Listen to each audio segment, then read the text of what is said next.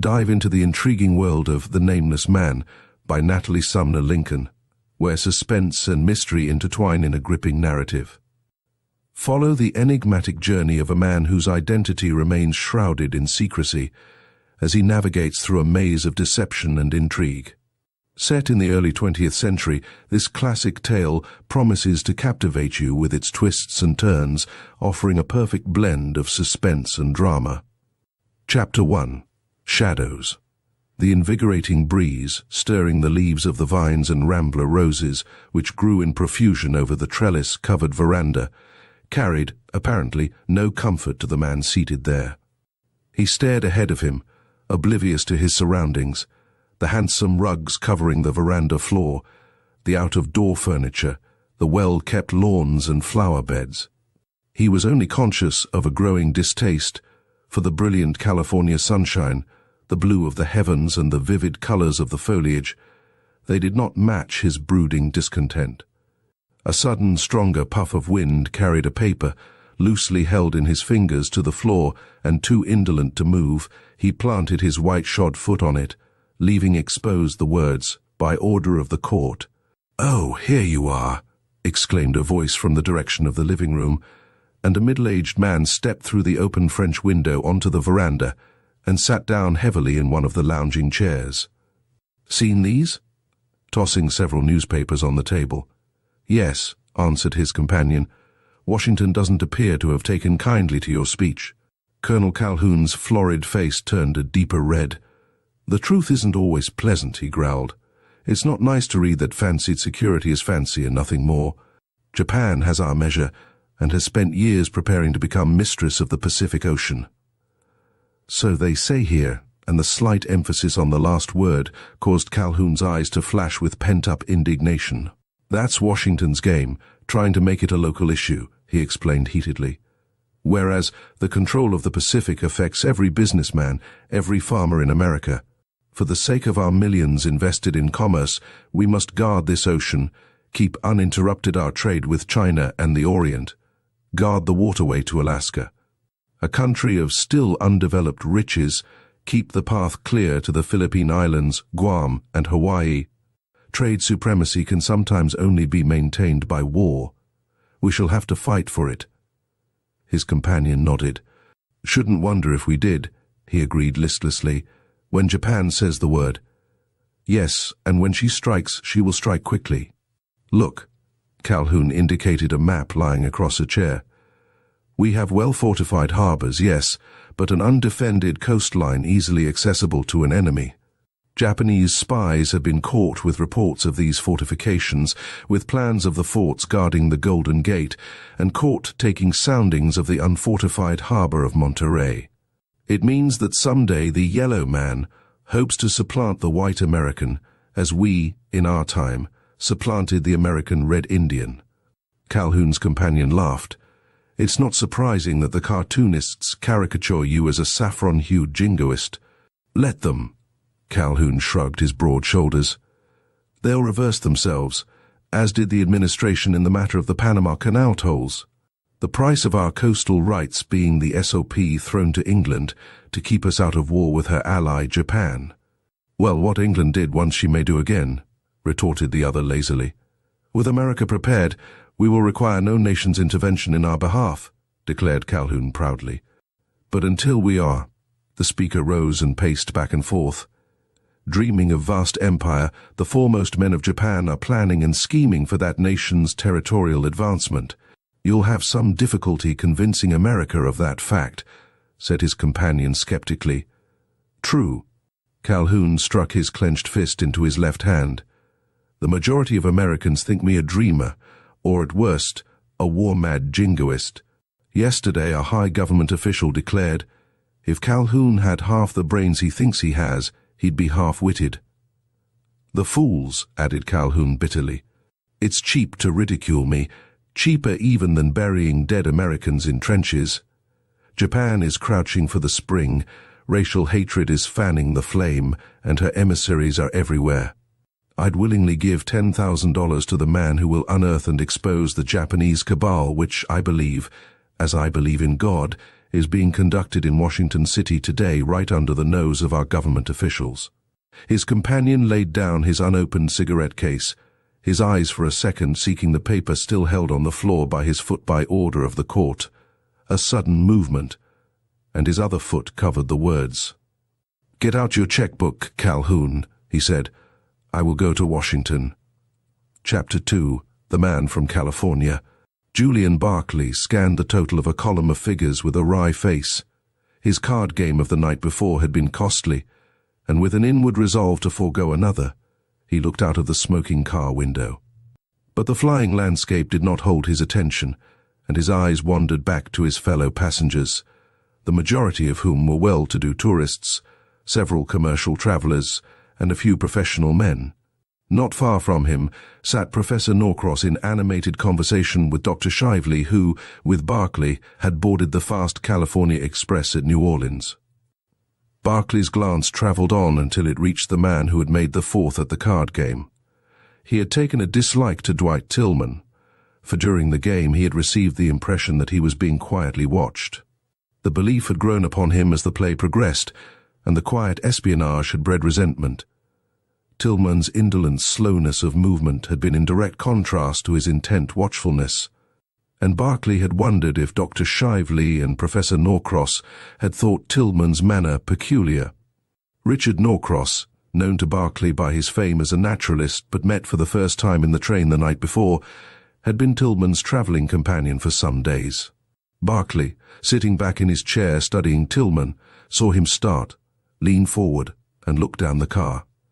A newcomer stood just within the entrance surveying the car and its occupants, then moved up the aisle. With a smothered ejaculation, Tillman sprang into the aisle, hand upraised, only to stumble forward, swaying like a drunken man.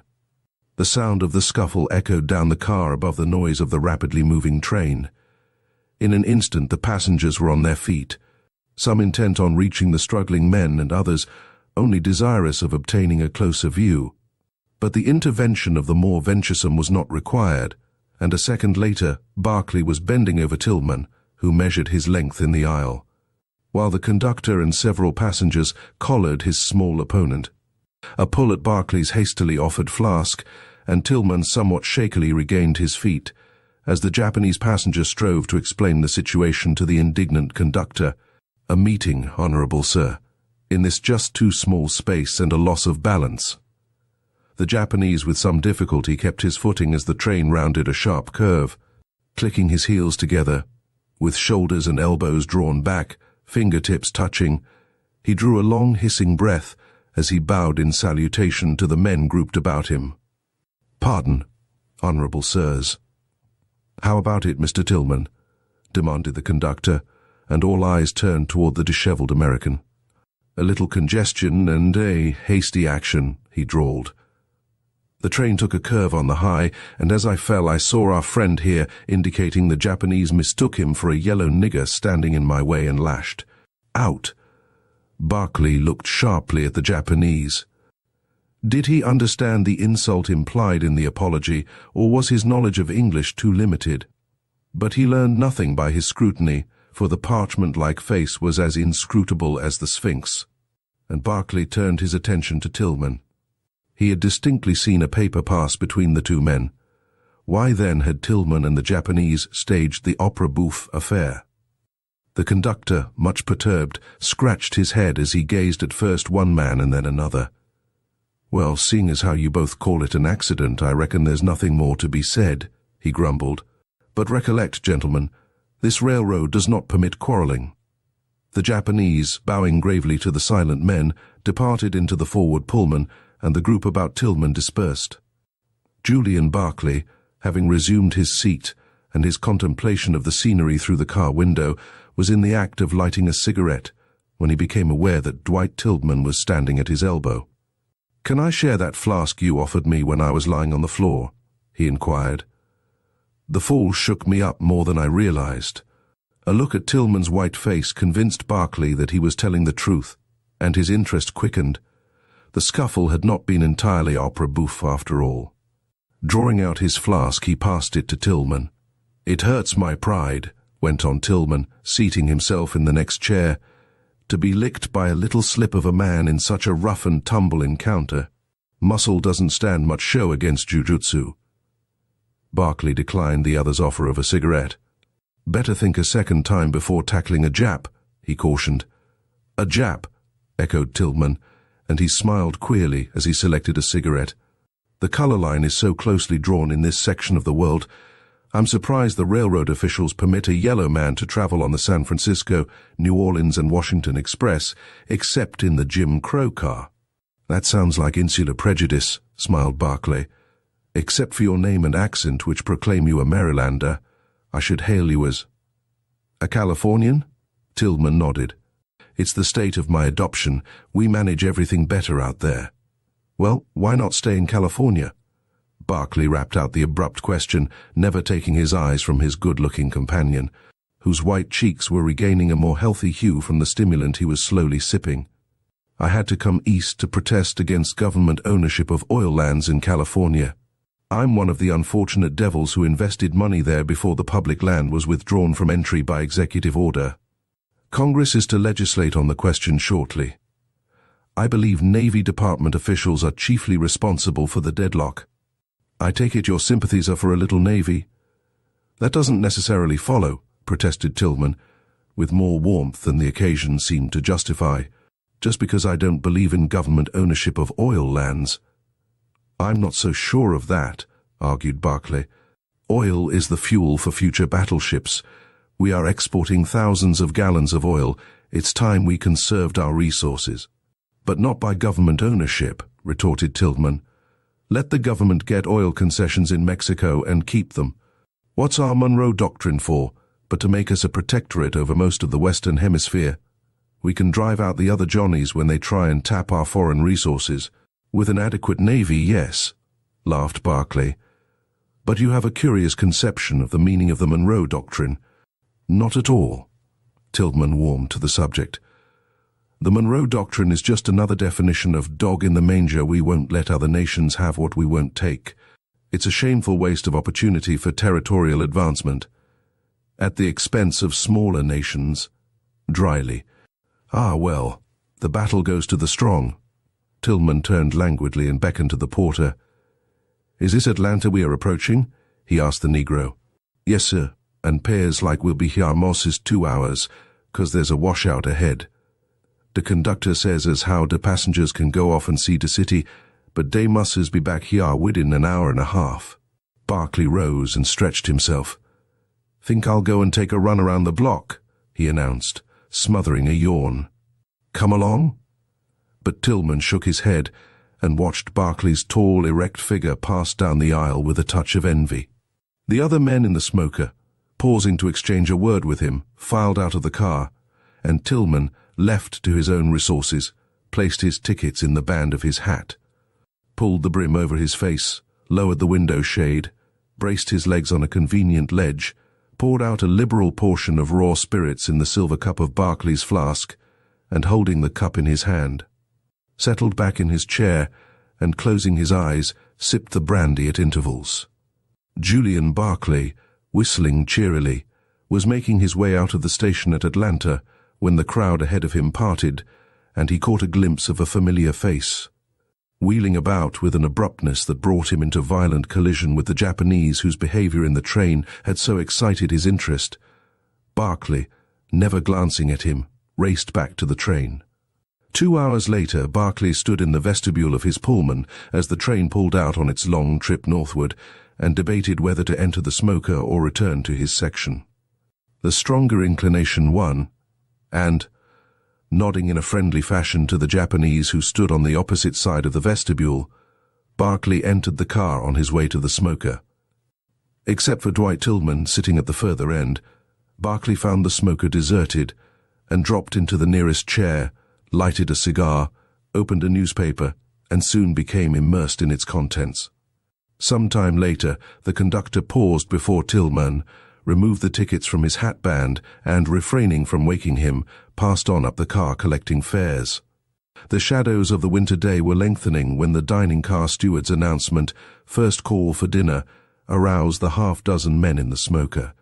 Professor Norcross, who had been chatting with Julian Barclay, broke off to ask, "Where's my dinner partner?" "Here, Porter. Go tell Mr. Tillman it's time for dinner. Won't you sit at our table tonight?" he added, addressing Barclay. "Dr. Shively will make the fourth." "Thanks. I'll be very glad to do so." And Barclay rose with alacrity. He had not lunched at Atlanta, and his appetite was sharpened by the fast. Further speech was cut short by a shout from the porter. "I can't wake Mr. Tillman," he called, his eyes rolling in fright. "He must have had a stroke." "Nonsense." Dr. Shively dropped the book he was reading and hastened down the aisle. But his air of skepticism disappeared as he bent over Tillman, who, owing to the vigorous shaking administered by the porter, was sprawling half out of his chair. The physician lifted the hat which had slipped over Tillman's face and pulled down an eyelid. One glance at the glazing eyeball, a touch of the pulse, and Shively faced toward Julian Barclay and Professor Norcross, who had followed him down the aisle. "Dead," he announced. "Stone dead." Chapter 3, Ways That Are Dark.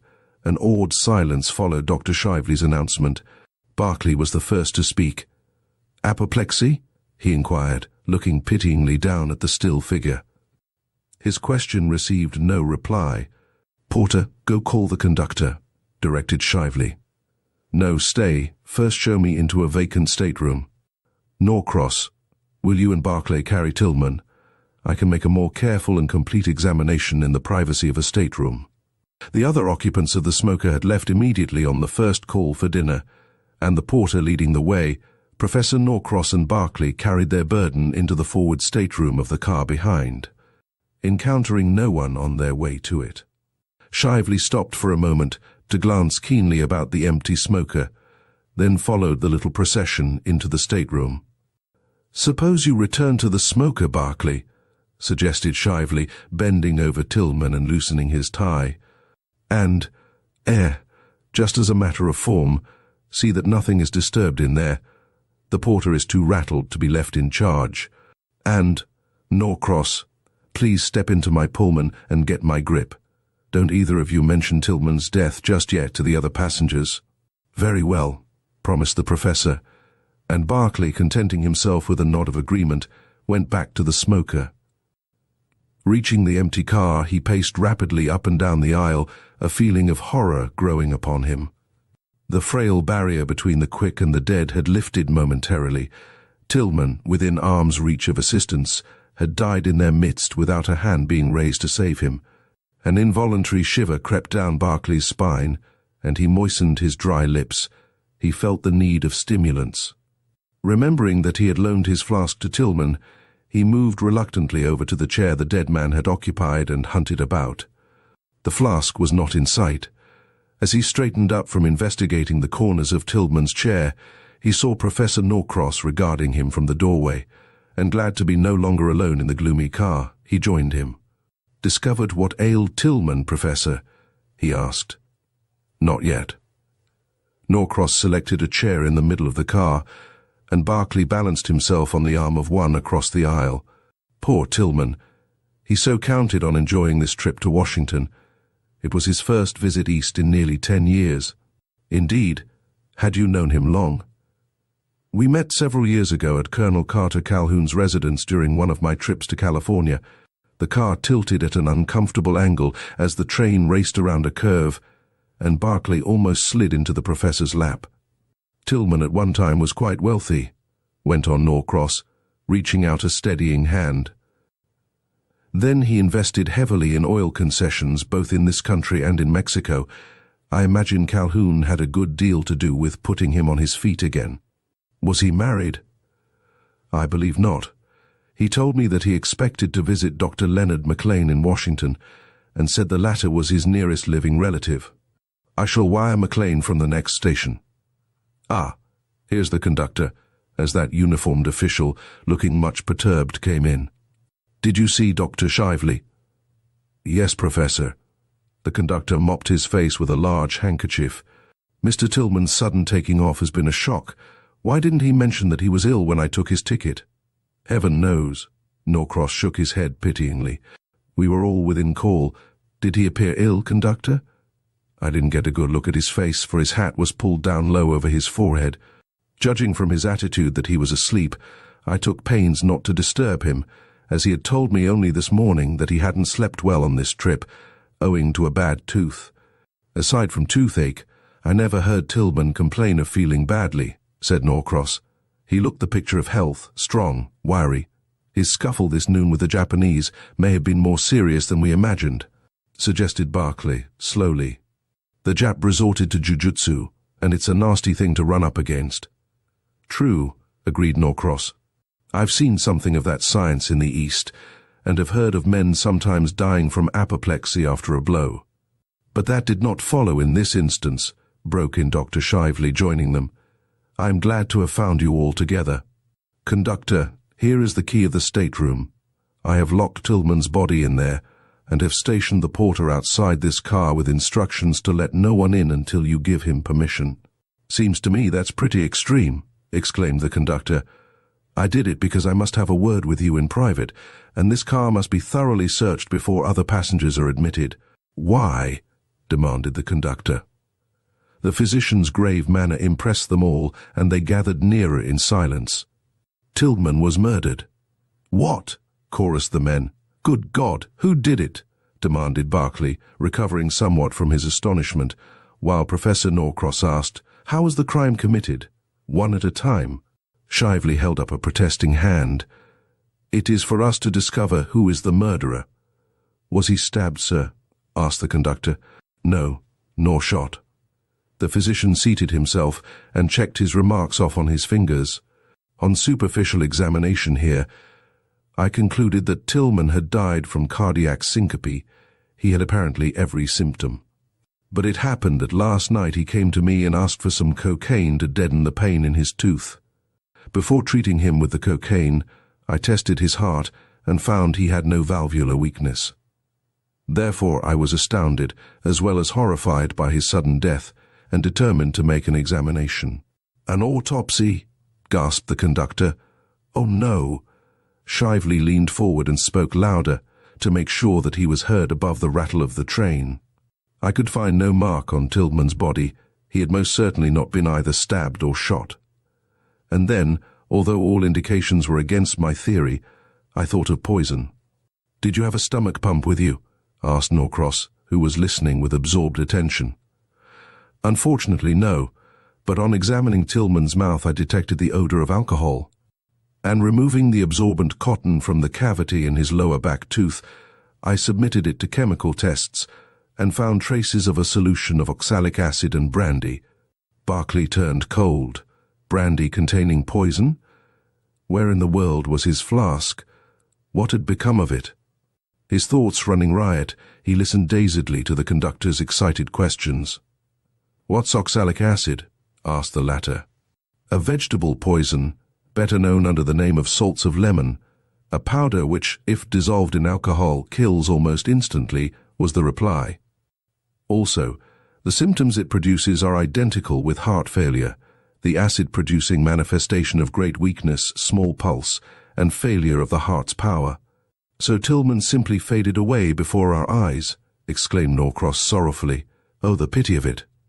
He didn't die before our eyes, retorted Shively tartly. By the condition of the body, I judged Tillman had been dead about 6 hours. His listeners stared at him, astounded. Do you mean to say Mr. Tillman sat in that chair with us all about him, stone dead, and we never discovered it for 6 hours? Questioned the conductor in open incredulity. Exactly. Well, that beats time, muttered the conductor.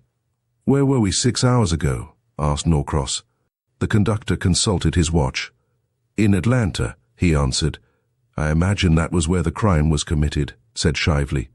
Who was in this car beside Tillman during the 2 hours we were in that station? I don't know, returned the conductor, but I can easily find out by asking the porter. And he hastened out of the smoker, to reappear a second later with the porter. No, sir. There wasn't no one in this here smoker while we was in Atlanta, 'cept Mr. Tillman, declared the Negro, on being questioned. Not a soul. I'll take my Bible oath to that. I looked in here a few minutes after the train stopped and Mr. Tillman was a settin' in the chair yous as calm and peaceful. and I went outside and stood on the platform by the steps at that end, and didn't no one pass into the car while we was in the station. How about this end of the car? Questioned the conductor. The vestibule. Norcross and I sat there and smoked the whole time we were in Atlanta, except for the first 20 minutes when we got some lunch at the station restaurant, broke in Shively sharply. No one entered the car while we were there. If the crime was committed, it was done during the first 20 minutes the train was in the station. Did Mr. Tillman order any brandy, Porter? Asked Norcross. No, sir, he didn't. Might it not be that Tillman, in a moment of despondency, killed himself? Asked Norcross, turning to the physician. He carried a brandy flask in his bag. If her death is possibly suicidal, it is also possibly homicidal, explained Shively. The brandy flask is still in Tillman's bag, full to the brim and entirely free from oxalic acid. He might have borrowed a flask from someone, suggested Barclay slowly, and added the poison himself. Quite true, he might have. But if it's a case of suicide, where is the flask? Asked Shively. Tillman didn't swallow that also. Let's hunt for it. And the conductor started forward. Did you look about the car when you first entered, Barclay? Asked the professor. Yes. Barclay passed his hand over the upholstered back of a chair. But I didn't find anything remotely resembling a flask. Strange, muttered Shively. I found no flask in his pockets, and he certainly did not move out of that chair after swallowing the poison. Porter, were any of these windows opened? Yes, sir, and they is still open with the screens in jest as I left them. True. Well, he couldn't have flung a flask through a window glass or a screen without doing considerable damage, of which there is no indication. Besides which, the action of the poison is very swift. He would not have had the strength to make any such attempt. Dropping on his knees, Shively, with the aid of a powerful magnifying glass, examined the carpet beneath Tillman's chair and the chair itself. There is no stain, showing Tillman did not drop the cup out of which he was drinking. No, someone else was in this car, administered the poison, and carried off the incriminating glass or flask. Then it must have been that little Jap, Mr. Ito, ejaculated the conductor. He's got the creepiest ways, and there was bad blood between him and Mr. Tillman. Witness their fight this noon. Suppose you bring Mr. Ito here, suggested Norcross, then addressing Shively. It will do no harm to question him. The physician nodded, and drawing out his notebook, made several entries. Neither he nor Norcross paid attention to Julian Barclay, who was striding nervously up and down the aisle. Should he speak of having loaned his flask to Tillman? Would they believe him entirely innocent if they knew? The entrance of the Japanese and the conductor broke in on his troubled cogitations. The Japanese stopped before Dr. Shively, bowed profoundly, and waited in impressive silence for him to speak. Mr. Ito, began Shively, with a courteous acknowledgment of the other's salutation. I sent for you to inform you that Mr. Tillman is dead. Who is Mr. Tillman? Inquired Ito. The man you fought here this morning. I no fought man, denied Ito politely. Stranger fell upon me and I struggled to stand, that all. Mr. Tillman, you say his name, he know well when he stagger and fall on me, and now he dead. And now he is dead, repeated Shively, raising his voice so as to be heard above the rumble of the train. Dead from drinking a poisonous compound derived from rice. So, Ito reflected, it what you call hard luck. Shively's colour rose. It is hard luck which I call upon you to explain, he said stiffly. Kindly inform me where you spent your time during the 2 hours this train was in Atlanta. Why, you ask? Because during that time, or to be more exact, 6 hours ago, Mr. Tillman was poisoned by drinking brandy containing a solution of oxalic acid. Where were you at that time, Mr. Ito? You say he died 6 hours ago? The Japanese consulted his watch and did some rapid calculating. That make time he swallow poison 5 minutes past 12.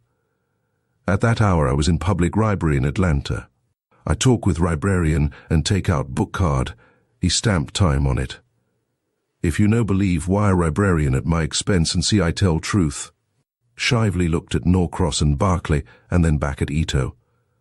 "The seriousness of the situation obliges me to get corroboration of your statement, Mr. Ito," he said. "I shall wire at the first opportunity to the Atlanta Library." "Then now's your chance," broke in the conductor. "We are just stopping at Greenville." "Can you hold the train for an answer?" asked Shively. "No, we are late already and must make up time," called the conductor, as he made for the door. "Wire the librarian to send his answer to meet the train at Spartanburg, our next stop." Shively made ready to follow the conductor. "Keep your eye on Ito," he muttered to Barclay in passing, then louder. "Come with me, Norcross. I want you to telegraph to Spartanburg for a stomach pump, while I get a wire off to the librarian. A second more, and Barclay and the Japanese had the smoker to themselves." Barclay did not relish being stared out of countenance by a bit of yellow parchment, but he never permitted his glance to waver before the steady regard of the oblique black eyes. Ito was the first to speak. "Will the Honourable Sir permit that I dine?" he asked. At the request, Barclay awoke to the realization that he was half famished. Tillman's tragic death had put all thought of dinner out of his mind. Obviously, he must not let the Japanese out of his sight, and there was surely no better place than a dining car for keeping him in full view. "Of course you can dine," he said cheerily. "We both will. Go ahead, Mr. Ito, and I'll follow." They made their way through the long train, and on reaching the dining car were given a table for two. After giving his order to their waiter, Barclay settled back in his chair with a sigh of relief, the change from the gloomy smoker and its tragic happenings to the cheery dining car. Flooded with light and echoing with the laughter and chatter of gay passengers, was a tonic in itself to his frayed nerves. Not waiting for the return of their waiter, Barclay lifted the carafe and, leaning over, poured some water into Ito's glass. The courtesy received no acknowledgement, for the Japanese was intent on drawing a design on the spotless tablecloth. Barclay watched each stroke of the pencil in idle curiosity, but suddenly the carafe remained poised in air, for with the skill of a born artist, there grew under the Japanese's hand an exquisite design of the chrysanthemum, the identical design which, done in delicate tracery, made Julian Barclay's silver brandy flask unique. Chapter 4. The Alibi. "You deny, then, having seen that chrysanthemum design on my silver flask?" persisted Barclay, his anger rising at Ito's evasive replies to his repeated question. The Japanese thoughtfully contemplated the soup tureen, which the waiter placed impartially midway between the two men. "I am originator of designs, Honourable Sir," he said blandly. "It is possibly so that my sketch was used in decorating your flask. Show me flask and I tell you." I've lost my flask," stammered Barclay. If the Japanese really had been at the Atlanta Library at the hour Tillman was poisoned, he would know nothing of the flask.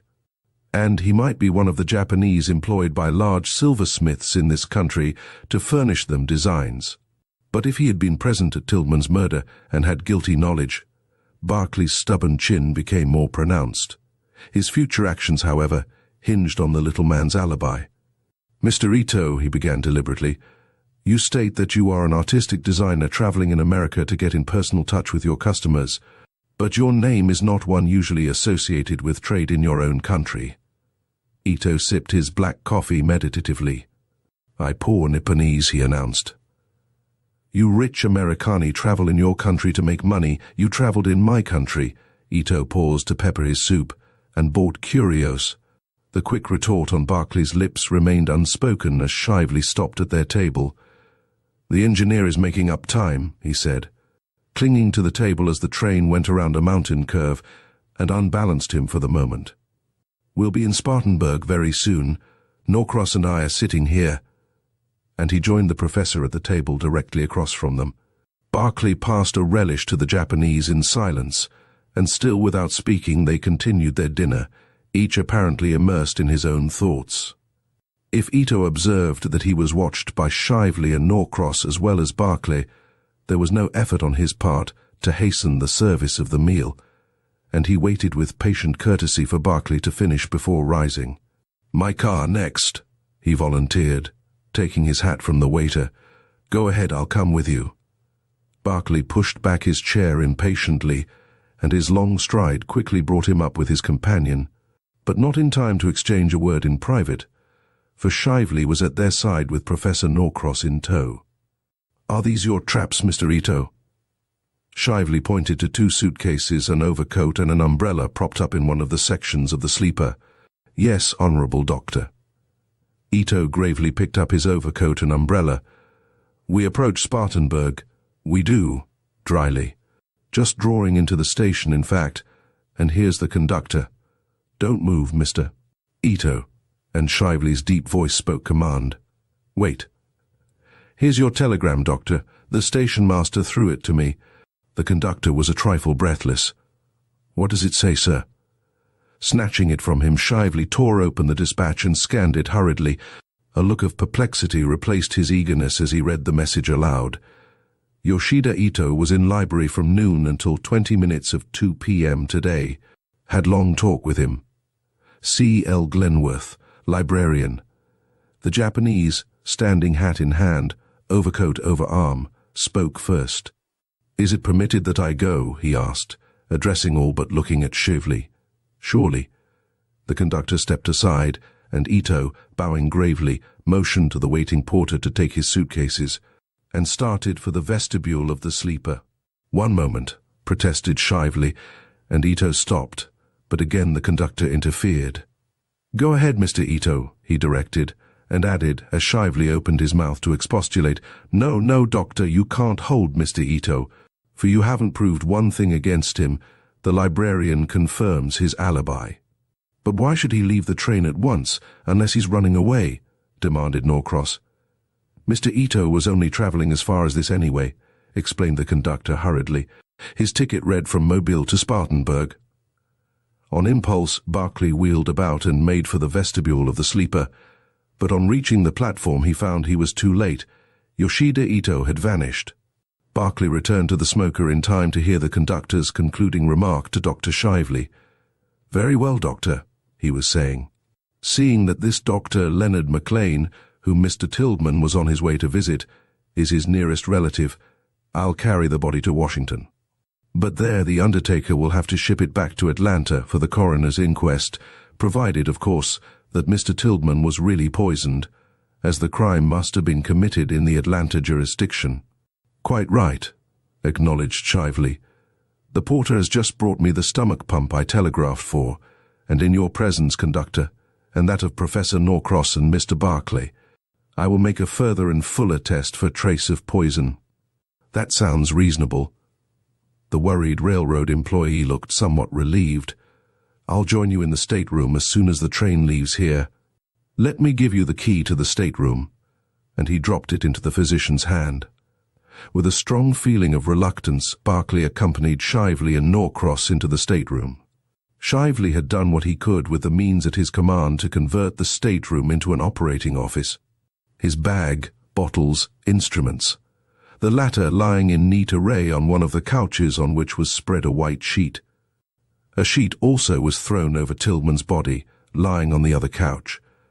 The scene brought vividly to Barclay's mind the clinics he had attended years before, and as he sniffed the pungent odor of disinfectants, he almost imagined himself back once more, obeying the directions of a famous surgeon. Shively's voice recalled him to his surroundings. "I examined Tilghman's pockets hoping to find some clue of the murderer," explained Shively, "and took pains to replace each article as I found it, as Norcross can testify." The professor confirmed his statement with a vigorous nod. "Did you discover anything which might turn into a clue?" inquired Barclay eagerly. "Nothing that I considered a clue, but the police may have better luck."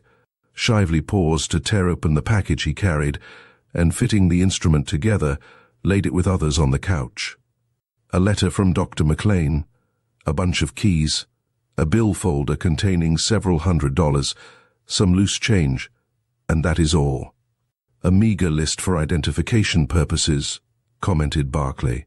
"If I could only lay my hands on the flask, or glass, from which Tilghman drank the brandy," fumed Shively, "then I'd have the murderer." The opening of the door interrupted him. "Ah, conductor, come in and close the door now. If you are ready, we can commence."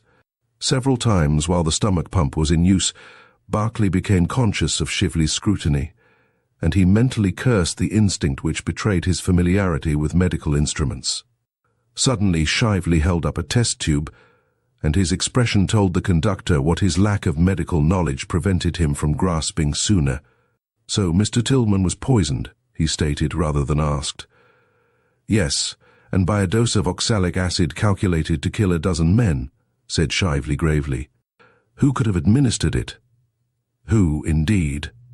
Barclay spoke with more force than he realized, and colored as they turned toward him. "I'm going to make it my business to find out, Dr. Shively. Good night."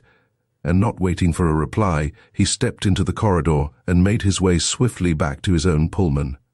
Barclay had been fortunate enough to secure an entire section to himself, owing to the scarcity of passengers, for the rush had set in to the south, and few were traveling northward. He found his berth not yet made up, and sinking back in his seat he thought over the events of the day. A painful desire to sneeze sent his fingers searching his pockets for a handkerchief, and in drawing it out, a small object fell in his lap. After replacing his handkerchief, Barclay picked up the chamois-covered bundle and unwound it. A girl's face smiled up at him from the hollow of his hand. Barclay looked and looked again at the miniature, unable to believe his eyes. How had a painting of a total stranger gotten into one of his pockets? He turned over the miniature, hoping to find some name or initial engraved on its back, but the handsome gold case was as blank as Barclay's mind. Gradually his dazed wits grasped the beauty of the girl. The artist had done full justice to the exquisite coloring and contour of the face, the golden curly hair, and the deep blue eyes. Eyes so direct and clear they held his gaze, and he was conscious of a tantalizing wish to see her lips break into the smile which hovered in her eyes. Barclay attempted to open the case, but there was no sign of hinge or spring, and fearing to break the ivory miniature in attempting to force it open, he re-wrapped the gold case in the chamois and replaced it in his pocket. Could it be that someone on the train had dropped the miniature and he had absent-mindedly pocketed it? He racked his brain trying to recall each action of the day, but the miniature bore apparently no relation to any of them. How had it been slipped inside his pocket unknown to him? The thing smelt of legerdemain, and instantly his thoughts flew to the Japanese, but that was impossible. The girl was an American, and her refinement and high-bred air instantly placed her social position. She would not be likely to permit her miniature to be carried about by a Japanese designer, an artist. Good Lord! Barclay stared in blank dismay at the seat before him, and gradually awoke to the realization that he was gazing directly at Professor Norcross, who had seated himself there a second or two before. With an effort, Barclay pulled himself together. "I'm glad you haven't turned in," said the professor. "For my own part, I can't sleep. Listen, Barclay." He moved over and sat down by the latter. "I have made the most astounding discovery." "What is that?" asked Barclay, as the professor paused to permit a passenger promenading the aisle to pass out of hearing. "We have let a murderer slip through our fingers," groaned the professor. "Then you have identified—" "Ito?"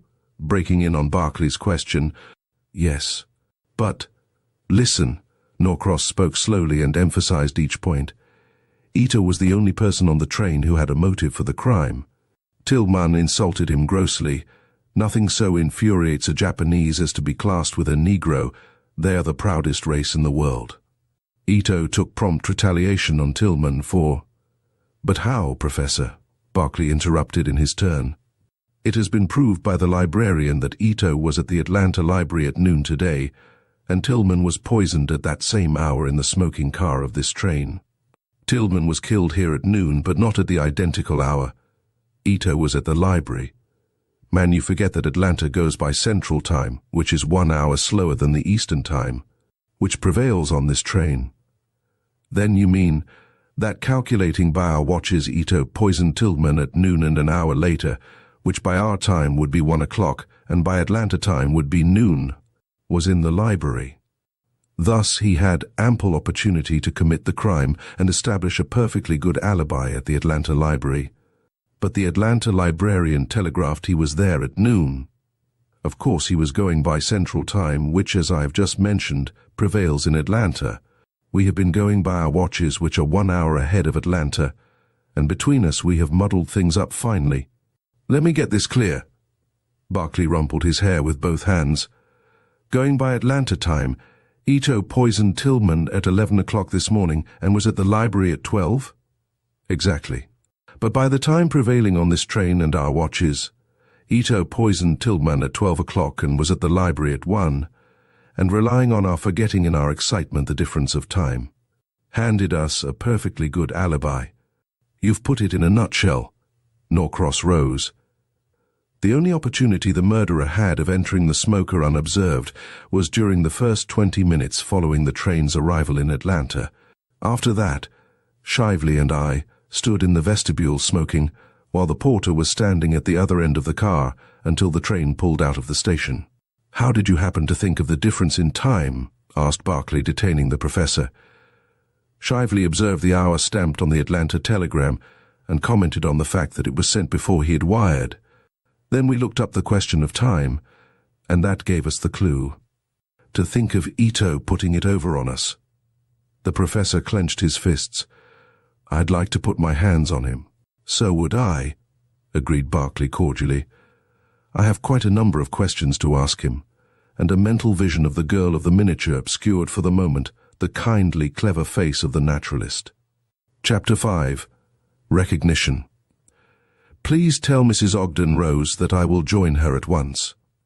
"Very well, Miss Ogden," and the trim maid departed. Ethel Ogden, conscious that she had made a hurried toilet, and feeling but half awake, paused before her cheval glass and took a final look at her costume and hair, patting a stray curl into place. Then left her bedroom in search of her cousin. She had a dim impression that to be late for breakfast would rank with one of the crimes of the Decalogue in the eyes of Walter Ogden. The climate in Washington that winter proved too severe for Ethel's father, and by the advice of his physician, he had gone in December to winter with friends in Atlanta. Mrs. Ogden, torn between anxiety for her husband and her desire to be with Ethel, had thankfully accepted their cousin's invitation to have Ethel spend the winter with them. Walter Ogden had been a frequent visitor to the national capital for a dozen years or more, and in times gone by, before he had made his not inconsiderable fortune, Commodore Ogden had assisted him financially on several occasions. Both Walter Ogden and his wife had urged Ethel to visit them in their western home, but she had never been able to accept. Their last invitation had solved many difficulties, for it enabled her to remain in Washington and continue her work. Commodore Ogden, who had retired before the age limit from the United States Navy on account of old wounds, had found, some years before, his modest savings swept away in unfortunate speculation, and outstanding debts had further crippled his resources. Ethel, to the horror of her mother, whose old-fashioned ideas did not include a tolerant view of the modern woman, had found her métier in teaching English to foreigners residing in Washington, and with the salary received from her pupils, dressed herself and contributed to the household expenses. During the 48 hours she had been with her cousins, Mr. and Mrs. Walter Ogden, she had seen little of them, owing to her own business and social engagements, and had not had time to properly adjust herself to the household routine.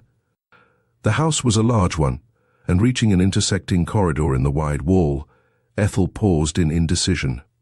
Had she turned to her right or to her left when leaving Mrs. Ogden's pretty bedroom the night before?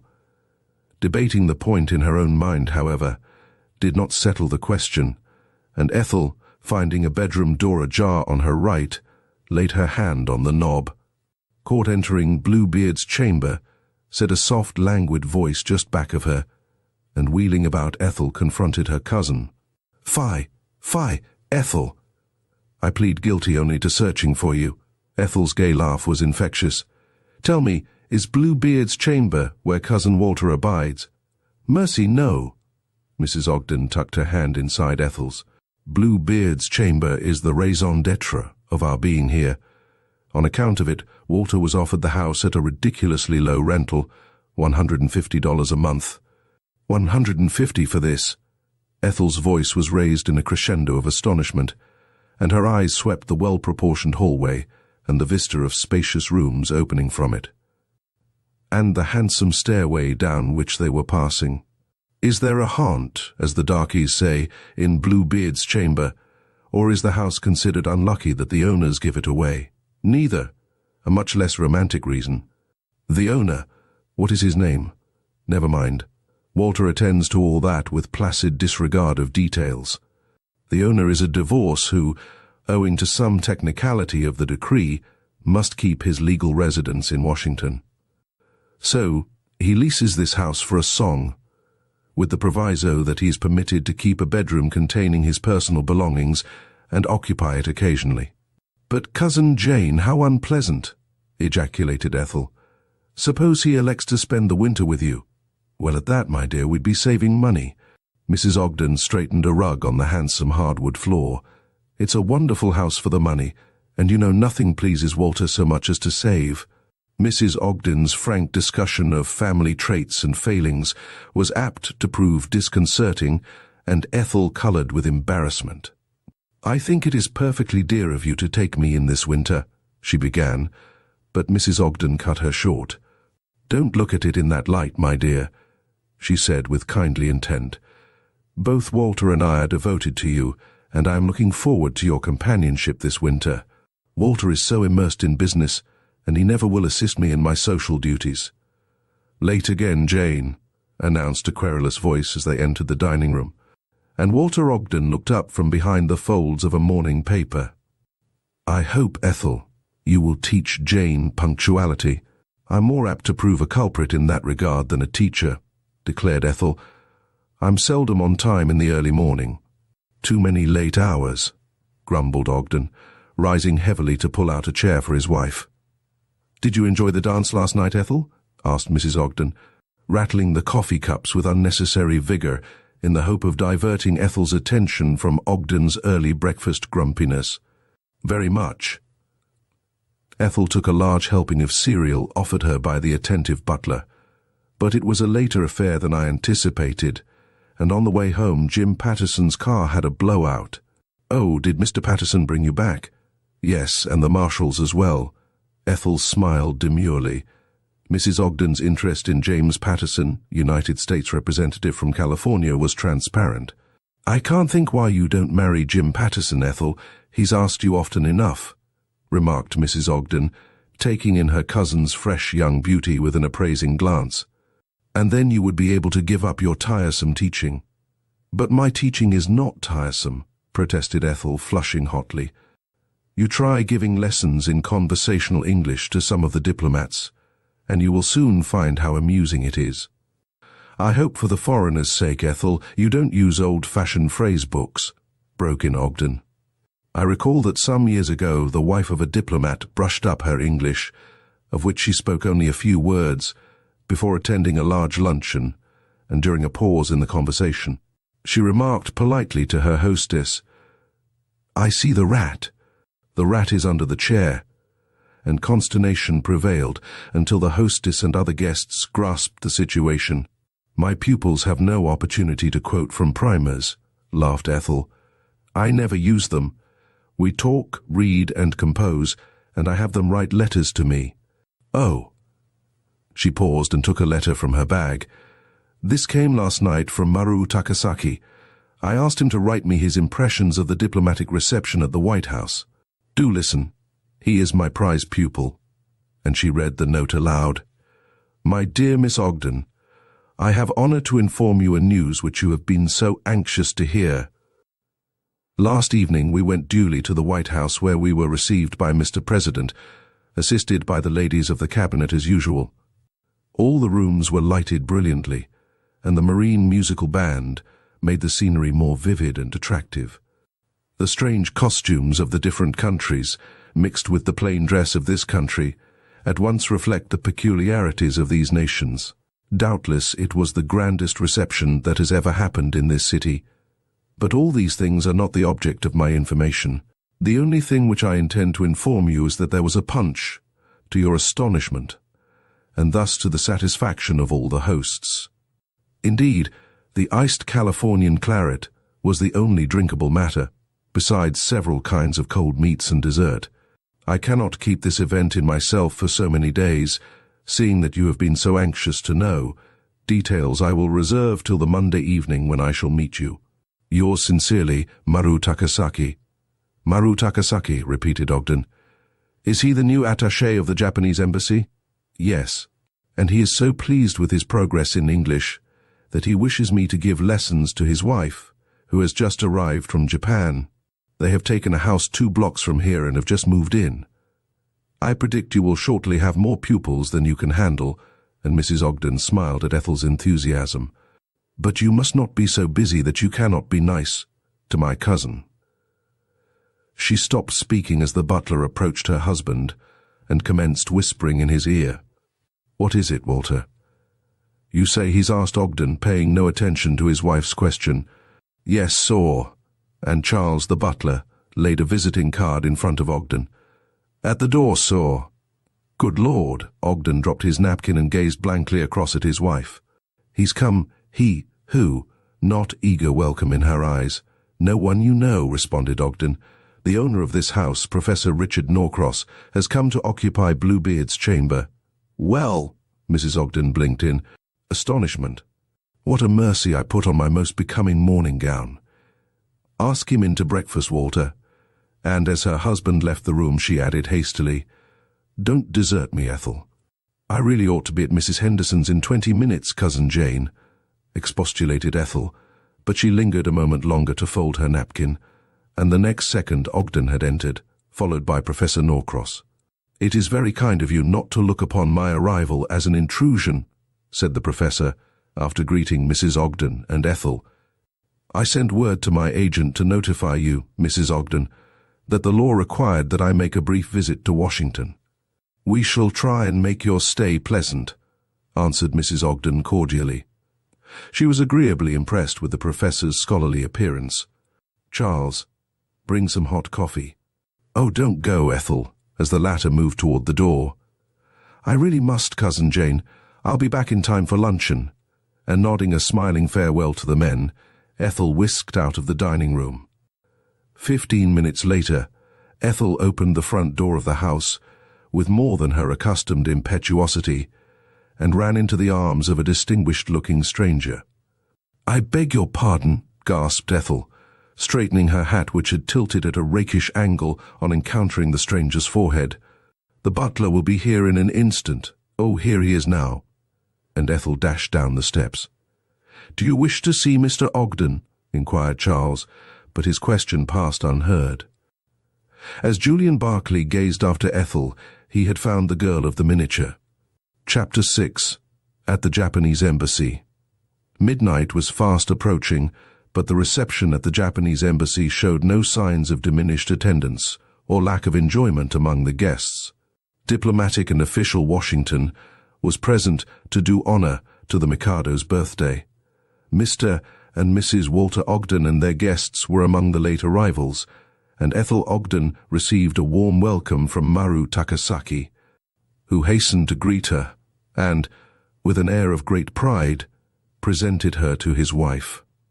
Madame Takasaki's pretty face broke into a friendly smile, and she shook Ethel's hand with marked cordiality. You so nice to Mr. Takasaki, she lisped with a delicious accent. He tell me of long white lady who teaches him. Ethel cast a startled look at a wall mirror, which reflected back her blonde beauty, and the Japanese's description of a tall blonde brought a smile to her lips and her eyes danced. And how do you like America, O Takasaki-san? She asked. So much. Madame Takasaki raised her hands as if measuring her meaning. American people so nice. She smiled and nodded at her questioner. But it's so strange they have so large noses, the noses give me terror. Ethel, following Madame Takasaki's glance, laughed outright. Truly her compatriots' noses did appear large when compared to the small features of the Japanese. The arrival of Maru Takasaki, who had left them a few minutes before, with another Japanese prevented her reply, and she was introduced to Mr. Saito who, Madame Takasaki explained, had arrived only that morning. You speak Japanese, Miss Ogden? Inquired Saito. Ethel recalled a phrase she had picked up in looking over a Japanese-Italian phrase book, meaning, not yet, and in a spirit of mischief she responded, Mada Mada, then dimly wondered at the alteration in her companion's manner. But Julian Barclay's abrupt arrival gave her no time to question Saito. "Won't you go into supper with me, Miss Ogden?" demanded Barclay eagerly. "Thanks, but I cannot." Ethel's eyes sparkled at the disappointment which Barclay made no attempt to hide. "But perhaps—" "Yes?" eagerly, as she stopped tantalizingly. "I see there is dancing in the ballroom and after supper. You'll dance with me?" Eager anticipation in his voice. "If you are good." Ethel turned to include Mr. Saito in their conversation, but he had moved over to the ambassador's side and was talking eagerly to him and Maru Takasaki. They turned simultaneously and looked at Ethel, and she was surprised by the concentration of their gaze. Angered by their staring, she turned abruptly to Barclay. "I promised to go out to supper with Professor Norcross. Have you seen him?"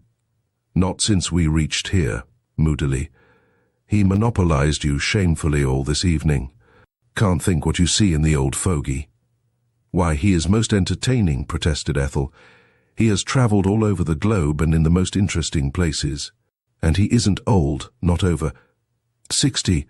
Nonsense," indignantly. "I don't believe he is 45. It's those glasses he wears which give him a venerable air. If you examine his face, you will find it quite young." "I'll take your word for it.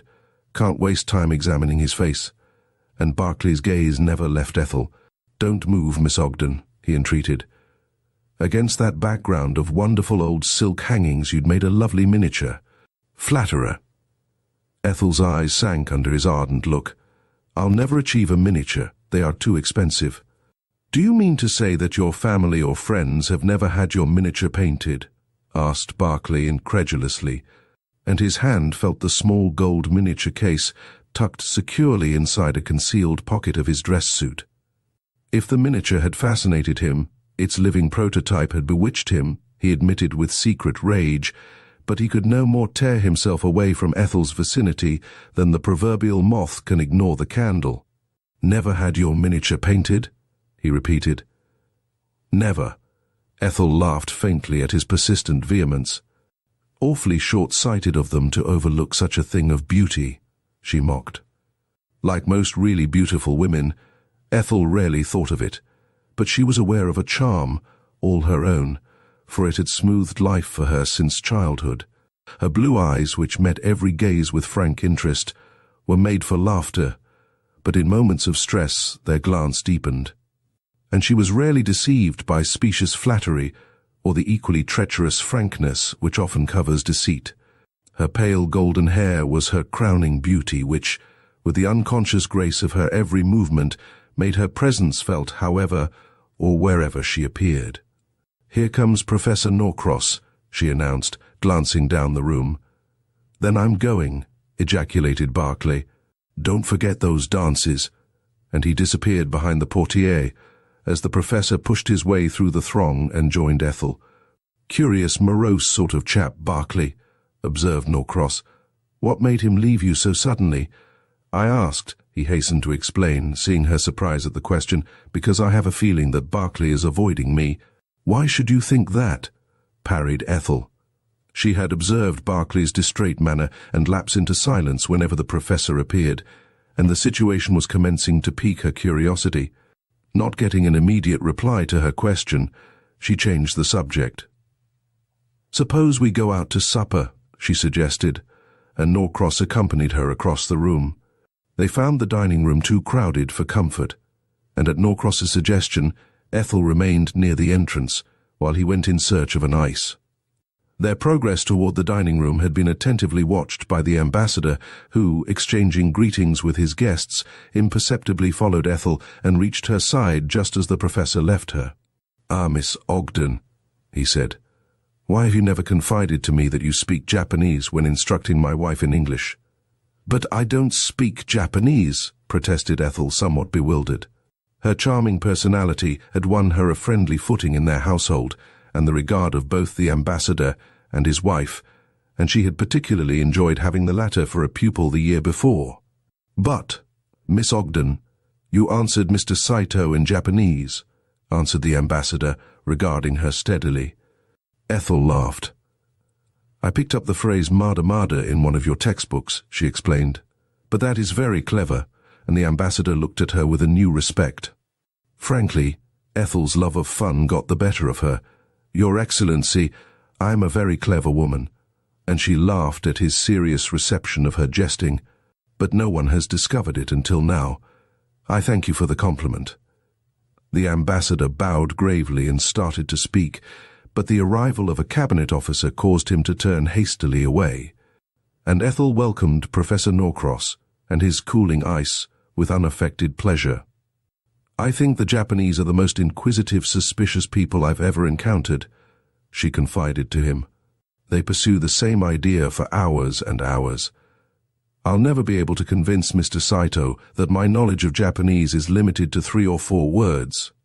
Now, if I were an accomplished linguist like Mr. Barclay, gracious, I wonder what the ambassador would say if he knew Mr. Barclay speaks Japanese." Norcross laid down his spoon on his empty plate. "You heard him then, speak Japanese?" "Yes, just as we were entering the house. Have you known Mr. Barclay for a long time?" "No. I never met him until 2 nights ago on the train coming to Washington," replied Norcross, handing Ethel a glass of lemonade and surrendering his empty plate to a servant. "It was quite a coincidence that you should both be traveling together toward the same house and never realize it until you met there," commented Ethel. The crush was thinning out, and in the comparative silence, strains of music floated to them from the ballroom, and her foot unconsciously beat time. Norcross caught the direction her eyes were straying and spoke more quickly than customary. "You dance, Miss Ogden?" "With me," announced Barclay just back of them, and Norcross coloured at the curtness of his tone. "I have promised this dance to Mr. Barclay," explained Ethel hurriedly, half resentful of Barclay's air of proprietorship. "Then will you give me the next?" asked Norcross. "Surely," and smiling a gay farewell, Ethel laid her hand on Barclay's arm, and they walked in the direction of the ballroom. Norcross watched them out of sight, then strolled over to the buffet and secured a cup of coffee. Ethel was one of the best dancers in Washington, and to her delight found Barclay equally proficient. At the end of the dance, when the orchestra played an encore, she agreed with enthusiasm to Barclay's request that they continue, and Barclay, his eyes seldom straying from his beautiful companion, forgetful of all vexing problems and ignoring prudence, danced as he had seldom danced before. Ethel's absorption in the dance made her oblivious of the presence of a tall, burly man who stood by Mrs. Ogden and answered the latter's remarks in haphazard fashion. Her companion's inattention was not lost on Mrs. Ogden, and she smiled to herself on catching the direction of his gaze. "Ethel looks very lovely tonight, Mr. Patterson," she remarked. Yes, and the emphasis on the adjective satisfied her matchmaking mind. Representative Patterson most certainly wore his heart on his sleeve. And gossip for once appeared right.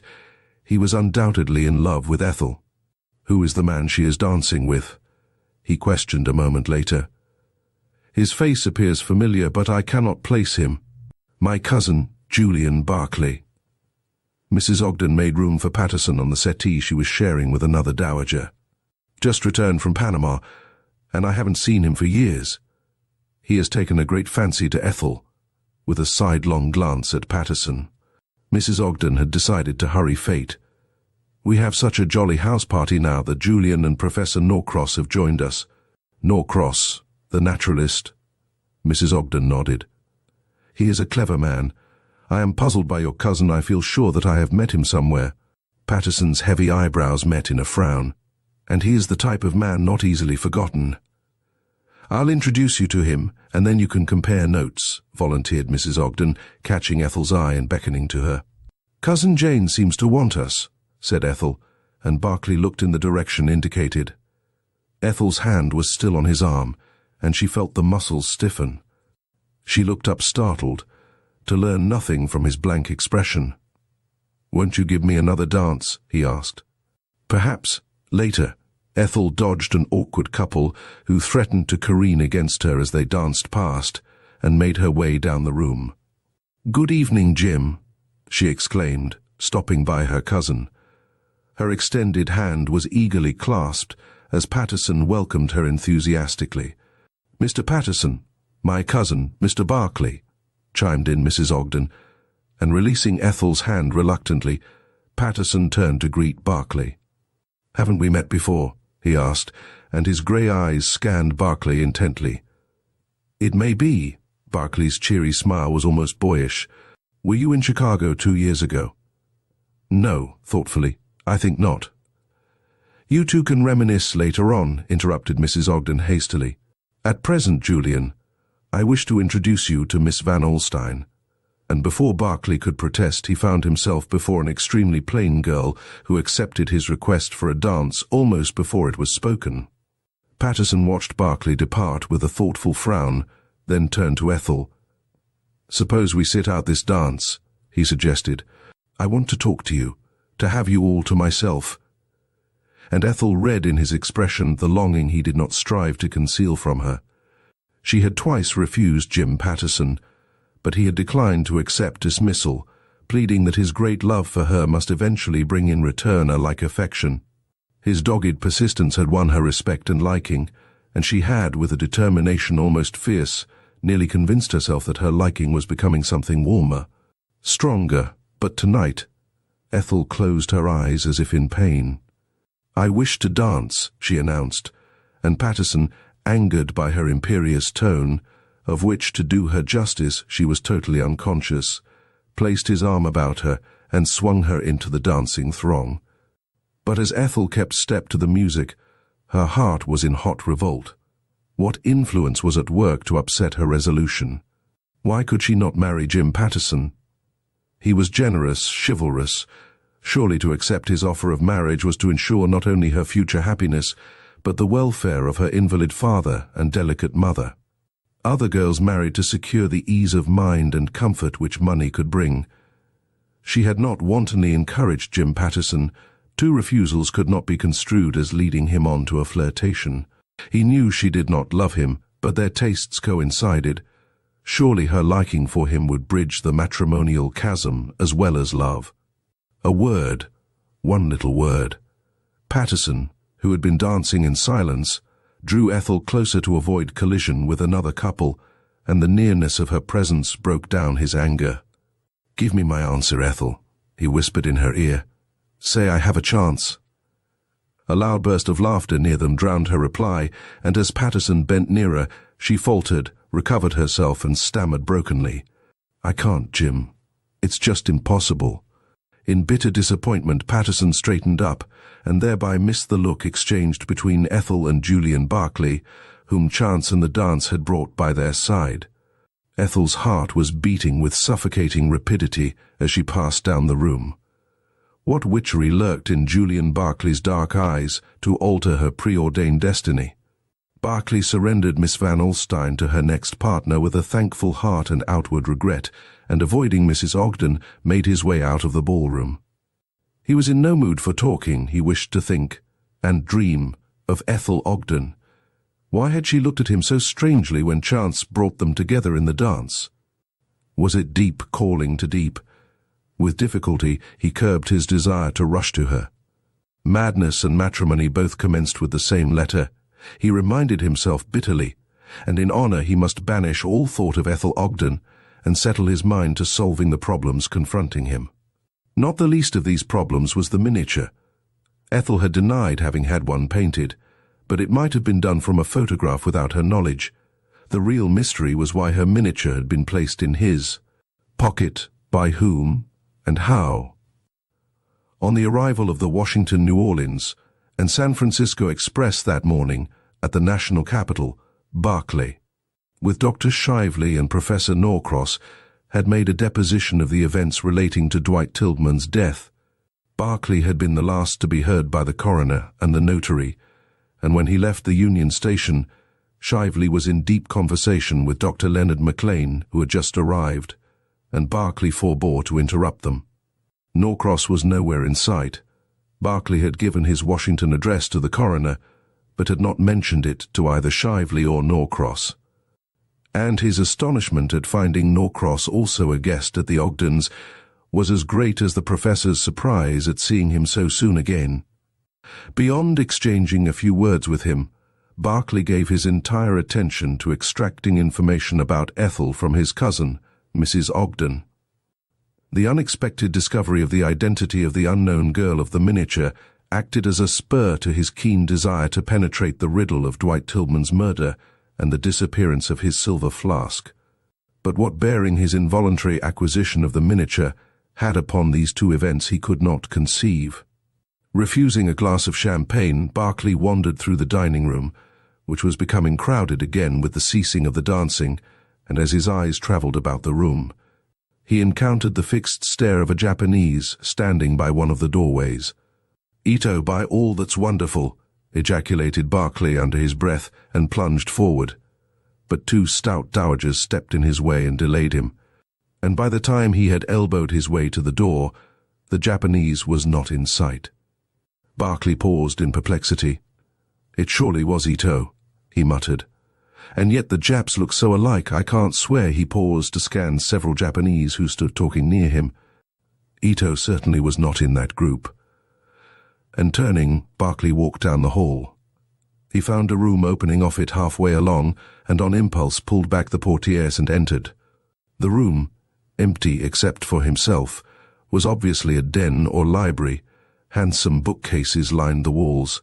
Comfortable lounging chairs and a few small tables stood about, while on the hearth a wood fire burned cheerily, and the light from the electric lamps was reflected back from handsome silver ornaments lying on the desk which stood in the center of the room. Barclay, realizing the room was not open for guests, started to retreat, when he caught sight of a silver flask lying among the desk ornaments. And moved by curiosity, he picked it up and examined the intricate scroll work by aid of the droplight. The design was identical with the chrysanthemum pattern on his flask. In every way, style and size, the two flasks were mates, if not the same.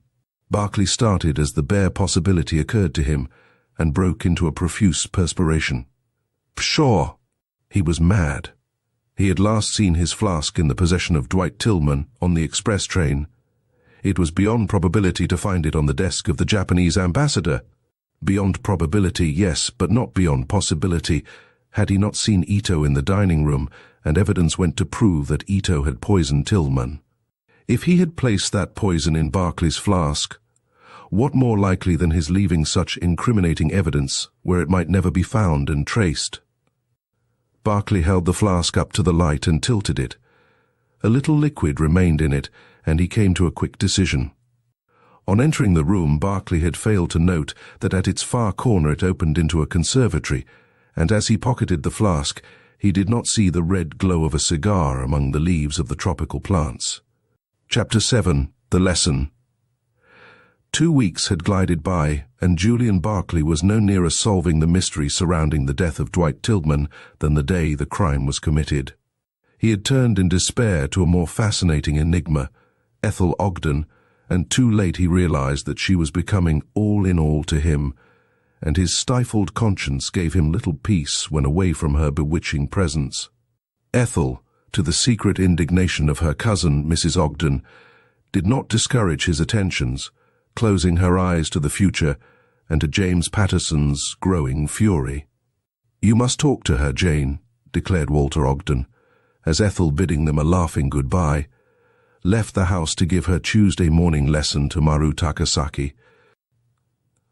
"This flirtation cannot keep up.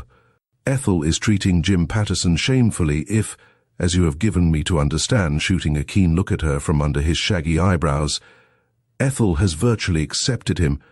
Mrs. Ogden flushed. She was prone to exaggeration, and with her to wish a thing was often to state its materialization. "I am greatly surprised at Ethel," she replied, carefully avoiding a direct answer. She must realize the desirability of the match. Aside from Mr. Patterson's agreeable personality, why, every mother with marriageable daughters has angled for him. He is madly in love with Ethel, I know. Then if such is the case, there is certainly no excuse for Ethel's playing Barclay against him. Ogden dug his pen viciously into the inkstand. "It's a great pity, Jane, that you ever invited Barclay here. Wasn't there some old scandal?" And he puckered his forehead in thought. "Mercy, that's long since lived down and forgotten," exclaimed Mrs. Ogden cheerily. But she had paled, and her husband observed it in silence. I've never had an opportunity to return the Barclays' kindness to me when I most needed assistance. Before I met you, dear, kissing him affectionately. This is the first hospitality I've ever shown Julian. That is not your fault, said Ogden impatiently.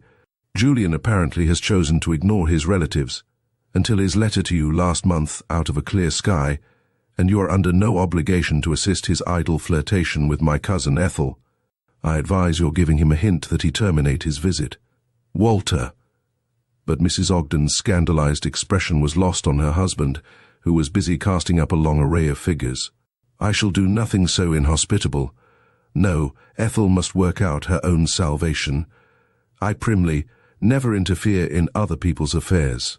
Ogden smiled, not unkindly. Then send Ethel to me, or better still, I'll talk to Barclay. You must not put all the blame on Julian, protested Mrs. Ogden, quick to resent another's disapproval of her cousin, although secretly displeased with him.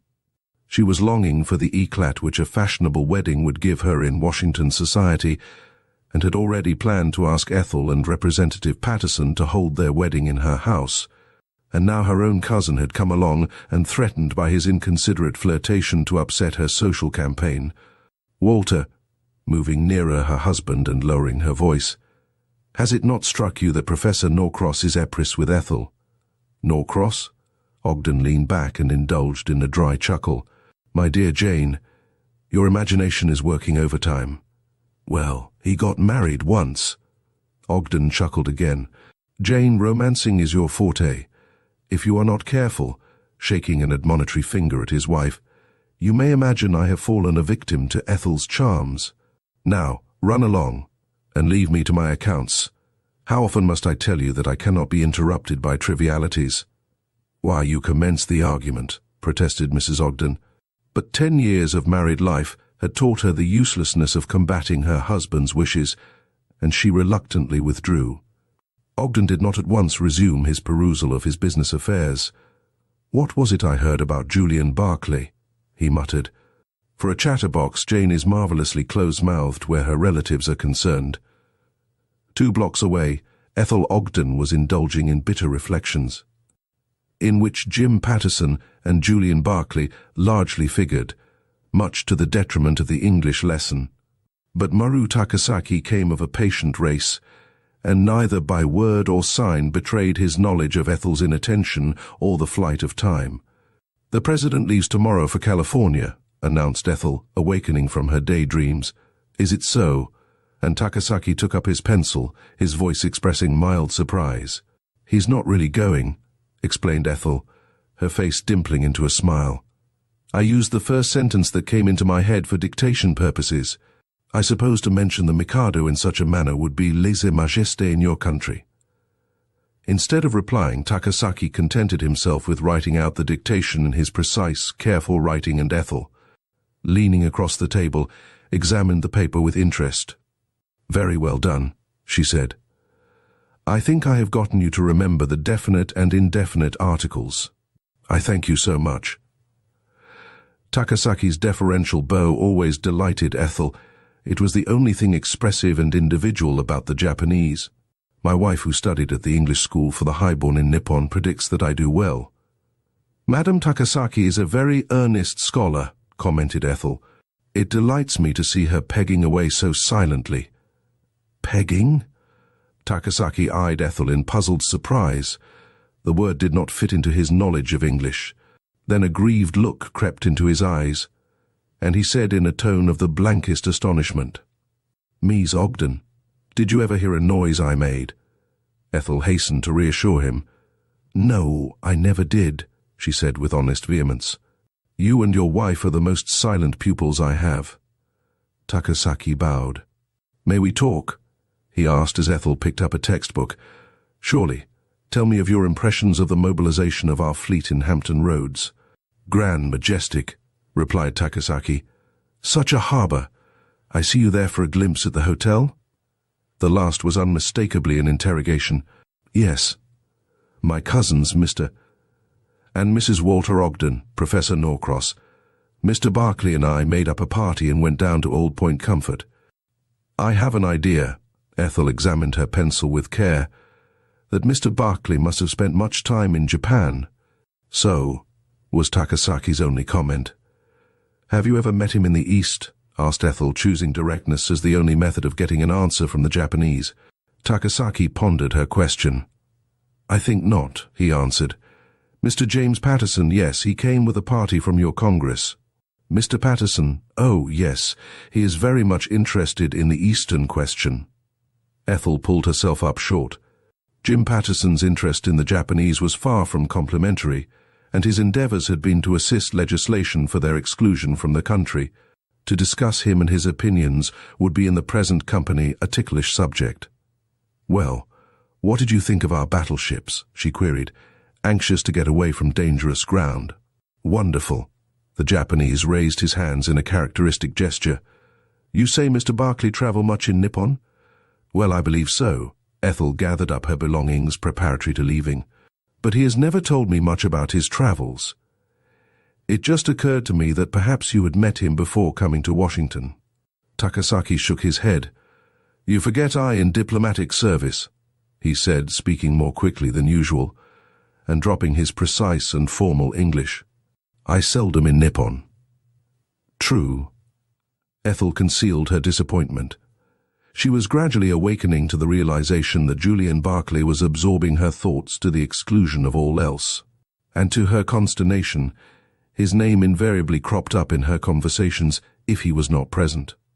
A discreet tap sounded on the door, and at Takasaki's command, a manservant stepped into the drawing-room. Mr. Barclay called for the Honourable Miss, he announced. Ethel coloured hotly as she rose in some haste. You make my lesson so agreeable, Mr. Takasaki, she said. I never realize when the time is up. You so kind, the Japanese bowed low over her hand. Why not wait and permit that Mr. Barclay be entertained? My wife, she better, and be down in a little second. Turning to the servant, he gave a rapid order in his native tongue, and bowing, the Japanese servant withdrew, to return almost immediately with Julian Barclay.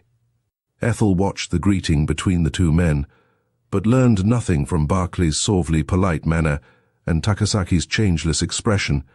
If they had met before, there was no indication of it in words and behavior. Miss Ogden tells that you visit in Nippon, said Takasaki, and Ethel again colored warmly. What must Barclay think of her for discussing him with the Japanese? I stopped there en route to the Philippines some years ago, said Barclay. I was greatly interested in your embroideries, tapestries, and works of art. Ah, yes, many Americans buy our artwork, and we are left without. But in your progressive land there must be skilled workmen who duplicate the curios and sell them to tourists as originals. Are there not? Questioned Barclay. Don't tell me that Yankee ingenuity abides in the land of the chrysanthemum, protested Ethel. Takasaki smiled broadly. There live deceivers in every land, but it not possible for the antiques to be made again, the design of which is a lost art. How about silver ornaments, flasks? Barclay's eyes never left the Japanese. I bought one, curiously shaped, with a chrysanthemum pattern traced upon it, and believed it to be the only one of its kind. And yet, I have seen 2 of these flasks within 2 weeks. We no have silver flasks in Nippon, replied Takasaki quietly. We have sake bottles. You mean those? No? Then you no buy silver flask in Nippon. Takasaki's tone of finality caused Ethel to stare at the 2 men, and she grew aware of an undercurrent of antagonism between them, and like the born diplomat that she was, instantly plunged into the conversation. I should love to own some real Japanese jewelry, she said. I imagine it must be very beautiful. We no have jewelry, announced Takasaki, smiling at her enthusiasm. Only coat ornaments, neck charms, but no rings. Then this must be Chinese. As he spoke, Barclay drew a ring from his little finger and passed it to the Japanese, who carried it to the window to inspect it in the sunshine. What a beautiful piece of jade, exclaimed Ethel, peeping over his shoulder. It is so green, and what a unique setting. The jade, cut almost square, was set high in solid gold, and a dragon, heavily carved in the gold, was coiled around the jade, its head and claws overlapping the brilliant green stone. The ring is made by hand, volunteered Takasaki, after a brief silence, and turning it over and over. "A Chinese curio, and if I am not mistaken, a woman's ring," supplemented Barclay. "It is very small and barely fits my little finger." "Has it no legend?" asked Ethel. "It was perhaps worn by the highborn many, many years ago," said Takasaki. "In Nippon I have believed what you call," he thought a moment for the word he wanted, "tradition, which says that jade for the woman wear on the coats is a token of love's loyalty." "And for the man?" asked Barclay, accepting the ring and slipping it on his little finger. "For the man again," Takasaki paused, and his face was unsmiling. "It signifies betrayal and death." "What a very gloomy outlook," laughed Barclay, inspecting the ring on his finger. "I'm glad your tradition is more kind to the woman, and grants her his eyes," sought Ethel Love's loyalty. "We Nipponese are loyal to our gods, our country, and our women." Takasaki's tone was almost a rebuke in its seriousness. "Betrayal merits death." "Quite so." Barclay stooped over to pick up Ethel's fur muff, and she missed seeing his expression. "Let me carry those books, Miss Ogden," putting out a hand toward a small pile of them on the table. "Thank you, but the books stay here for Mr. Takasaki," smiling at their host. "You will write that composition before the next lesson, but yes." They moved toward the hall and Barclay dropped behind for a second. "My wife." Takasaki turned about and waited for Barclay to catch up with them. "She will be at the next lesson. When you come to Nippon again, Mr. Barclay, do not only look at curios." Ethel darted a look at the two men. Her quick ear had caught a hint of menace in Takasaki's monotonous voice, but his expression was devoid of meaning. Barclay's cheery smile reassured her. "I'll follow your advice, Mr. Takasaki," replied Barclay, passing out of the front door held open by the attentive servant. "But I hardly expect to visit Japan again. Good morning," and the door closed behind him. Barclay caught up to Ethel and suited his step to hers. "We have plenty of time," he coaxed. "Let's go over to the Corcoran Gallery. There is an exhibition of Japanese paintings which I particularly want you to see." But Ethel shook her head. "Don't tempt me to be idle," she said. "I have letters to write for Cousin Jane. You, with a kindly glance for his evident disappointment, can come with me if you wish." "If I wish," he echoed with such emphasis that both laughed involuntarily. Before he could say more, Ethel sprang on board an uptown electric car, and to his chagrin, he had no opportunity in the crowded streetcar to exchange further words with her. On reaching the Ogden residence, Ethel went at once to Walter Ogden's den on the second floor. "Claiming the privilege of cousinship, I am coming in too," announced Barclay from the doorway. "I feel sure I can help you get rid of those letters," pointing to several lying on a desk. "Come in," replied Ethel, seating herself and sorting writing paper and pens. "But oh, please don't talk." Barclay did not need the injunction. To sit and look at Ethel had become a matter of habit and happiness with him, and he watched her deft fingers cover page after page with legible but stylish writing, with never flagging interest, and the intensity of his regard brought an added light to her eyes. It was the first time Barclay had been in the large, costly furnished room which, opening out of Walter Ogden's bedroom, he had taken for an upstairs sitting room, and which Mrs. Ogden had promptly called the den. Ethel had been installed there soon after her arrival, and her art metal typewriting desk, which she had brought with her as well as her Underwood typewriter, had been placed midway between the hall door and the entrance to Ogden's bedroom. She had been somewhat upset over being so far from the light, but Ogden had given her a powerful electric drop light, and that had helped her materially. Ogden's own desk, a massive affair, occupied the space between the two windows, while Mrs. Ogden's lounge, a bookcase filled with light literature, a highboy, several tables, and numerous upholstered chairs and a small fireplace, took up most of the space in the room. "What are you searching for?" asked Barclay, breaking his long silence. "Cousin Jane's seal." Ethel laid the sealing wax down on the desk and searched diligently among her papers. "How provoking. The notes are all written, and I cannot send them off until they are sealed. Cousin Jane's latest fad," she added in explanation, "and the invitations must be sent out this morning." "Use this," Barclay, drawing his chair nearer, removed his Chinese ring and laid it in Ethel's hand. "Oh, won't I ruin the stone?" "I think not. The dealer said it could be used as a seal." Ethel again examined the ring. "I think he was wrong," she announced. "I would be afraid to use it. The jade is too beautiful." "You admire it, then?" eagerly. "Very much. It is unique." Proffering it back again, and Barclay held the ring against the whiteness of her hand. "It will be becoming to you," he said, and before she guessed his intention, he had slipped it on her finger. "Ah, I was right. Don't remove it." Ethel laughed unsteadily. "I never accept presents of value from acquaintances." Barclay drew back as if struck. "Acquaintances," he repeated. "Ah, no, never. Say friends." Ethel and neither noticed the use of her first name.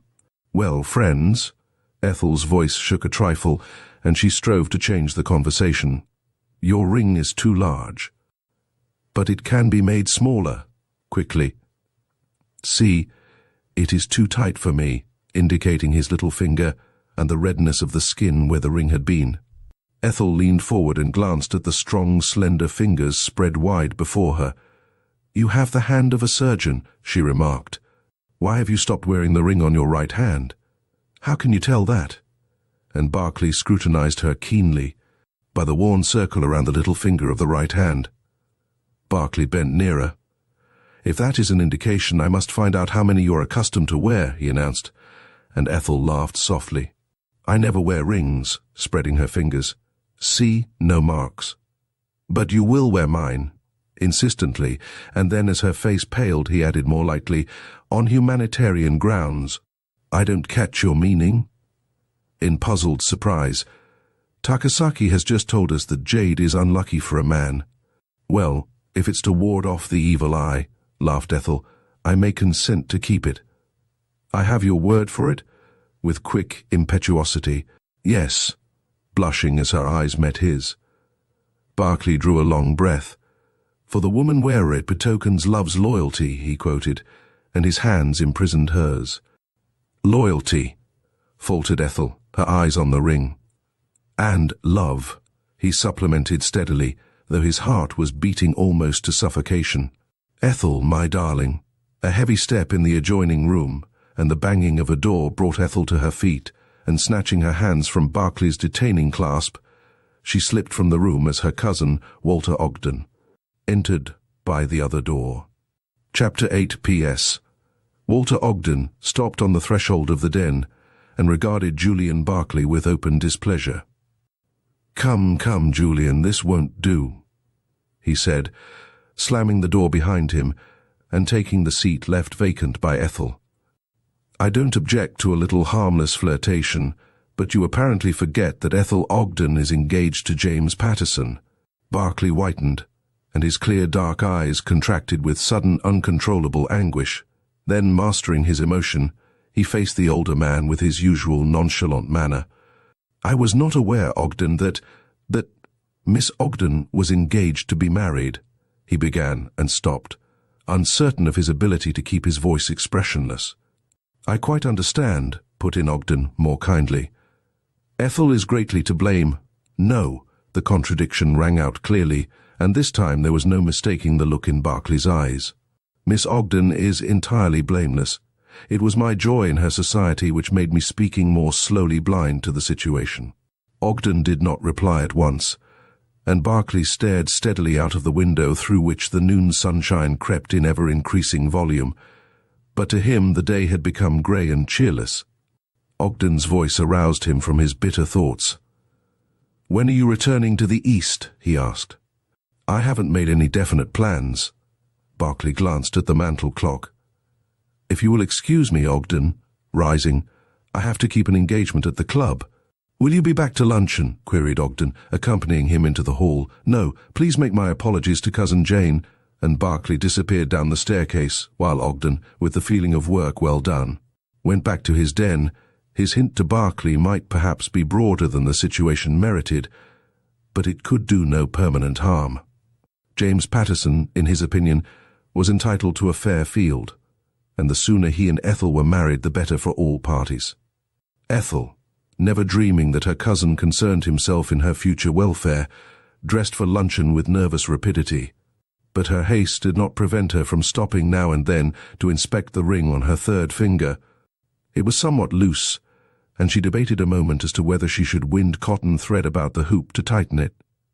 But a sudden imperative message from Mrs. Ogden sent her flying down the hall wearing the ring as Barclay had given it to her. She hesitated outside the drawing-room entrance, then with heightened colour advanced into the room. But the man who turned from the window on her entrance was not Barclay, and the happy sparkle died from her eyes as she greeted James Patterson. "I met Mrs. Ogden downtown," he explained, sitting on the sofa by her, "and she very kindly brought me home to luncheon." "What about your congressional duties?" asked Ethel mischievously. "They can go hang," with impulsive bitterness. Then he added more calmly, "The House has adjourned over today. I telephoned early this morning, Ethel, to ask you to go motoring, but the maid said you were out," with, I suppose, the bitterness returning to his voice. Julian Barclay. Mrs. Ogden's entrance saved Ethel from reply. "Come right into luncheon," she said. "Professor Norcross and Walter are already waiting for us," and Patterson, disappointed in not having a longer tete-a-tete with Ethel, sulkily accompanied them into the dining room. But Mrs. Ogden saw to it that he sat between her and Ethel, and he brightened. Only Professor Norcross, seated across the table, observed the shadow on Ethel's face as she glanced at the empty seat opposite her. "Where is Julian?" demanded Mrs. Ogden, voicing Ethel's unspoken question. "Lunching at the club. He told me to make his excuses," responded Ogden. "Have some wine, Norcross?" "No, thanks." The professor smiled at Ethel. "How went the lesson this morning?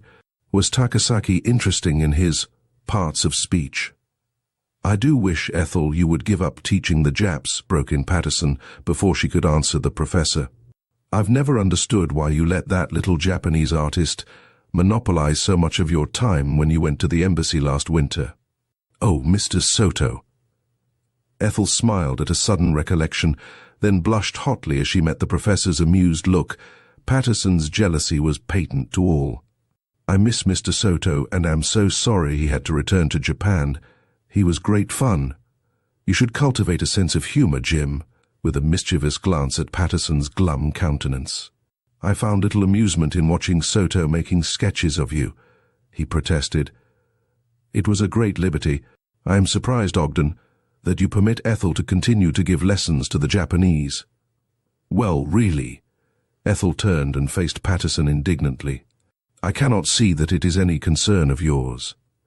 "I did not mean it quite in the way it sounds," Patterson hastened to explain. He had been in a temper all the morning, and his disappointment at not getting Ethel to accompany him motoring had not added to his amiability. "I do not see why any patriotic American desires to teach a Japanese English, and thereby advance the knowledge and education of our future foes." "You are decidedly looking into the future," chuckled Ogden. "Not half as much as the Japs themselves," retorted Patterson, happy again in having found his hobby. "The high-caste Japanese, as well as the coolie, is not too proud to spy. They are intensely patriotic. It is the keynote of their character. Tell me honestly, Ethel," addressing her directly, "does not Takasaki invariably turn your conversations into questions about our ships, shipyards, and the personnel of our army and navy?" "No, not always," declared Ethel in surprise. "In fact, I often allude to them, and he changes the topic." "Oh, no, I do not give him information." "Not intentionally, no," agreed Patterson, lowering his naturally loud voice. "But the Japanese is ever seeking, always grasping little details, unconsidered trifles, and from that foundation builds and reasons in a manner our Occidental mind never grasps. The Japanese knows more of us today, our habits, our weaknesses, our shortcomings, but not our strength," broke in Norcross. "And our strength," asserted Patterson calmly, "and he has gained much of that knowledge by aid of the Japanese employed as servants by ranking officers in the United States Navy and in the Army." Ogden threw himself back in his chair and shrugged his shoulders. "Upon my word, Patterson, you are a worthy disciple of Carter Calhoun," he announced. "A most misjudged man," retorted Patterson hotly. "If this country were to listen to him, we would be in a state of preparedness, instead of which, and a gesture of disgust finished the sentence. I cannot believe we are going to the dogs just yet.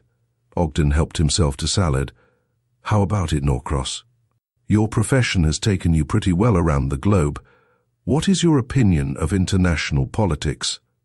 Addressed directly, Norcross laid down knife and fork. I have talked with a number of Californians, Mr. Patterson, he began, and their opinion seems to be that the educated Californians do not fear a Japanese invasion. Of course, as a representative from that state, you are in a better position to judge of the local situation than I. Will you please tell me, Mrs. Ogden broke her long silence, which was commencing to irk her, how California dared almost plunge this entire country into war because she wished to exclude the Japanese? It wasn't a case of dare, replied Patterson, but of foresight. California, by passing the anti-alien bill, safeguarded the interests of the whole United States. Secondly, the best way to avoid war is to prepare for it. I do not see any necessity for war with Japan, declared Ogden, and his positive tone caused Patterson to flush warmly. Nor do we on the Pacific slope see the menace you in the east imagine approaching on your Atlantic coastline, he retorted. But both are there. The world could not see the invasion of Belgium, but it took place. But the size of our country, our isolated position, in themselves preclude the possibility of invasion, protested Ethel. You are wrong, argued Patterson. In the past we have twice been invaded, in the War of the Revolution and the War of 1812, and history is known to repeat itself. Also, a nation desiring to hold its place in the world must not close its eyes to what is going on outside its boundaries. Building the Panama Canal has thrown us into world politics. What we have built we must protect. But I fail to see what Panama has to do with Japan, remarked Mrs. Ogden. Do with it? Echoed Patterson, his startled expression bringing a covert smile to Ethel's lips. Why, the canal is the channel for our battleships to reach the Pacific, and to protect our interests in the East, we must control that ocean. The Japanese are already in possession of islands lying in our line of communication with the Philippines. They are a nation who believe that the Lord helps those who help themselves. Ethel, finishing her salad, suddenly became aware that Professor Norcross was closely studying the ring on her third finger. As he raised his eyes, their looks crossed, and Ethel felt her color heighten. But the professor's glance passed on until it rested on Patterson. Dwight Tillman would have supported your theories, Mr. Patterson, he said. He had, apparently, a horror of the Japanese. Tillman? Yes. Patterson declined the ice offered him. Poor fellow, his death was a frightful shock to me. I had planned to meet him in Atlanta and missed the train. Was he the man murdered on your train, Professor? Inquired Mrs. Ogden. Yes. Norcross sipped his black coffee meditatively. A very mysterious case. Hasn't Mr. Barclay discussed it with you, Miss Ogden? He has spoken of it, she amended. And what is his opinion? Asked Patterson with his usual abruptness. Whom does he think poisoned Tillman? Why, the Japanese. What was his name? Ethel looked at Norcross. Yoshida Ito, he responded. Strange, the police cannot trace the Japs' whereabouts. They will, give them time. Ogden rose at a sign from his wife. Can I take you anywhere in my motor, Norcross? And the professor, after a lingering, wistful glance at Ethel and Patterson, who had gravitated again to her side as they left the dining room, accepted his offer. Mrs. Ogden, chatting volubly, escorted Patterson and Ethel back to the drawing room and discreetly disappeared. Ethel. Patterson declined the seat she indicated and stepped to her side. Will you marry me? And his deep breathing showed the emotion under which he was laboring. Ethel turned her head slowly until her eyes met his. No, Jim, she said simply. Patterson stared at her, his color receding. Then, without a word, he dropped on the sofa and buried his face in his hands. Ethel moved to go to him, then checked herself. What could she say to him? She would not marry him. Vividly before her rose Julian Barclay's face and the memory of his impassioned whisper as he gave her his ring. Ah, she must abide by the dictates of her heart. Love could not be forced or manufactured. Jim, she murmured. I'm sorry. Patterson rose at the sound of her voice. "It's all right," he said unsteadily. "You've never encouraged me to hope. I might have known," he sighed wearily. "But it's human nature to feed on hope. Tell me, Ethel, is it Julian Barclay?" She did not need to answer. The light that crept into her eyes at mention of Barclay's name betrayed her. Patterson's hands clenched spasmodically. "It's bitter to lose you," he acknowledged, and his tone proved the truth of his words. "But to Julian Barclay, a stranger, where in God's name does he come from?" "Chicago." Ethel looked at him in astonishment. "So he says, but I don't believe it." Patterson clutched the back of a chair with hard, gripping fingers. "I don't believe it," he reiterated. "I've asked, and no one has heard of him there. I don't trust him." "Nonsense." Ethel's sympathy was rapidly changing to anger. "Mr. Barclay is a cousin of our hostess, Mrs. Ogden. And who was Mrs. Ogden before her marriage?" Patterson laughed dryly. Then, noting her expression, he added, "Good God." "Ethel, I'm only thinking of you, of your future, and I don't believe Julian Barclay can make you happy." "I prefer not to discuss the matter further," answered Ethel coldly. Then, as he winced, she added impulsively, "Can't we be friends, Jim?" He clasped her extended hand eagerly. "Friends," he repeated. "Yes, I'll be your friend. In spite of yourself, Ethel, you shall be guarded against Julian Barclay." "I've seen him somewhere," before he broke off as Ethel tried to withdraw her hand from his clasp. "To think I've lost you," he muttered brokenly. "Ethel, my Ethel." And drawing her to him, he kissed her passionately. "Pardon!" exclaimed an astonished voice behind them, and Ethel, wrenching herself free, darted into the hall, not waiting to see who the newcomer was. Professor Norcross picked up some papers from the table, and casting a curious glance at Patterson, who presented his back to him, retreated to the waiting automobile. Safe in her bedroom, Ethel flung herself on the bed and strove to regain her lost composure. She was furiously angry with James Patterson, more angry than she had been in years with anyone. It was horrid of him to have kissed her. She passed her handkerchief across her lips. It was outrageous of him to have tried to prejudice her against Julian Barclay. Quickly her thoughts turned to Barclay, and she lay in dreamy contemplation of the events of the last 10 days as they passed in quick succession before her mind's eye. Barclay's personality had dominated her every action, and all unconsciously she had fallen under his sway. At first she had rebelled against her longing to see him, to be near him, but the eager, wistful lighting of his eyes when she appeared found a gradual response. His wooing had not been of the patient order, and Ethel, swept off her feet, was drifting with the tide. To what? Ethel moved restlessly. Sure. James Patterson's vague doubts were not worthy a second thought. Julian Barclay was the soul of honor, of loyalty. She would not believe otherwise. But somehow the bed was no longer comfortable, and rising, Ethel moved over to her bureau. She could not afford to be idle. A neat pile of letters, evidently from the afternoon mail, attracted her attention, and opening them proved a welcome diversion. The last was a letter from her mother, and she read the large, sprawling writing with zest. Mrs. Ogden was a poor correspondent, and Ethel depended as a rule on getting news of her family from her father. The letter was not long. Ethel read with pleasure the doctor's favorable report of her father's condition, of the few entertainments her mother had attended, and was about to close the letter when she saw the initials P.S. and the word over squeezed in at the bottom of the sheet. Mrs. Ogden, with the inconsequence which characterized her, was given to postscripts which frequently proved the most important part of her letters, and Ethel turned the last sheet with eager anticipation. P.S. The enclosed clipping has recalled to my mind a strange sight, which I entirely forgot to mention to your father. I think I told you of meeting Jim Patterson in the Atlanta station nearly 10 days ago when I went to see Aunt Susan on her train. The trainmen were very obliging, and I was permitted to escort Aunt Susan to the Pullman car, owing, I suppose, to her enfeebled health. Sometimes, Ethel, illness has its perquisites. Well, to go back. On leaving the Pullman car, I got turned about and walked down the train shed with the vaguest idea as to the direction I should take to get back to the station.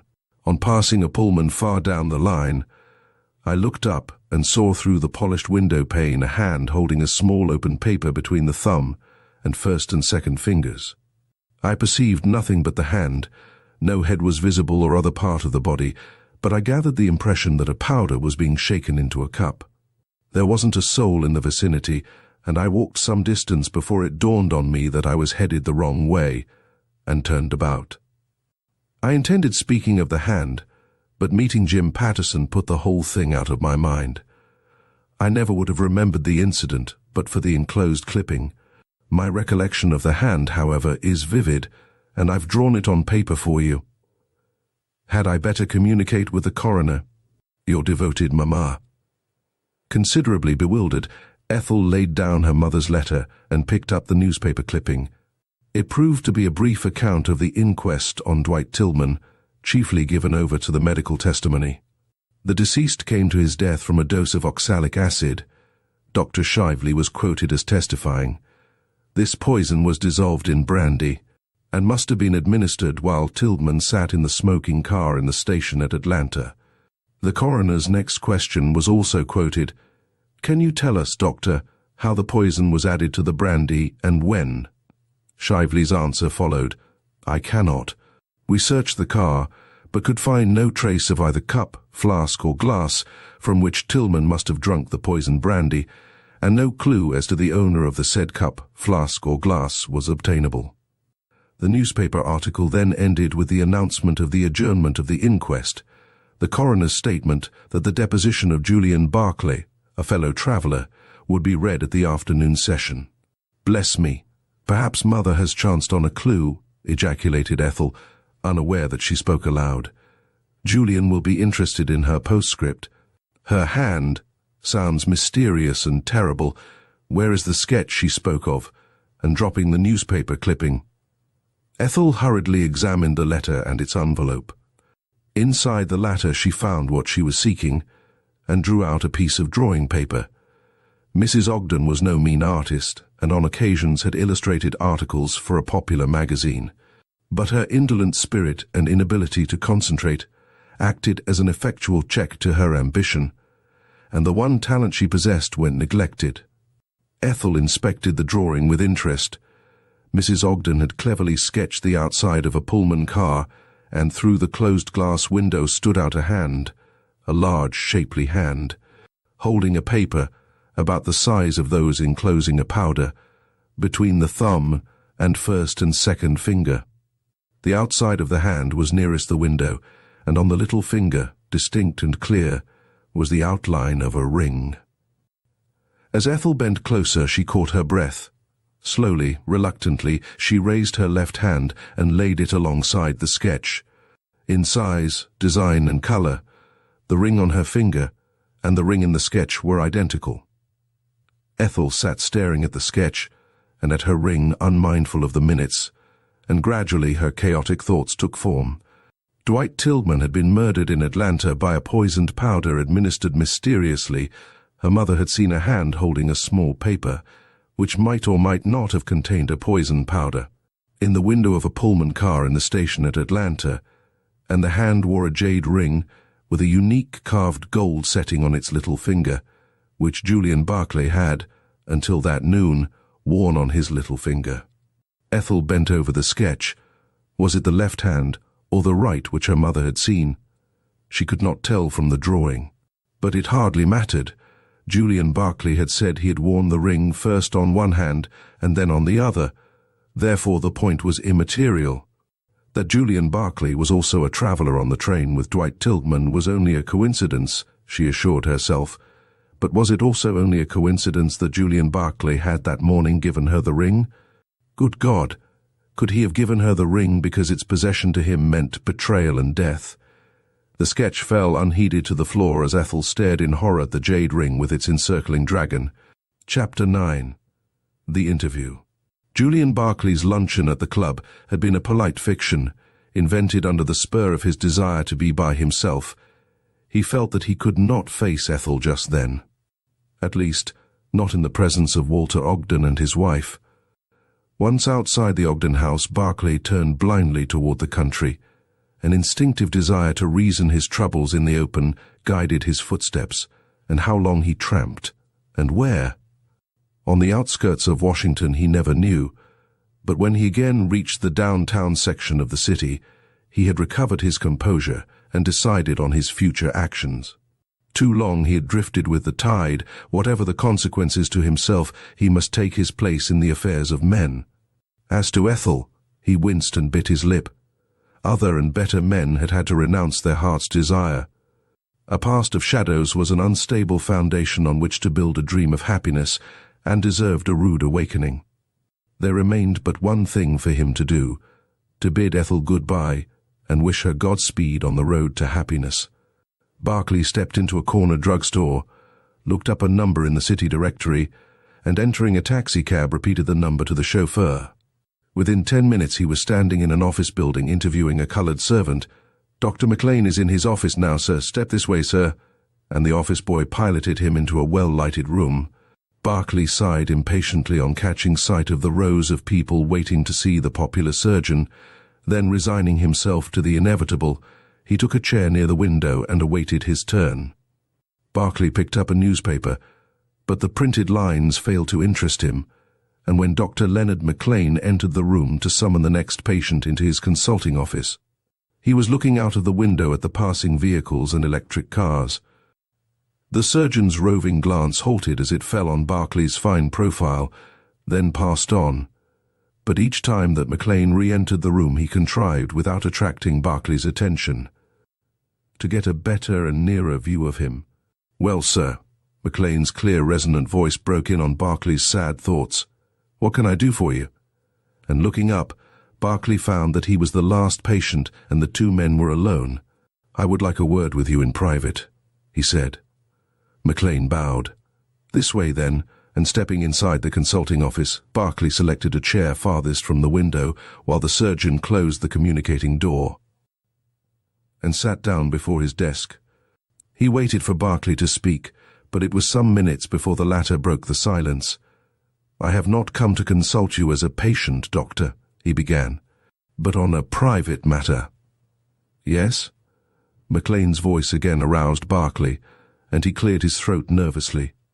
"I realize that you are very busy," he stammered, glancing about the well-arranged office. "I promise not to take up your time needlessly. Here is my card," laying his visiting card on the desk, and McLean switched on his drop light, for the winter afternoon was waning into twilight, and read the name engraved on the card. "Well, Mr. Barclay, what can I do for you?" he asked.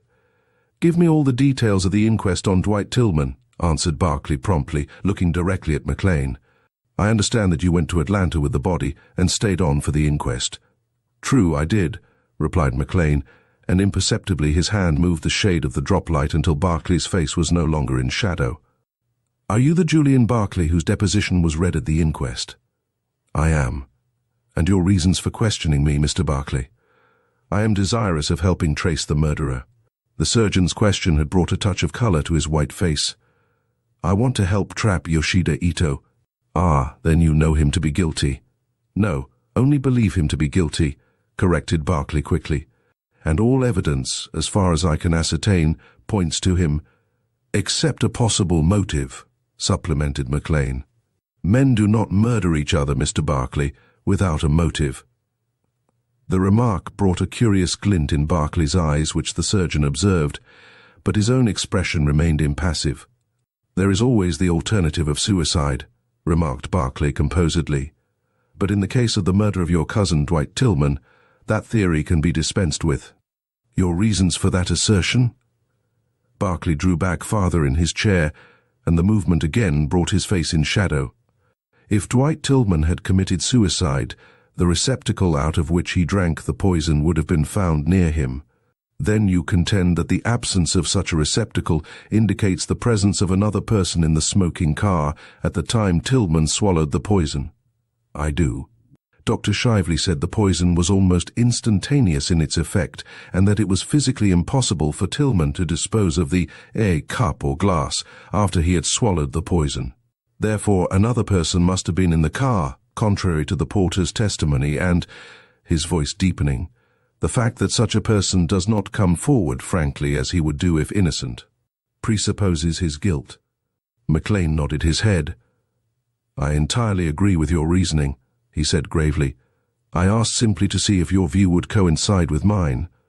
Dwight Tillman was undoubtedly murdered while sitting in the smoking car of the Washington, New Orleans, and San Francisco Express during its stop at the station in Atlanta, GA. The autopsy proved that a dose of oxalic acid had been administered in brandy, and that he died almost instantly. No other cause of death could be ascertained, as Tillman was physically well, and there was no indication of violence. But," Barclay hesitated and spoke more slowly, "oxalic acid has a forbidding, sour taste, and for that reason is seldom used by would-be murderers, the victim being quick to detect the acid taste. The medical records prove that it is sometimes mistaken for Epsom salts and swallowed inadvertently, and not infrequently used by suicides." He looked hard at McLean. "If not taken accidentally, or with suicidal intent, Tillman must have detected the taste of the poison in the brandy." "True." McLean leaned one elbow on his desk as he bent nearer his companion. "I have already stated that Tillman was physically sound, but from birth he was deficient in one particular. He had no sense of taste." "Upon my word." Barclay drew in his breath sharply and stared at McLean in astonishment. "Tillman had no motive to commit suicide," continued McLean. "I was made executor of his will, and his affairs appear to be in excellent shape. While not wealthy, Tillman had several $1,000s in the bank, besides owning much unencumbered improved property. He was not married, and I never heard of his having a love affair or a quarrel with anyone." "And yet he died mysteriously," muttered Barclay, eliminating the theory of suicide and considering the case as a murder, pure and simple. "It's far from simple," corrected McLean sharply. "Here we have a man seated in an empty smoking car poisoned by some unknown person, and the murder not discovered until 5 or 6 hours later. No trace of the receptacle in which the poison was administered. And the passengers on the train now scattered to the far winds. If the police succeed in finding Yoshida Ito, they need look for no other passenger," said Barclay grimly. "You think so?"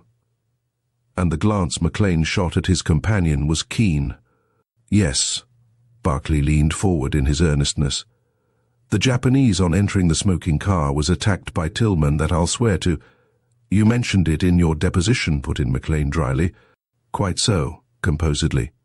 "After the brief scuffle during which the Japanese used jujutsu, and which, but for the interference of Dr. Shively and Professor Norcross, might have had fatal results for Tillman, the latter, on recovering his breath, offered the Japanese an insult which he was not likely to forgive.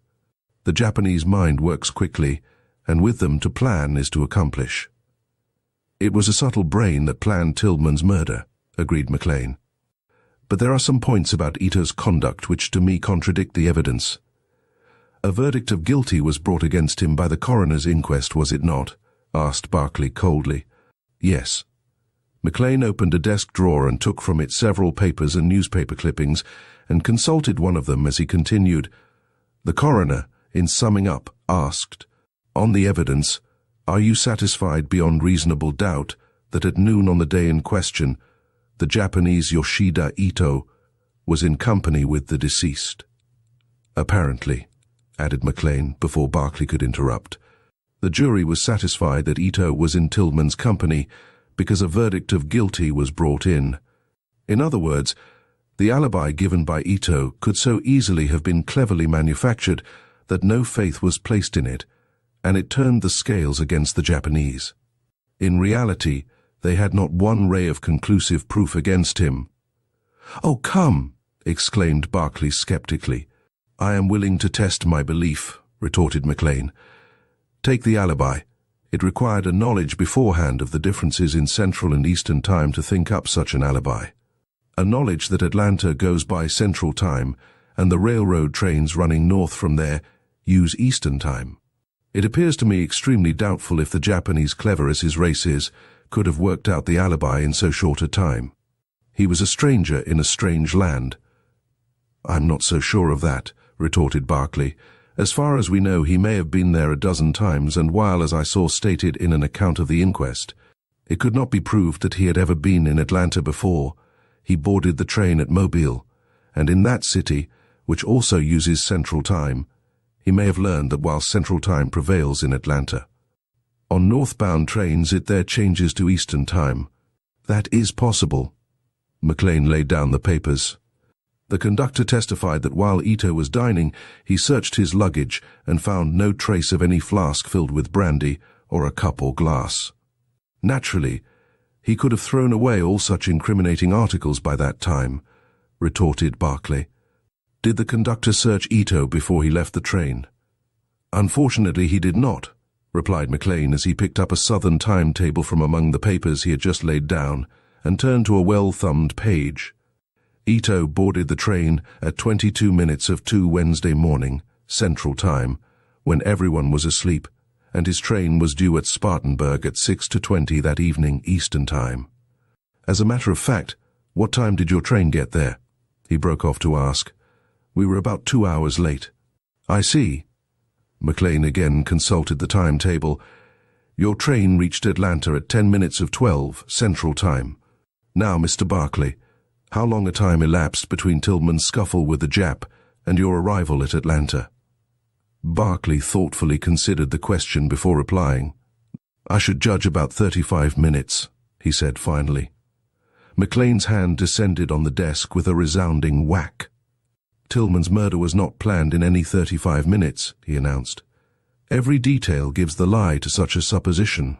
Nor was it done on the impulse of the moment, and in my opinion, the insult offered the Japanese was not of a nature to instigate him to commit murder. Wait, Tillman said that he mistook Ito for a Negro. Sure. The yellow races don't worry themselves about shade differences in their complexions. You are wrong there, answered Barclay. Pride of birth, ancestor worship dominates the high-caste Japanese, and Yoshida Ito, though he desired us to believe him a traveling salesman, belonged to the former class. Tillman's insult would be keenly felt and instantly resented by a high-born Japanese. If he was high-born, as you believe, Mr. Barclay, he would not then have stooped to murder, argued McLean. They kill in fair fight. Perhaps. Barclay scrutinized McLean for a second in silence, then pulled his chair closer. I agree with you, Doctor, in believing that Tillman's insult was not the entire motive for his murder. Then what was? Rapped out McLean. I don't know. Barclay moved impatiently. Let me explain. Before leaving Tillman in the smoker at Atlanta, I, at his request, loaned him my flask. McLean regarded his companion with lively interest as he continued somewhat slowly. The flask contained brandy, and I never thought of it again until I returned to the smoker after helping Norcross carry Tillman's body into a stateroom. I searched the smoker but could not find my flask. Just afterward, Dr. Shively came back and stated that Tillman had been poisoned by a dose of oxalic acid dissolved in brandy. Did you tell him of having loaned your flask to Tillman? Asked McLean, never taking his eyes from his companion. No, Barclay smiled ruefully. I realize now I should have done so at once, but I was shaken by Tillman's murder, and later. He halted uncertainly. Well, later, to be frank. I was afraid, not having spoken of the flask in the first place, I would not be believed. But I can't see, McLean frowned. You were not in the smoker when Tillman was killed. No, oh no. The rapid denial was followed by a short silence which Barclay broke with an effort. At the request of Dr. Shively, I watched Ito and accompanied him into dinner. While waiting for it to be served, the Japanese drew the chrysanthemum design, which is etched on my silver flask, on the tablecloth. Indeed. Barclay could not complain of lack of attention, for McLean never removed his gaze from him, and the short ejaculation escaped him unconsciously. Ito denied all knowledge of my flask, continued Barclay. He stated that he was a designer, and that was all I could get out of him. And is that the last you have heard of your flask? No. On the night of my arrival in Washington, I accompanied my cousins, Mr. and Mrs. Walter Ogden. McLean moved suddenly. But Barclay was intent on his story, and did not observe him closely to the Japanese embassy. There I thought I saw Yoshida Ito, and walked down a hall hoping to come up with him, and entered a room opening from it. I did not find Ito in the room, but my silver flask or its duplicate was lying on the desk. What did you do then? Questioned McLean. Pocketed the flask briefly, and the next day had its contents tested by a chemist. With what result? A blank. It contained sake, the national drink of Japan. Chapter 10. Freaks of Memory. Leonard McLean, tilted back in his revolving chair, regarded Julian Barclay in silence for several seconds before speaking. "Have you the flask with you?" he asked. For answer, Barclay drew it from his pocket and laid it on the desk. McLean bent eagerly over the flask and examined it with special care. The silver filigree work over the glass flask was made into a chrysanthemum pattern, while the lower half was a solid silver cup, the workmanship of the latter also carrying out the chrysanthemum pattern. "It is a beautiful design," said McLean at last, "and unique in having the flowers on the cup fit into the filigree work." He picked it up and turned the stopper and sniffed at its contents, then replaced the stopper and removed the silver cup from the glass bottom. "You are sure your flask was not out of your possession while on the train before you lent it to Tillman?" "Absolutely positive." Then, conceding that Tillman was drinking out of your flask when poisoned, the powder must have been slipped into this silver cup. "But how without Tillman's knowledge?" demanded Barclay. "I don't know," admitted McLean, "but I hope to find out." He shot a glance at his companion, but Barclay again sat half in shadow, and he could not see his expression distinctly. "Has it occurred to you to ask the jewelers in town about the flask?" "It has, but their information was almost nil," responded Barclay. "They declared the flask was probably manufactured abroad. The workmanship pointed to that, but it bears no silversmith's name or mark. They also said that while the design was unusual, there might have been a number of duplicates made from the original." "That is not very helpful," mused McLean. "Where did you buy your flask?" "At a little Mexican town, Tijuana, about 25 miles over the border from Coronado, Cal. Tijuana, or Aunt Jane, as it is known over the border, is a great gambling town, where cutthroats, thugs, and criminals of every class fleeing from justice take refuge. In a saloon there I saw this flask lying on the counter and bought it from the proprietor. He told me that it had been left by a Japanese in payment of a debt. And when Ito drew the design of the flask on the tablecloth in the diner on the train, I jumped to the conclusion that he was the Jap who had sold it to the saloon proprietor.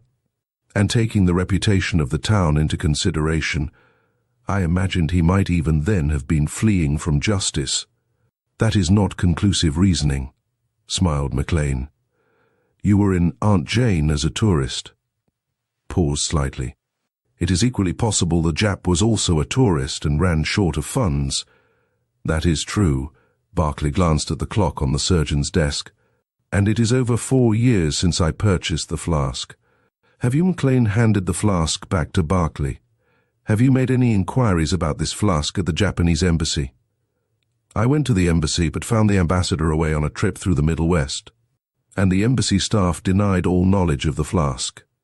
I'm afraid I am taking up too much of your time," he added, rising. No, sit down." McLean raised a protesting hand, and Barclay resumed his seat.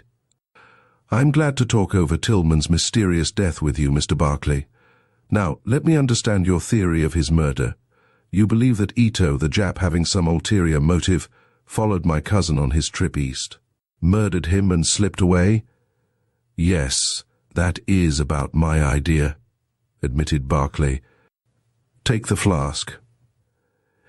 It is a reasonable supposition that, not finding it in the smoking car near where Tillman sat, or among his effects, the murderer removed my flask.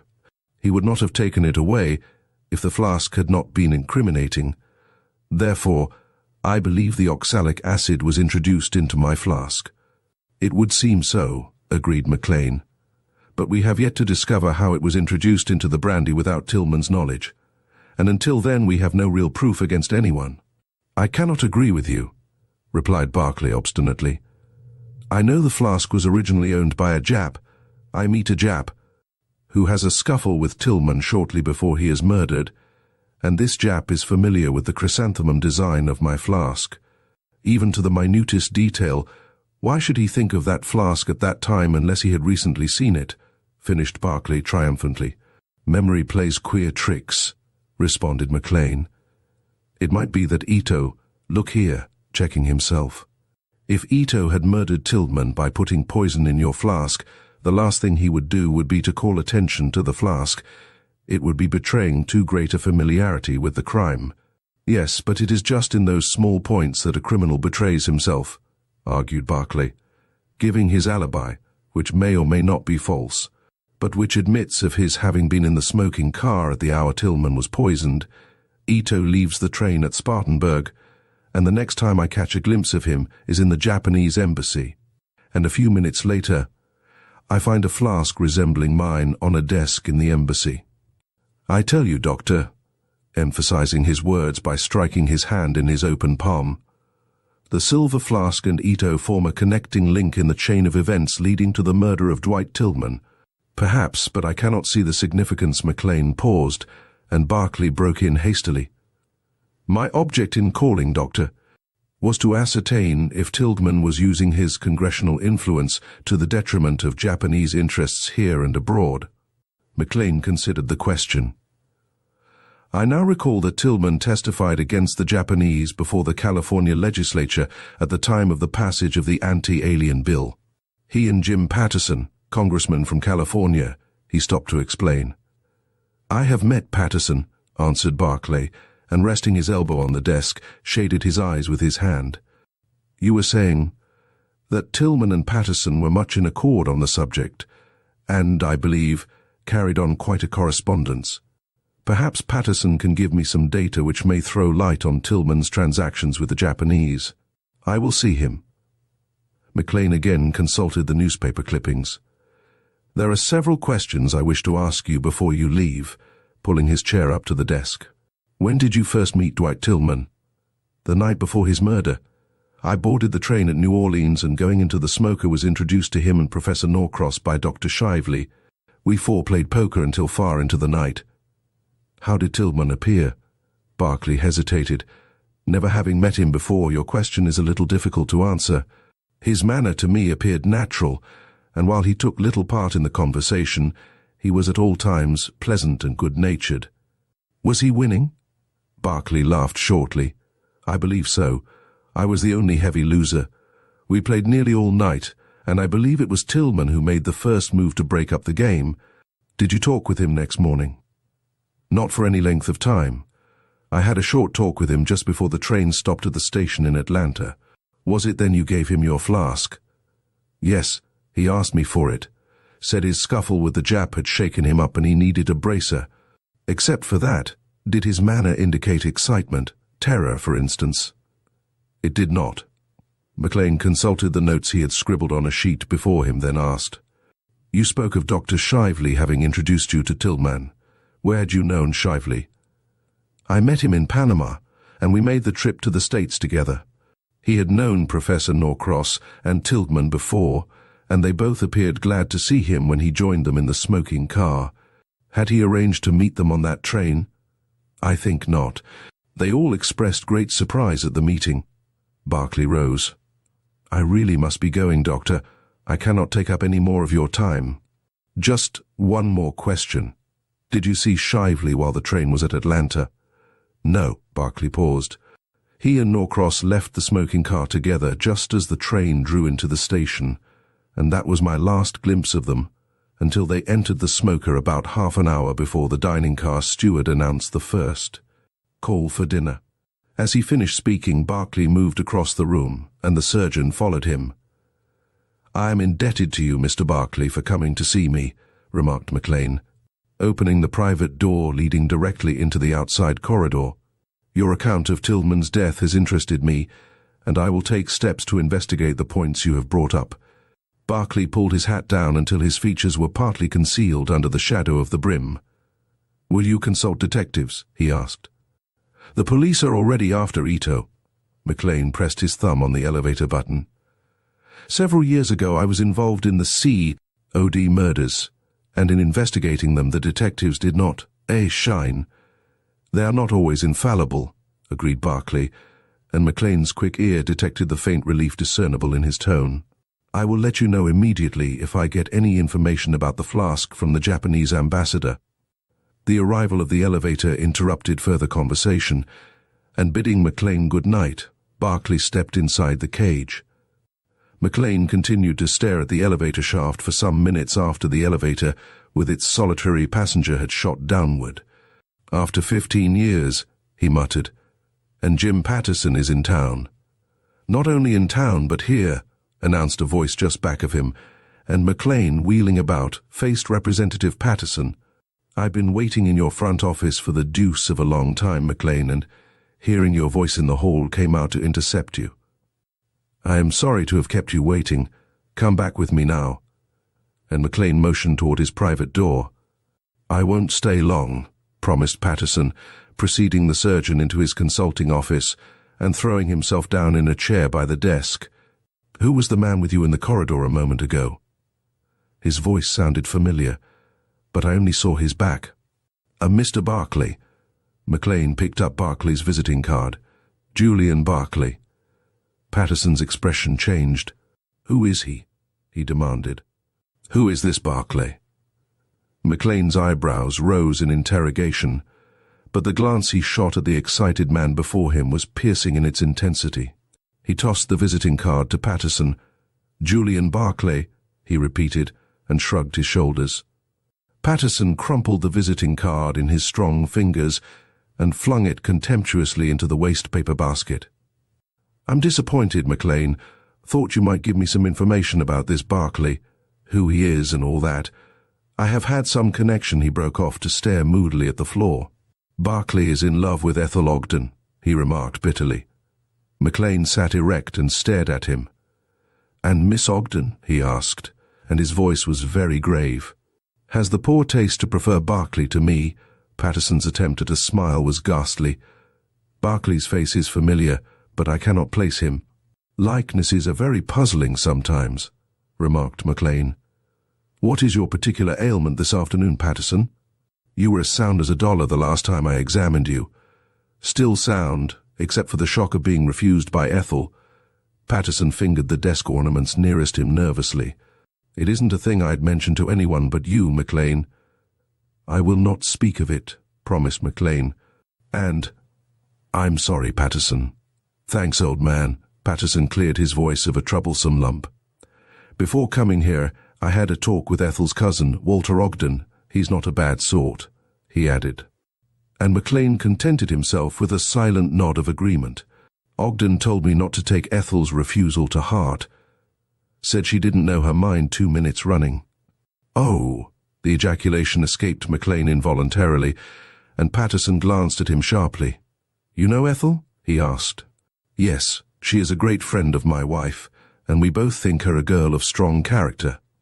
McLean sorted the papers on his desk methodically and laid them in a neat pile by his side. Do not buoy yourself up with false hope, Patterson. Sometimes it is less pain in the end to face things as they are. Patterson frowned. I don't think you gave up the girl of your choice when she was engaged to that scoundrel, James Donaldson, he retorted doggedly. And I'm not going to give Ethel up to Julian Barclay without a fight for it. You are sure you have never heard of Barclay? I have never heard of Barclay before this afternoon, answered McLean quietly. I have just returned from Atlanta. Had to remain there for the inquest on Dwight Tillman. So I saw by the newspapers. Patterson drew out his cigar case and offered it to the surgeon. Tillman was a mighty bright fellow, and his murder a shocking affair, so unnecessary. I also cannot see a motive for the crime, replied McLean gravely. I cannot believe that the Jap Ito killed him because Tillman said he mistook him for a Negro. Patterson blew a cloud of tobacco smoke into the air and watched it drift away before answering. You Easterners fail to grasp the character of the Japanese, he announced. They are crafty, subtle, and are past masters in gaining their own way. Silent, unobtrusive, they live, plan, and accomplish, while we exist and ignore all signs of danger. McLean smiled. I forgot your hobby for the moment, he said. Perhaps you can tell me if Tillman ever aroused their antagonism by any anti-Japanese demonstration.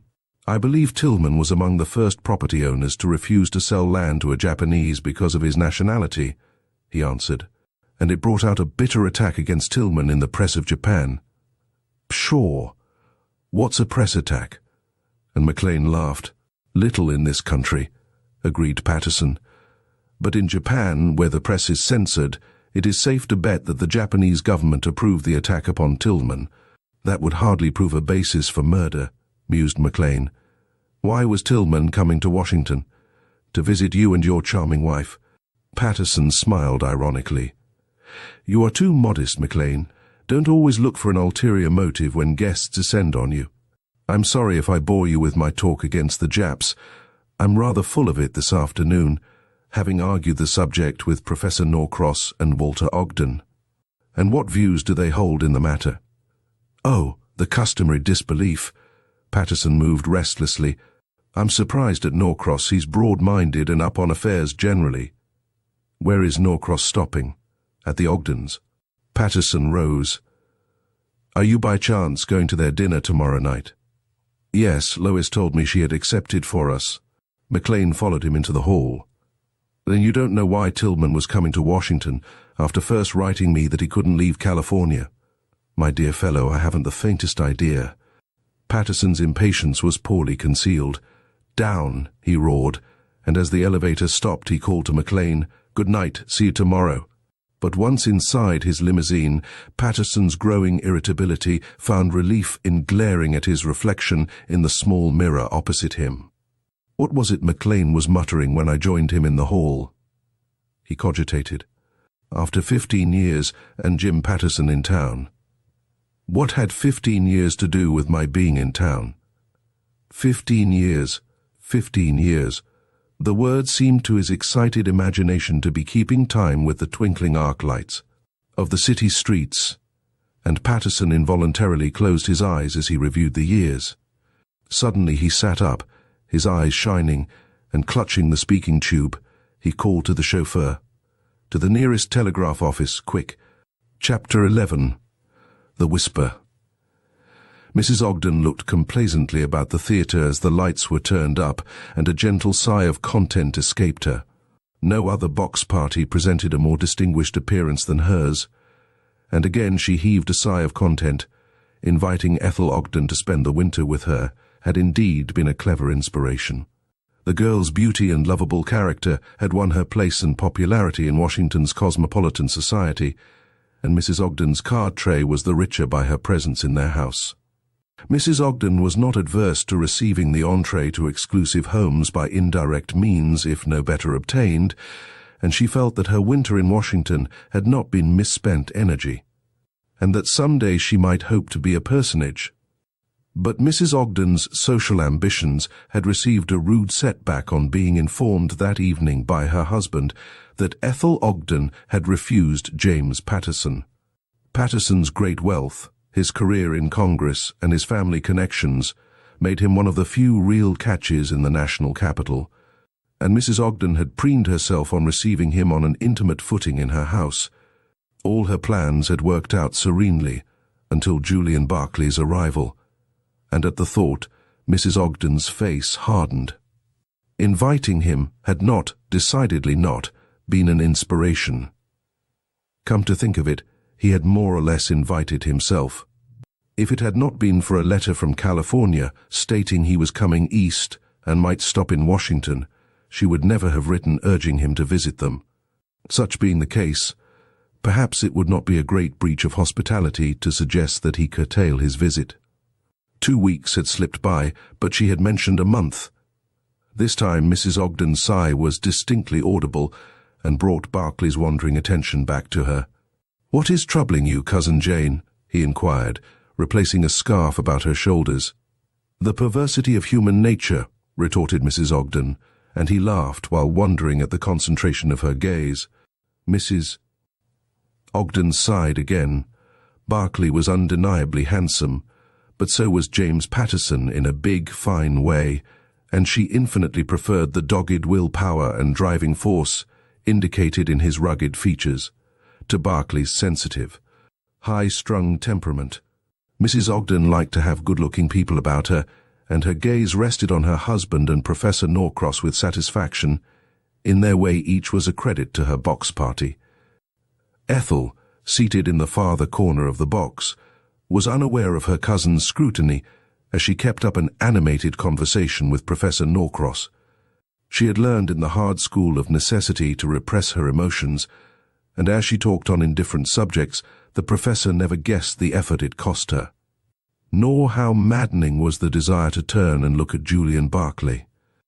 After the first shock of her mother's postscript, with its suggestion of crime and treachery, Ethel had pulled herself together and, with the shrewd common sense of her New England forebears, had reasoned out her doubts and suspicions. The murder of Dwight Tillman, the presence of Julian Barclay on the same train, the presence of her mother in the Atlanta station at the time the crime was committed, the hand at the window grasping a suspicious-looking paper, the similarity of the ring on the hand in the window and the one given her by Julian Barclay. The arrival of her mother's letter on the day Barclay had given her the ring could be, should be, in her loyal mind, simply coincidences to be explained away when she had a talk with Julian Barclay. She had dressed early and gone downstairs hoping for an opportunity to see Barclay alone before dinner, but he had been the last to appear, and Mrs. Ogden had hurried them off to the theatre immediately after coffee had been served. On entering the box, she had expected that Barclay would occupy the seat directly behind her, but on turning around she found him standing by the chair nearest Mrs. Ogden. He caught her eye, bowed, and sat down by Mrs. Ogden. Ethel had flushed painfully. A smile from her had always brought him to her side. Could it be that he was intentionally avoiding her? The thought stung, and turning her back on Barclay, she greeted Professor Norcross with so brilliant a smile that he was conscious of an accelerated pulse. But her false gaiety had waned with the progress of the play, and finally she sat silent in her chair and listened to Norcross, his voice coming to her as from a long way off. The amateur performance was given for the benefit of the associated charities, and Washington society had taken tickets and turned out en masse. The boxes were filled with members of the diplomatic corps and cabinet officers, while justices and men prominent in both houses of Congress entertained parties in the orchestra. "The play is good," announced Walter Ogden, "but the entr'actes are fearfully long. Who is that bowing to you, Ethel, there across the further aisle in the orchestra?" Ethel looked vainly in the direction he pointed. "Do you mean Jim Patterson?" she asked, encountering the congressman's eyes. Patterson rose, excused himself to his neighbors, and clambering over them, made his way up the aisle. "No, not Patterson," explained Ogden, "the man to his left." "Oh," Ethel raised her opera glasses. "Why, in pleased surprise, that is little Maru Takasaki and his wife," and she bowed in greeting. "Aren't they the cutest little pair?" "If you mean acute, I'll agree with you." Barclay had edged his chair forward and joined in the conversation. "Takasaki has never taken his eyes off Patterson during each entr'acte." "Seems to me you were observing them pretty closely to find that out," remarked Mrs. Ogden dryly. "Hardly complimentary to me, Julian." He stammered in some confusion, but the entrance of James Patterson interrupted him. "Sit here," exclaimed Ogden, rising and pushing forward a chair toward the middle of the box, and Patterson, casting an indignant look at Norcross, who still sat by Ethel, accepted the seat offered. Ethel's cool smile was not made up to him by Mrs. Ogden's cordial welcome. "What were you discussing when I came in?" he asked. "You," promptly answered Mrs. Ogden, and Patterson looked gratified. "Julian had just remarked that the little Jap, Takasaki, has been watching you all the evening. Not from admiration, I'll wager." Patterson's smile was grim. "I have a bit of information which may electrify that heavily armed little empire and awaken our national indifference to a coming crisis." "And when will you explode your bomb?" asked Barclay. "In a day or so." Patterson turned and regarded Barclay attentively from head to foot, and suddenly he smiled, a smile of such satisfaction that Barclay, his fingers clenched about his program, had difficulty in controlling his rising anger. "Is it to be war with Japan?"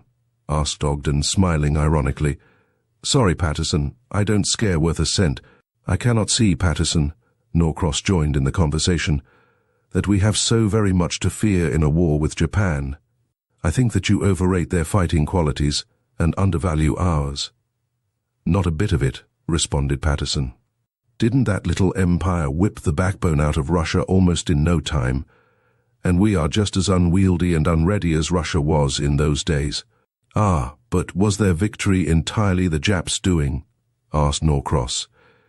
"It is believed in China, and I have heard it whispered in this country that the crack marksmen of gun crews were enticed away from American battleships and cruisers in the Pacific by Japanese wiles to serve on Japanese battleships.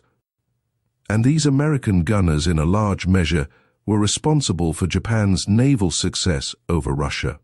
"Oh, tush!" ejaculated Ogden, unbelievingly.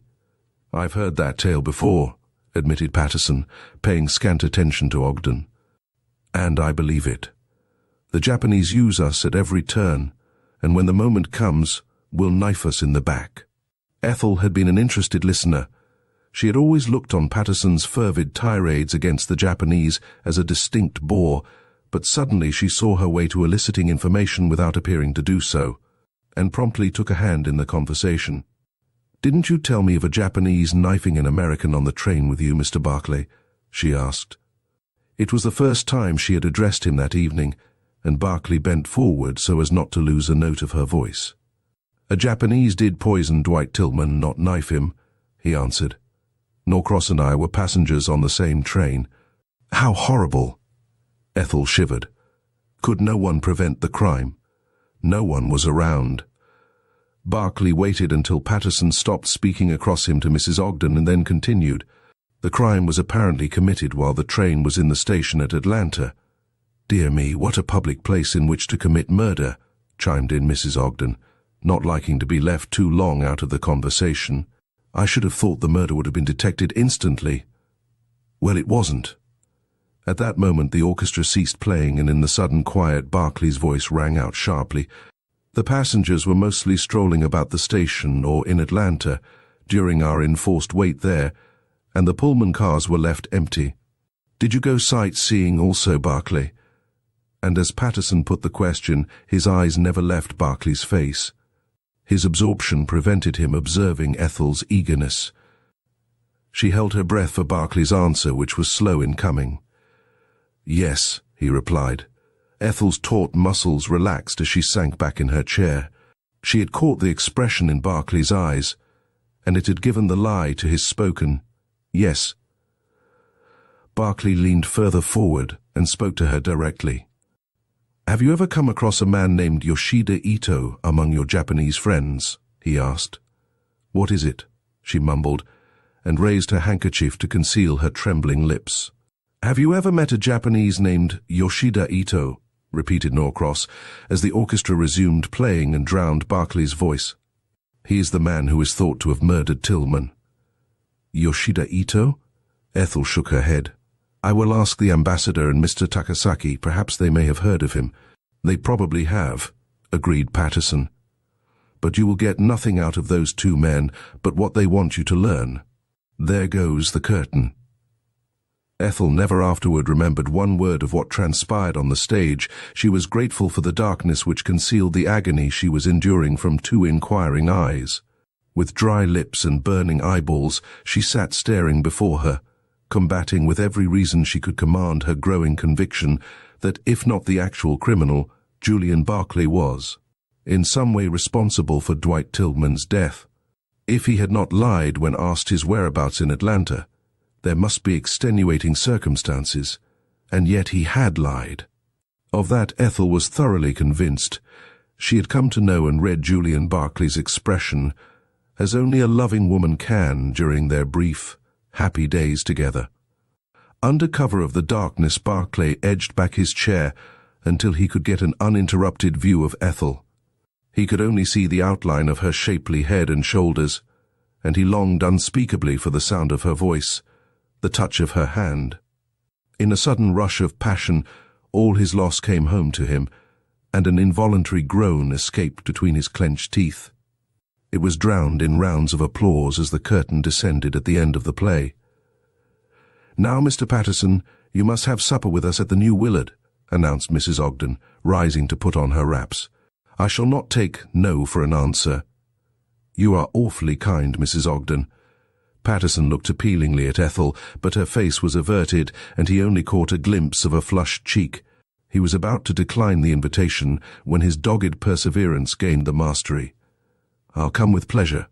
Barclay moved impulsively to help Ethel on with her cloak, then drew back as Patterson slipped it about her shoulders. Bah! It was Patterson's right, he was the interloper, and turning, he made blindly for the stairs. Others were before him, however, and he made but slow progress. Suddenly he realized that Ethel was standing at his elbow. He was about to speak to her when he caught sight of a face in the crowd beneath them. "There! Look!" he cried, and his excitement communicated itself to Ethel. "Where?" She eagerly scanned the crowd. "Oh, that's Mr. Takasaki." But her words were unheeded as Barclay, regardless of the crowd about them, forced his way down the staircase and out of the theatre. Ethel turned in bewilderment to Professor Norcross, who was on her other side, and to his horror, he found her eyes were filled with tears. "Pay no attention to Barclay," he whispered. "He is excitable, and tomorrow will be properly ashamed of his eccentric behavior. Ah, here is Mrs. Ogden." "Ethel," Mrs. Ogden was out of breath from her efforts to call to them over the heads of the crowd. "Mr. Patterson will take you over to the Willard in his car."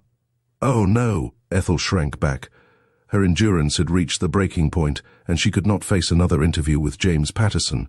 I have a splitting headache, Cousin Jane. Could you let me go directly home?" "And not go to the Willard?" ejaculated Mrs. Ogden in consternation. "Why, Ethel's secretary and Mrs. Thomas and their guests are to have supper with us. You simply must come." "Suppose you walk over to the Willard with me," suggested Norcross. "The air may do you good, Miss Ogden," and Ethel flashed him a grateful smile as she took his arm. But at the theatre entrance, Patterson joined them. "Aren't you coming with me, Ethel?" he asked. Norcross answered for her. "Miss Ogden has a bad headache, and we are walking over to the hotel in the hopes that the exercise may do her good. But the Willard is several blocks off," exclaimed Patterson aghast. "And in that light dress, Ethel, better let me take you both over in my limousine. I have room for you, Professor." "Very well." Norcross chose to overlook the incivility which accompanied the invitation to himself. "I did not realize that the hotel was so far from the theatre, Miss Ogden. Suppose we ride over with Patterson?" Ethel acquiesced wearily. So long as she did not have to talk alone to Patterson, it was immaterial to her how she reached the hotel. Except that she felt under obligation to her cousins, she would not have attended the supper. She was grateful for the silence of the two men during their short ride to the hotel, and when she entered Peacock Alley, she had regained control of herself. It was close on 2 in the morning when Ethel reached her bedroom, and without undressing, threw herself across the bed and closed her eyes. She lay there an hour or more, inexplicably weary in mind and body, then dragged herself upright as the clock on the mantel chimed 4. She removed her gown and slipped on a heavy silk wrapper and made her way to her desk. There was one thing she must do before more hours passed, and taking up a pen she wrote, "Dear Mother." A lengthened pause followed, then she added, "I've read your postscript with interest." She paused again and continued, "I see no connection between the mysterious hand and the poisoning of Dwight Tillman. Don't bother the coroner with any wild theories. And I wouldn't speak of being in the train shed without a porter. It might get you into trouble with the railway officials. Much love, darling mother, to you and Dad. Your devoted Ethel." Taking up an envelope, Ethel addressed and sealed it, and searched among her papers for her stamp book. Finding it at last, she placed a special delivery as well as a 2-cent stamp on the letter, and paused undecidedly. The letter, if left on the table in the lower hall, would be posted before 7 o'clock by the butler, and she could not rest until she knew that her warning was on its way to her mother. She had given orders to have her breakfast served in her bedroom, and if she kept the letter, it might not get mailed before noon. Ethel crossed the room and, opening her hall door, peered cautiously into the corridor. A solitary electric light was burning at the head of the staircase, and Ethel, leaving her bedroom door ajar, stole along the corridor and down the staircase. She had reached the table in the large front entrance hall, had placed her letter upon the silver card tray, and was returning toward the staircase when the sound of a window being raised sent her heart into her mouth. She had paused by an alcove, and as she laid her hand on one of the long portieres hanging before it, a figure flitted by her, raced noiselessly to the back of the hall, raised a window, and vaulted through it. Thoroughly frightened, Ethel started forward to ring the hall bell, but a sound behind her caused her to retreat hastily into the shelter of the curtained alcove. Peering cautiously out from behind the portiere, she was thunderstruck at the sight of Julian Barclay. Whether he came from the library, the drawing room, or the entrance leading to the servants' quarters, it was impossible to tell, as he was well in the hall when she saw him. Had he detected her presence? Too surprised to call out, Ethel watched him cross the hall and make for the open window.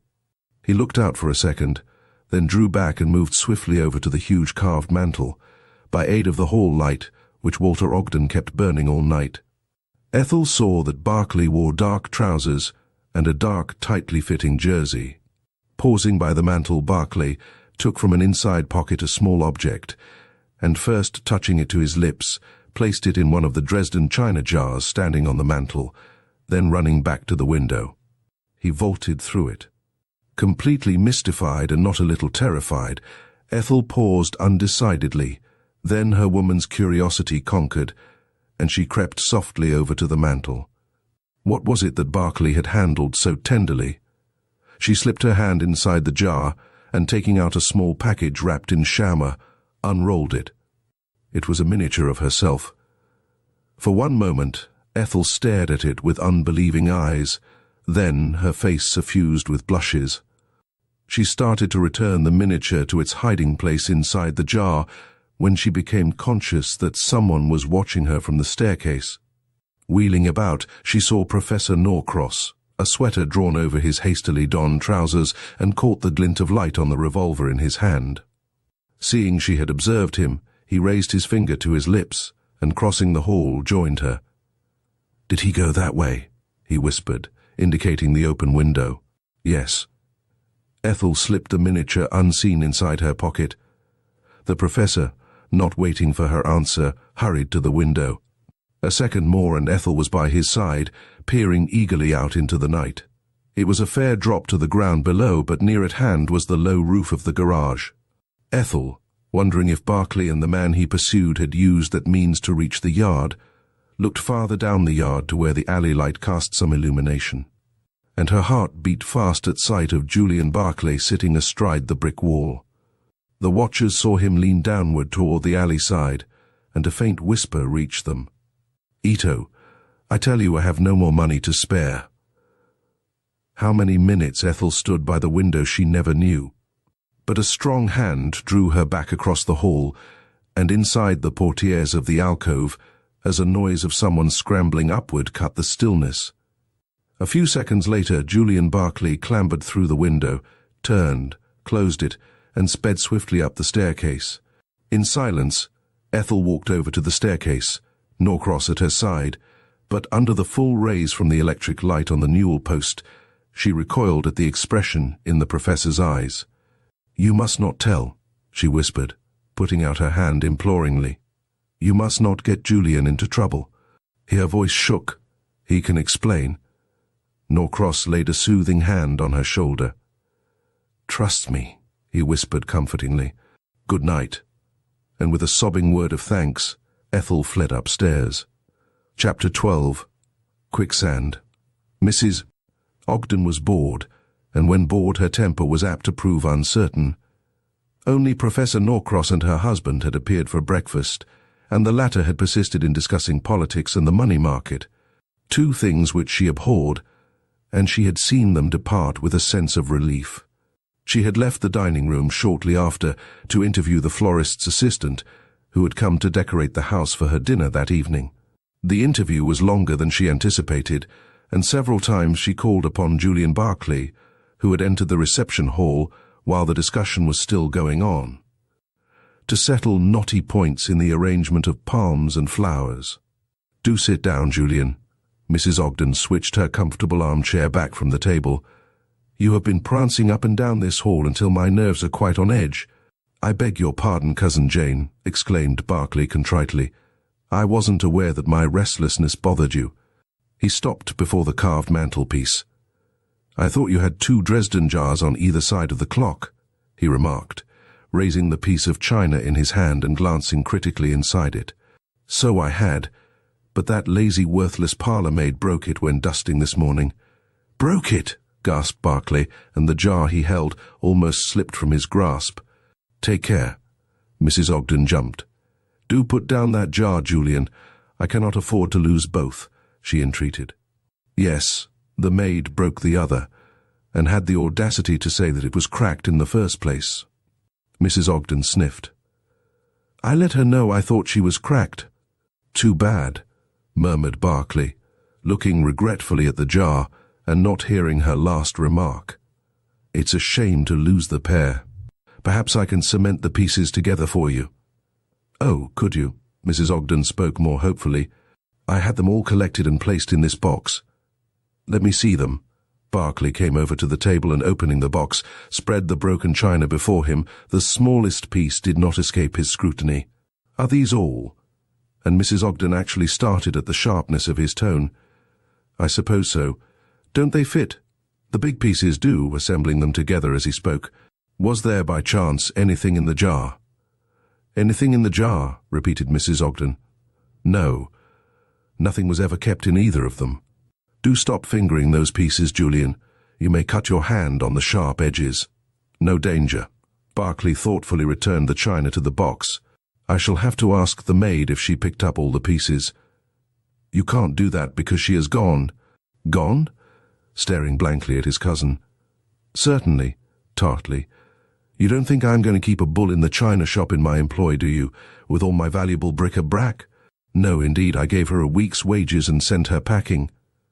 Barclay replaced the cover on the box before speaking again. "I can't blame you for firing her," he said.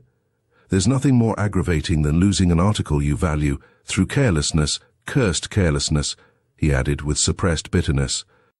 And Mrs. Ogden stared at him in surprise.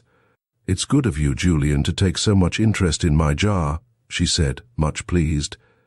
"And sometime when you are not busy, if you will stick the jar together." "Surely, surely," he broke in. "Could you give me the girl's full name and address? Cousin Jane, she—" "Don't tell me she has stolen something from you," exclaimed Mrs. Ogden, interrupting in her turn. "No, no," Barclay moved restlessly. "Quite the contrary, she laundered some handkerchiefs for me, and I'd like to send her a tip." "Very thoughtful of you," commented Mrs. Ogden dryly. "She can take that tip out in my broken jar." Rose was a better laundress than a parlour-maid, although Mrs. Leonard McLean gave her an excellent reference. "Don't you want any breakfast?" "Breakfast? Have you had yours?" "Ages ago," and her tone implied the feeling of virtuous satisfaction which accompanies early rising. "Run along into the dining room, Julian. You must be starved. Why, it's nearly 10 o'clock. "I'm not hungry," protested Barclay, turning nevertheless toward the entrance to the dining room. "Coming this way, Cousin Jane?" "No, I'm going upstairs." And gathering her belongings together, Mrs. Ogden departed. Barclay found the dining room deserted and half-heartedly ate the tempting dishes set before him. Inquiry from the butler had elicited the news that Walter Ogden and Professor Norcross had breakfasted and gone downtown some time before. "Has Miss Ogden been down?" he finally asked the butler, who hovered behind his chair. "No, sir. She is after breakfasting in her room." "Another muffin, sir?" Holding the bread plate coaxingly before him. Barclay was a favourite with the servants. "No more, thanks." Barclay pushed back his plate. "Has Rose, the parlour-maid, left the house yet?" "Yes, sir. I saw her go over an hour ago, sir." "Can you tell me her full name and address?" "Rose O'Day, sir. She went direct to the station, sir, and I understood her to say she was going to her home in New York, but I don't know her exact address. I'll ax the cook, sir, if you wish." "Do so." And Barclay, picking up the morning paper left by Ogden, listlessly read its contents. Charles was back in a short time. She lives somewhere in Cohoes, near Troy, New York, but the cook doesn't know her house address. Thanks. Barclay, concealing his disappointment, slipped a tip in Charles's ready hand. Is luncheon to be at the usual hour? Half an hour earlier, Charles started to clear the table as Barclay rose. Mrs. Ogden has engaged extra help for the dinner tonight, and I have to show them the silver and things, I hope the new servants all come highly recommended, remarked Barclay, with sarcastic emphasis which the man-servant never saw. Mrs. Ogden's handsome silver and jewels would be a temptation, a grave temptation to thieves. Yes, The butler looked considerably startled. The extra footman come from the caterer, Will you take the paper, No, I've read it. And stuffing his hands in his pockets, Barclay left the room. In the hall he went direct to the mantel and stared dully at the remaining Dresden jar. Inwardly, he anathematized the absent-mindedness which had cost him the loss of his most precious possession. Had Rose, the parlour-maid, seen Ethel's miniature before she broke the china jar, and stolen it, or had the miniature also been destroyed in the fall? The latter hardly seemed likely, for he had found no trace of broken glass or ivory among the china. She might have accidentally broken the miniature and stolen the gold case, but even then there would have been some ivory or glass picked up in the debris. Barclay sighed heavily. Undoubtedly the girl had stolen the miniature, for what reason he could not imagine, and his best plan was to go to Cohoes and try and find her. On his way to his bedroom, Barclay paused in front of Walter Ogden's den and listened. Had Ethel taken up her customary post in the den? The tinkle of the telephone bell sounded behind the closed door, and he heard her voice answering the call. A great yearning to see her swept over him, and he raised his hand to knock at the closed door, but the muscles contracted at a sudden thought, and his knuckles touched the mahogany so lightly that no sound followed the contact. With a gesture of despair, he continued his way down the corridor. Barclay's presence outside the door had not gone undetected. Ethel, one hand resting on the desk, waited breathlessly as his familiar footsteps sounded down the corridor and stopped before the den. Would he come in? Her sad eyes brightened at the thought. Instinctively she answered the telephone's abrupt summons, and as she received the central's apologetic, "Wrong number, excuse me, please." She heard Barclay's receding footsteps and turned wearily back to her work. As the morning wore on, her attention wandered, and throwing down her pen in despair, she took from the top drawer of her typewriting desk a small object, and removing the chamois, looked at her miniature. All through the sleepless night, when her tired brain refused to refute or accept the evidence of Julian Barclay's complicity in the poisoning of Dwight Tillman, and agonizing sobs shook her, the touch of the miniature under her pillow had brought a ray of comfort. Julian Barclay had treasured her miniature, had kissed it. Ethel had slipped the miniature out of its chamois covering and fallen into fitful slumber, holding it against her white cheek. Ethel took a magnifying glass out of her drawer and examined the miniature. It was an exquisite piece of workmanship, and the likeness extraordinary. Her wonder grew. She had known Julian Barclay a little over 2 weeks. It hardly seemed possible that the miniature could have been painted and framed in that time.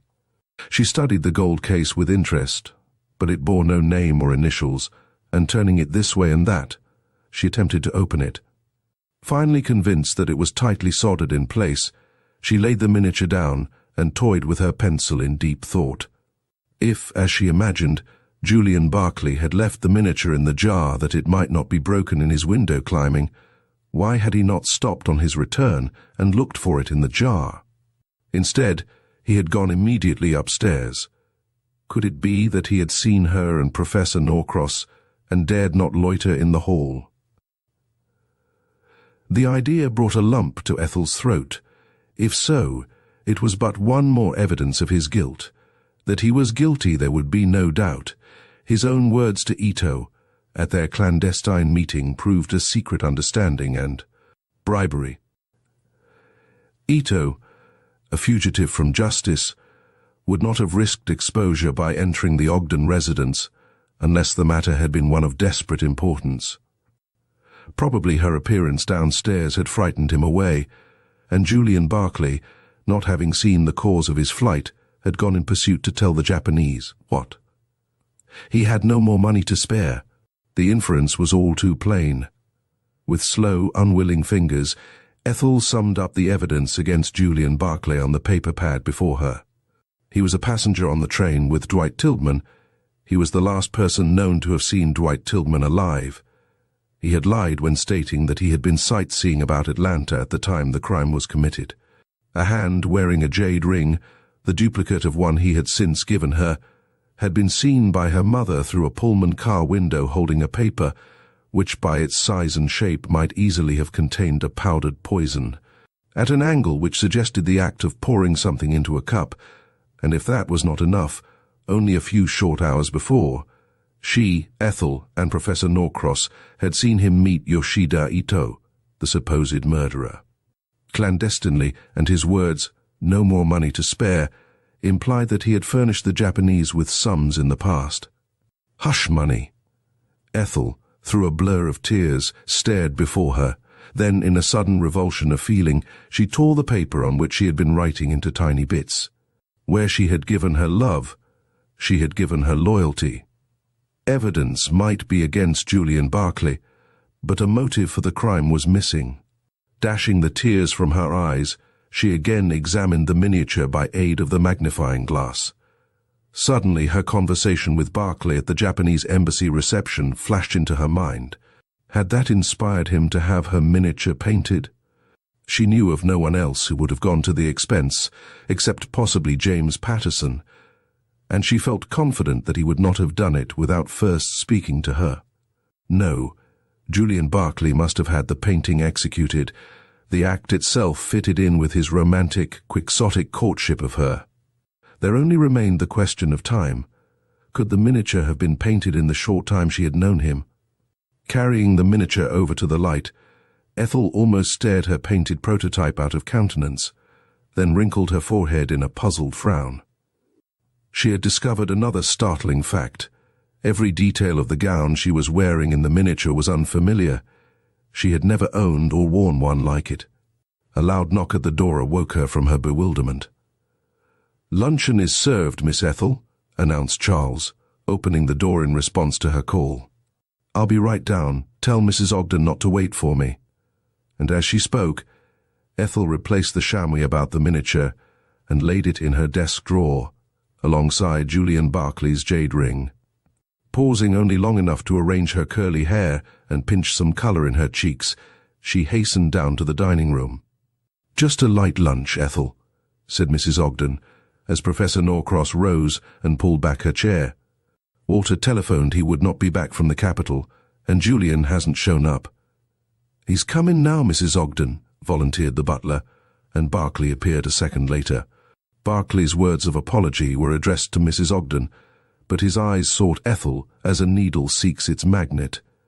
The dining room was not well lighted, and he failed to catch her expression as she returned his greeting.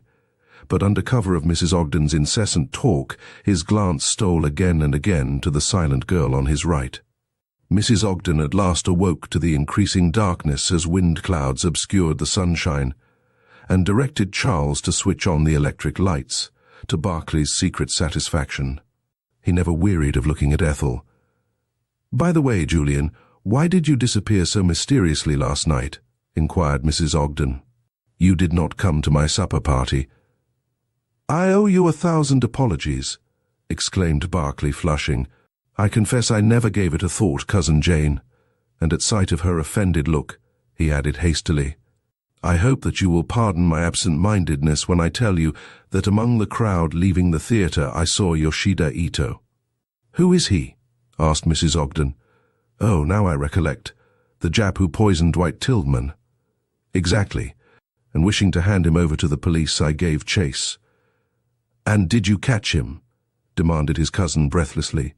"No, worse luck. He eluded me in the crowd and disappeared in the direction of the mall." "Did you find any further trace of the Jap?" inquired Ethel, breaking her long silence. and her voice sounded unnatural in her own ears. "No." Barclay moved a tall glass compote containing nuts so that he could look directly at her. "No. I wandered about that part of the city, questioned the policeman on duty there, and came home. Do you know, Cousin Jane," helping himself to a walnut, "that you had a burglar here last night?" "What?" Mrs. Ogden's fork fell with a clatter into her plate, and her usually rosy cheeks turned pale. "Fact."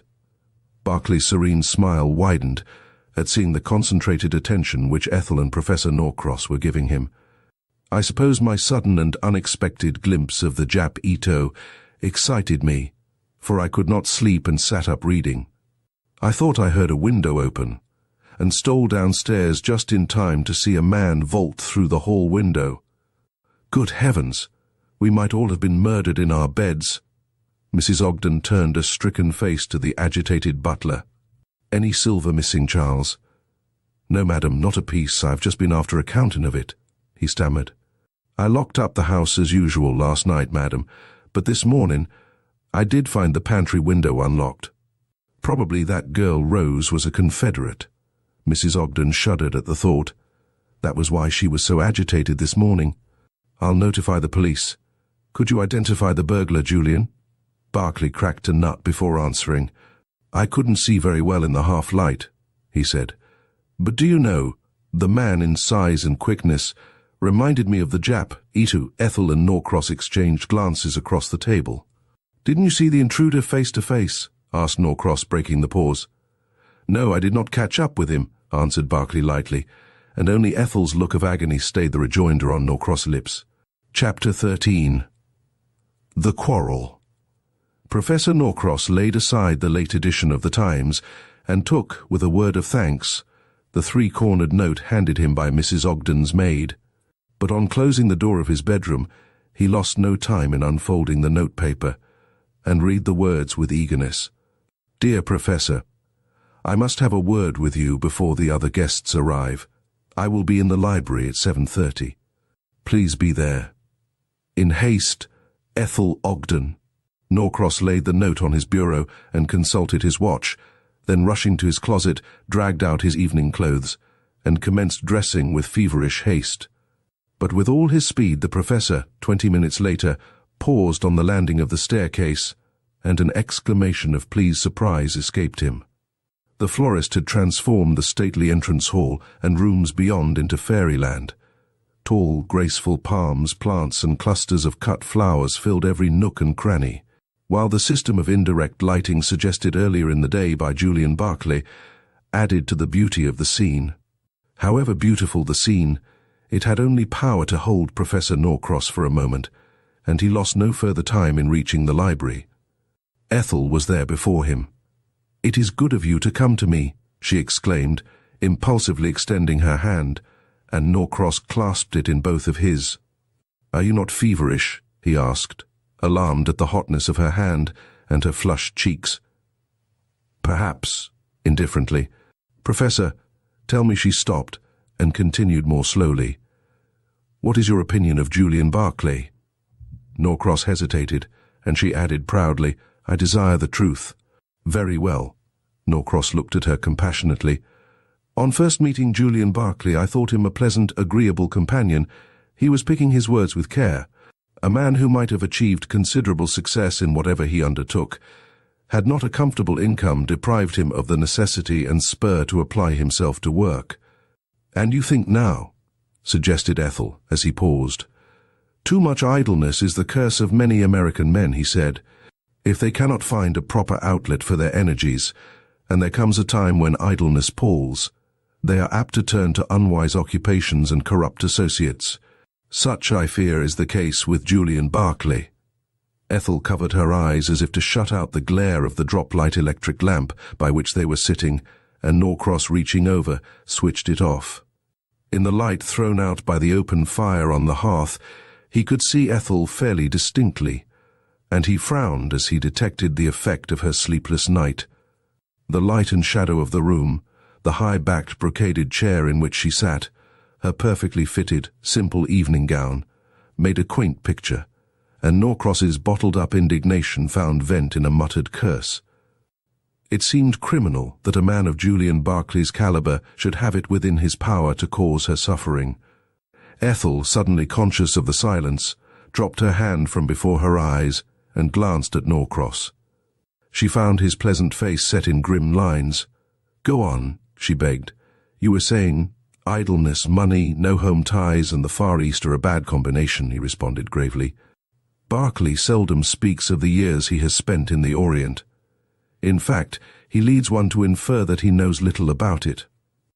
That first prejudiced me against him, for I had heard—" He did not finish his sentence. "You had heard," prompted Ethel. "I had a letter from Dr. Shively recently calling my attention to the fact that Barclay, in his deposition to the coroner here and read at the inquest on Tillman in Atlanta, omitted all mention of his whereabouts at the time Tillman was poisoned. As every passenger even remotely connected with the affair proved his alibi, Barclay's omission was surprising." "But he said last night that he was sightseeing," interposed Ethel, in a vain endeavor to combat what reason told her was the truth. "Neither Shively or I caught a glimpse of him about the station," said Norcross gravely. "And Shively writes that he has questioned many of the passengers, porters, and railroad officials at Atlanta and All-State. They did not see a man answering his description. Until Shively's letter arrived, I have thought the Jap Ito guilty. But now, after last night—" He paused and contemplated her thoughtfully. "I am forced to believe that Julian Barclay must be involved in the crime also." Ethel shaded her face with her hand. "Your reasons?" she demanded. "We both saw him talking to Ito last night." Mr. Barclay admitted at luncheon that he had found Ito here. Ethel was dogged in her determination to exonerate Barclay. "True, but when I asked him if he had not come face to face with the Jap, he denied it. And you and I saw him talking with the Jap, and his words, 'Ito, I have no more money to spare,' bear but one interpretation." Norcross laid his hand on hers. "Miss Ogden, I am hurting you cruelly. It grieves me to inflict pain." Ethel smiled bravely, but as she met the sympathy in his kind eyes, her own brimmed over. She dashed the tears impatiently away. "It is better that I face the situation," she said. "Why did Julian bring up the subject of the burglar at luncheon? Why mention the Jap at all?" "Because," Norcross lowered his voice, "I believe he knew we were watching him." "Oh!" Ethel's thoughts flew to her miniature. Barclay had not stopped to get it on returning from the interview with the Jap, and he had not inquired for it since. He must have seen her that night, and supposed she had taken it. "Barclay was clever enough to take the bull by the horns," added Norcross. "He forestalled all questions by announcing that he was chasing a burglar, a meritorious act. To others, it will be a perfectly valid excuse for his appearance in the hall at that hour. But unfortunately for him, we looked out of the window." Norcross moved his chair closer. "Had you seen Barclay before luncheon?" "No, nor had I," thoughtfully. Then he chose the first opportunity to tell us in each other's presence of his pursuit of the so-called burglar. Ethel contemplated Norcross in despair. He was weaving a web about Barclay, which even her loyalty could not ignore. "Had Mr. Barclay known Dwight Tillman for a long time?" she asked. "No. I believe they met for the first time the night before Tillman's death." Ethel brightened. "Then, if they were virtually strangers, there could be no motive for the crime." Norcross did not answer at once, and when he finally spoke it was with reluctance. "We played poker that night on the train, and Dwight Tillman won a large sum of money from Barclay. And yet when Tillman's personal belongings and baggage were examined after his death, the money was missing." Vaguely Ethel grasped his meaning. "No, I don't believe it," she cried. "It was no sordid crime, and if that is the only motive imputed to Julian for the murder of Tillman, I'll not believe him guilty." Norcross moved uncomfortably. "I hope that time will prove you right," he said. "It may be that Barclay knew this Ito in the Orient, and the Jap is blackmailing him for some past indiscretion, which has nothing to do with Tillman's death." "I believe you are right." Ethel drew a long breath. Hope had returned to her. She sprang to her feet. "How can I thank you?" "By getting back your old gay smile," he exclaimed, coloring. and speaking lightly to conceal his emotion. "There, that's better," as Ethel flashed him a grateful look and a smile. "I hope you will always come to me to solve your problems." I will," she promised fervently. "I want to speak to you about a—" The entrance of Walter Ogden interrupted her. "I've been looking all over for you, Norcross," he said, not seeing Ethel, who had retired to one of the windows as he came in the doorway. "Jane wants you in the dining room. Something is wrong with the decorations, and she thinks you can advise her." "Surely, I will come at once. Will you excuse me, Miss Ogden?" Bowing toward Ethel, and Ogden wheeled about. "I didn't know you were downstairs, Ethel," he exclaimed. "Coming with us?" holding back the portieres as he spoke. "Not just this minute." Ethel stepped inside one of the deep window recesses. "I want to cool off." "Cool off?" Ogden's voice expressed his astonishment. "All right," and he followed Professor Norcross with somewhat mixed feelings. Had he interrupted a flirtation? A flirtation with the professor? Ogden had some difficulty suppressing a chuckle. Ethel had spoken on the impulse of the moment. She wanted to be by herself. Norcross had given her food for thought. Blackmail. Ah, that would explain Barclay's surprising interview with the Jap. What more likely than that Ito, a fugitive from justice, had applied to Barclay for funds with which to escape from the country? He probably had bled Barclay before. As for the indiscretion, if Barclay had remained any time in the East, he might have become involved in some political entanglement. Pulling the catch of the leaded glass window, which opened inward, Ethel peeped outside. The cold air was refreshing, and she filled her lungs with it. A wide balcony ran by the window, and leaning farther out, Ethel was startled at seeing a man standing at the end overlooking the street. He moved slightly, and by the light shining through the drawing-room windows, Ethel recognized Barclay. Quickly she drew back into the library and closed the window. Barclay might have heard the faint noise the window catch made falling into place. But his attention was centered on James Patterson, who stood at the corner just under the arc light, talking to a man. They were too far away for Barclay to distinguish a word of their conversation, but that it was animated Patterson's gestures indicated. At last Patterson moved toward the Ogden residence, and his companion lifted his hat in farewell, and the arc light fell full upon Yoshida Ito. Dumbfounded, Barclay continued to stare at the little Japanese, and before he had collected his wits, Ito had disappeared. He was not so much surprised at the Jap's unexpected appearance, but to find him in Patterson's company took his breath away.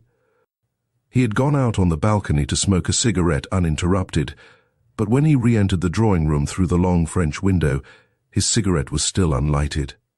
Barclay found the drawing-room deserted, and he was about to go into the library when the entrance of James Patterson stopped him. The two men stared at each other for a prolonged moment. "This is better luck than I expected," said Patterson. "I have wanted to see you alone for some time." "Your ambition might have been attained before, if you had let me know you wished to see me," replied Barclay sarcastically, and Patterson stiffened. "I'm not so sure of that," he rejoined swiftly.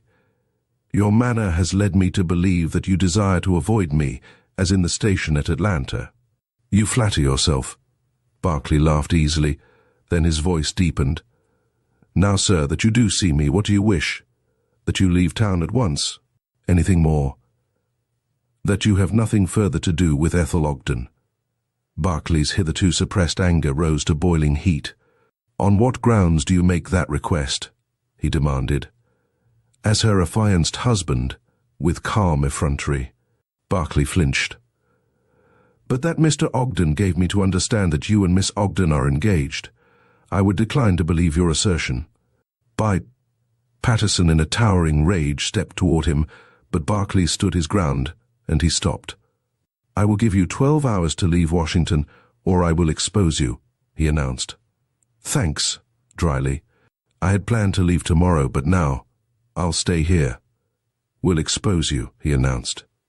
Patterson's smile was far from pleasant. "Bravado will not help you," he snarled, raising his voice. "I shall go the limit to protect Miss Ogden and Washington society from the attention of— Miss Ogden can take care of herself. announced a clear voice behind them, and the two men swung about and confronted Ethel. "I must ask you to leave, Ethel," broke in Patterson hastily, before Barclay could speak. "I will not," and she stepped nearer. "I have only just come in." "What were you quarrelling about, Mr. Barclay?" "A matter of no moment," he answered. A political discussion." Ethel looked at him closely. "Thank you," she murmured, and her warm, bright smile almost broke down his composure. Ethel's manner to Barclay had not been lost on Patterson, and it fanned his jealousy to a white heat. "Let's have done with lies," he began roughly. "This man is not a fit associate for you, Ethel." "Wait!" Ethel laid a restraining hand on Barclay's arm as he stepped toward Patterson, and he thrilled at her touch. Ethel faced Patterson. "I will have you understand, James Patterson, that I choose my own friends, and I consider Mr. Barclay worthy of my friendship." Impulsively, Barclay raised the little hand on his arm and kissed it passionately. "God bless you," he murmured, and she crimsoned as the whisper reached her. "Ethel, Ethel," Patterson threw out his hand beseechingly, "you are totally ignorant of Barclay's true character. No, you've got to listen to me," as she drew back, or if not to me catching sight of Dr. Leonard McLean, who had just stepped inside the drawing room. "Then you must hear Dr. McLean. McLean, who is this man?" pointing to Barclay, who had grown deadly white. Only Ethel heard Barclay's sharply drawn breath as he stood tranquilly waiting. McLean advanced, bowed to Ethel, and then paused in front of the group. "Barclay, is it not?" he asked courteously, and held out his hand. Chapter 14. A Startling Interruption. Walter Ogden's glance roved around the dinner table as he kept up a brisk conversation with his right-hand neighbor, and a sense of triumph replaced his concealed anxiety. The dinner was unquestionably a success, in point of service, decorations, appointments, and the social standing of the guests. Ogden's contact with the world had taught him not only the value of money, but when to spend it with the best results. He practiced his creed, dollar diplomacy, at home as well as abroad. His wife's success deserved reward, he mentally decided, and picked out a diamond-studded wristwatch, at which Mrs. Ogden had cast longing eyes when in the jeweler's 2 days before. Mrs. Ogden, seated between a South American ambassador and a high dignitary of the church who had recently come to Washington, helped herself to the salad with a distinct feeling of elation. The dinner had moved smoothly, no lull in the conversation, no contretemps such as anxious hostesses feel even to their fingertips, had marred the pleasure of the evening, and it had not opened auspiciously. On returning from the dining room with Professor Norcross after rearranging the decorations, she had found Lois McLean standing in the hall, and together they had walked into the drawing room and into a tableau. No other word in Mrs. Ogden's vocabulary fitted the situation. Patterson's ill-suppressed fury, Ethel's flushed cheeks, Dr. McLean's suave manner, and Barclay's sparkling eyes and air of elation, all indicated a scene.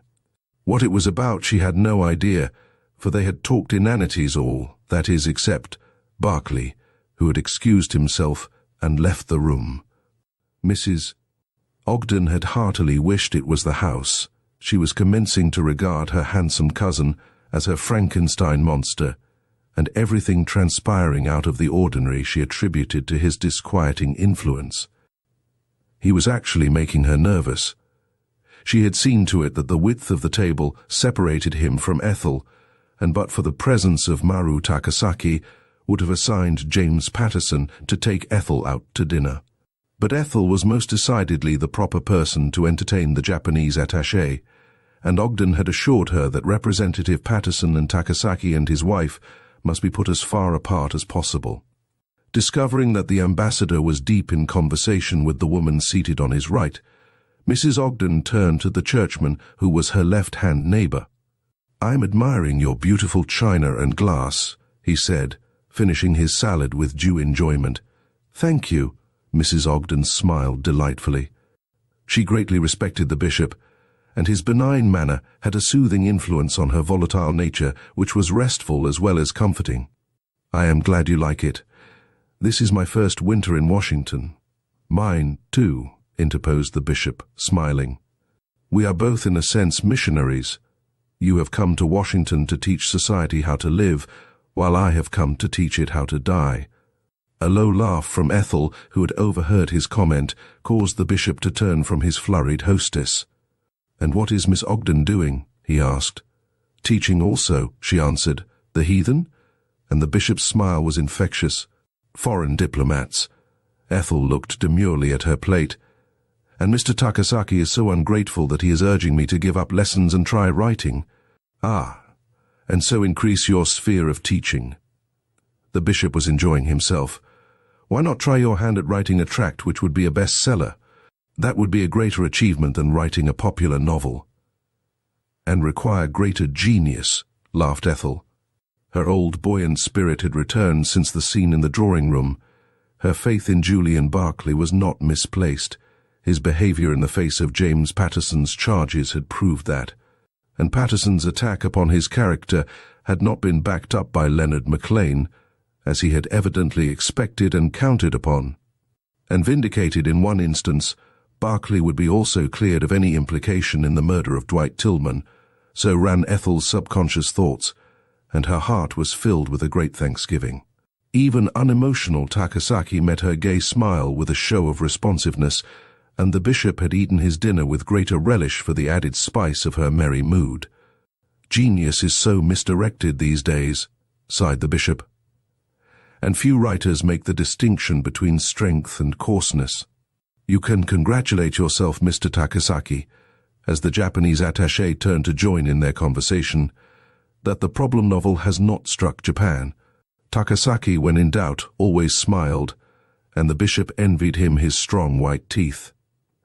"Tsunetomo Ito is our great national political writer," he said. "He solves all what you call problems on paper." "I forgot your problems are mainly political," responded the bishop, concealing a smile. "Ours, alas, embrace the home. What did you say, Mrs. Ogden?"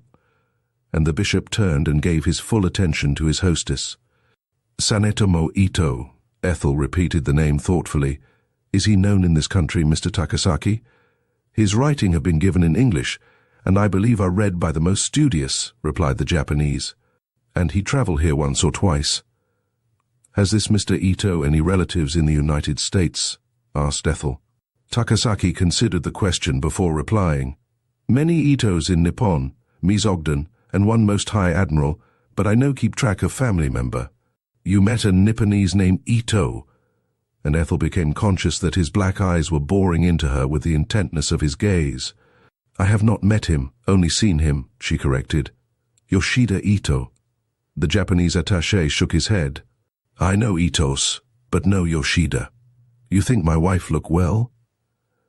And by his manner, Ethel knew that the topic of Yoshida Ito was to be taboo between them.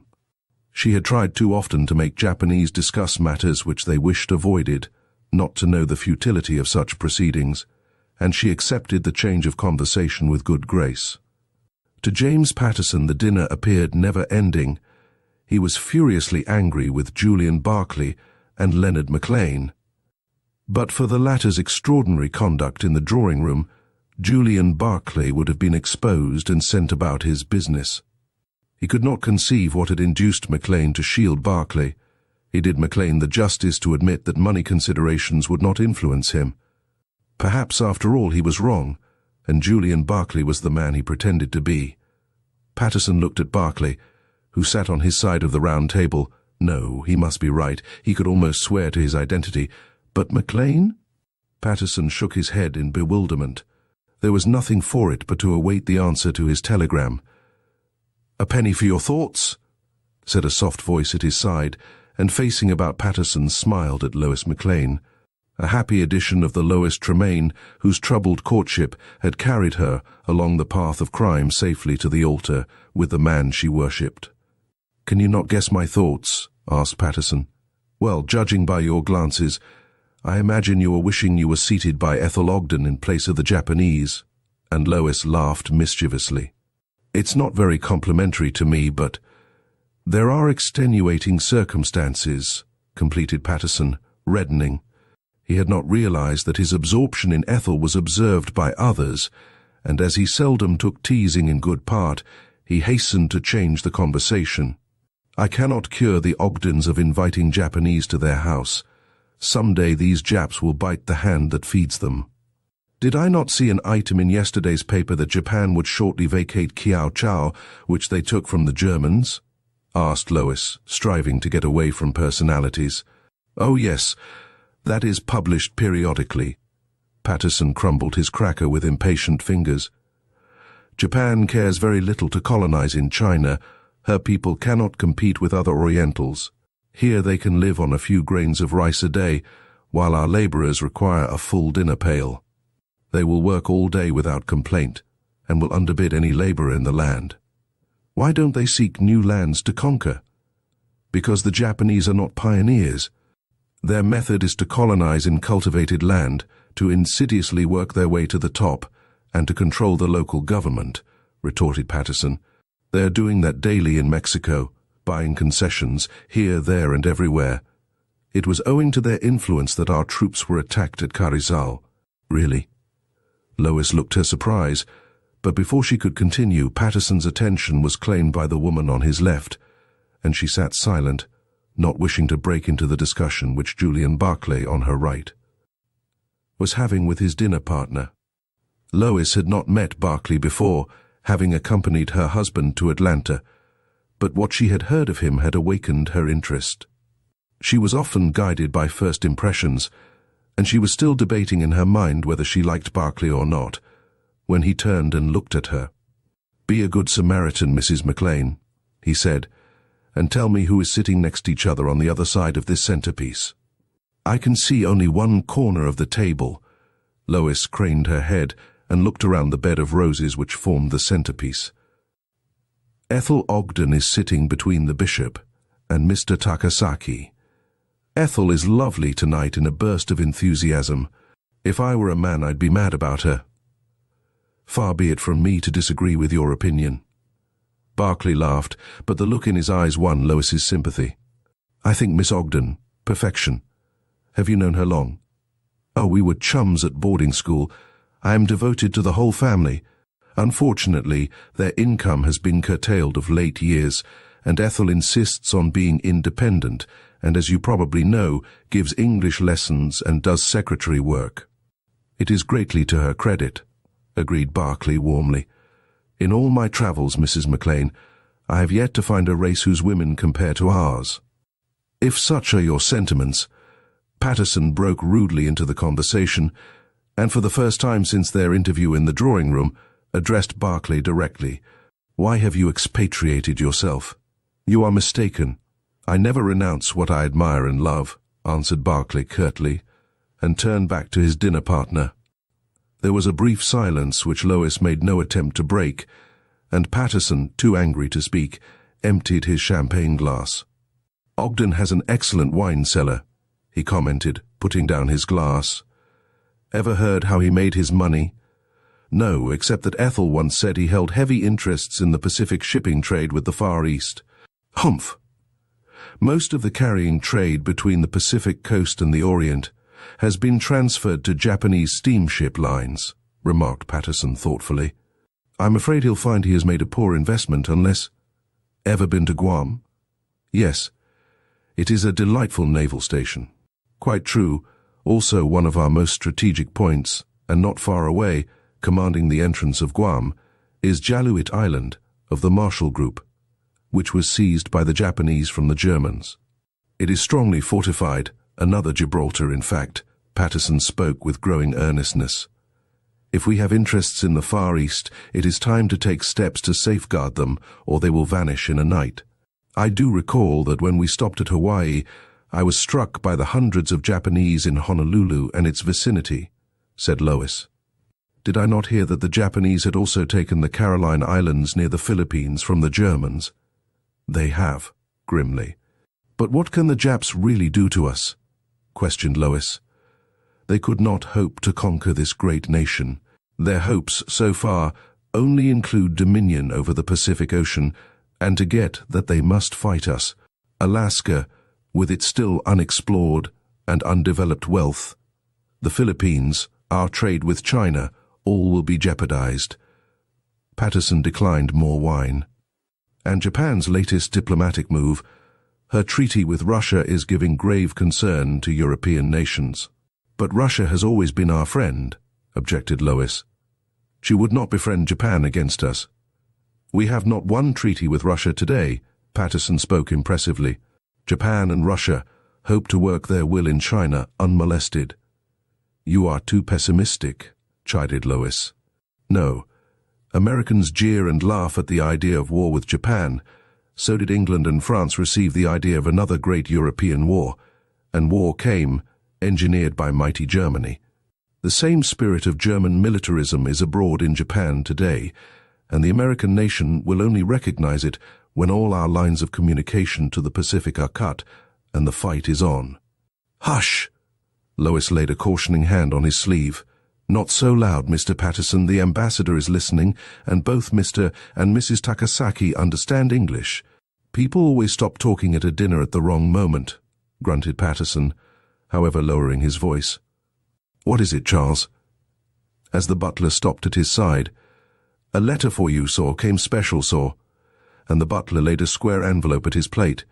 Will you pardon me, Mrs. McLean? Patterson took up the envelope and slit the flap with his fruit knife. I asked my secretary to send on anything important, as I am expecting. As he spoke, he jerked at the contents of the envelope, which gave all at once, and a photograph, face up, shot into Lois's lap. Finding but a slippery resting place on her silk gown, it would have continued its flight to the floor, but Barclay's hand retrieved it. Yours?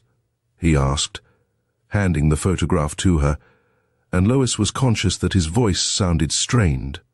No, it belongs to Mr. Patterson. Lois turned to hand it to its owner and was startled by his expression. Patterson took the photograph mechanically. Smell anything? He demanded, and Lois drew in a long breath. Good heavens, she ejaculated. It is fire! Wheeling spasmodically about, Julian Barclay caught a glimpse of Yoshida Ito's yellow face peering out from inside the portieres. And again the cry rang out. Fire! Chapter 15. The Fatal Request. There was a breathless pause as host and guests alike sat stupefied. In the pantry, frightened servants echoed the cry of fire, while from outside came the hoarse shouts of men, the clang of fire bells, the rush and roar of the arriving engines. Swiftly the spell in the dining room was broken, and bounding to their feet, men and women crowded about Ogden. Who closed these folding doors? Stormed Ogden, tearing apart the portiere and tugging at the doors concealed behind them. My God! He fell back as a volume of smoke drifted through the hall door thrown open by one of the guests. The electric lights in the hall beyond resembled glowworms in the smoky atmosphere, and the men hesitated for a second. The smoke is coming downward, cried Barclay. The fire must be upstairs. And darting across the broad hall, he made for the front door, on which blows resounded, and tore it open. Enraged firemen, axes and chemical apparatus in hand. Fire's on the second floor, shouted the foremost fireman. Get everyone out on the sidewalk, catching sight of the frightened women streaming into the hall. Don't stop for your wraps, warned Patterson, grasping Mrs. Ogden and Ethel and hurrying them out of doors. McLean, one hand on Lois, and the other steering little Madame Takasaki, was at their heels. Professor Norcross followed with the bishop's wife, while the bishop, no show of haste in his calm demeanor, assisted the ambassador's wife and two other guests to pilot their way down the front steps. Takasaki, seeing his wife and the other women were safely in the street, turned back and stood with Walter Ogden in the hall. Outside the house, ladders had been placed, and a stream of water turned on the windows through which flames were bursting. Oh, Mrs. Ogden clutched Ethel. I do believe the fire's in the den. Spreading and you may be injured. The den? Ethel studied the position of the flaming windows, and in the glare recognized the outlines of familiar furniture inside the burning room. With a smothered exclamation, she started toward the front door, but at the bottom step, Professor Norcross laid a detaining hand on her scarf, which floated loose as she continued upward. James Patterson caught up to her in the hall. "Go back, Ethel," he commanded. "The fire is spreading and you may be injured." "I won't," she panted. "Let go, Jim." "There is something I must get out of the top drawer of my typewriting desk. It stands by the door leading into Walter Ogden's bedroom. The fire is in the other part of the room. I can reach my desk." "I'll go for you," noting her agonized expression. "What is it you want out of your desk?" "My miniature and a ring," she blurted out, and would have followed Patterson, but a strong hand pushed her back from the staircase. "Please leave, lady," exclaimed one of the firemen, and Ethel, turning reluctantly, protestingly away, saw Patterson bounding up the staircase. A second more, and he was lost to sight in the dense smoke. On the third floor, Julian Barclay hurried swiftly from room to room, peering into closets, under beds, then upward through the servants' quarters to the attic. But his search was unavailing. Yoshida Ito had vanished into thin air. Reluctantly, he gave up his search and paused on the landing of the third-floor stairs to glance out of the window. In the lurid glare of firelight, he made out the group of shivering women standing well back in the crowd, which grows, Aladdin-like, at the cry of fire. From the dense volume of smoke rolling through the hall beneath, and the added glare in the street, he judged the firemen had not gained control as quickly as he had imagined they would when first starting on his search for the Japanese. Barclay continued his way down the staircase with added haste. He had no desire to be caught in a fire trap. The dense smoke ahead drifted aside for a moment, and he caught sight of a man advancing half-crouching near the still-lighted electric hall lamp. Barclay crooked his finger on the trigger of his revolver and measured the distance. Outside in the street, the imperative clang of the gong on a speeding automobile scattered the ever-increasing crowd. The fire chief had arrived. His appearance in the house was hailed by the crack of a shot, followed by another and another. The firemen in the second story gave back. Bullets were whistling uncomfortably near. "Good God!" Walter Ogden, upstairs with the fireman, turned a ghastly face to the shadowy form nearest him. "The boxes of cartridges which I kept in my desk have ignited."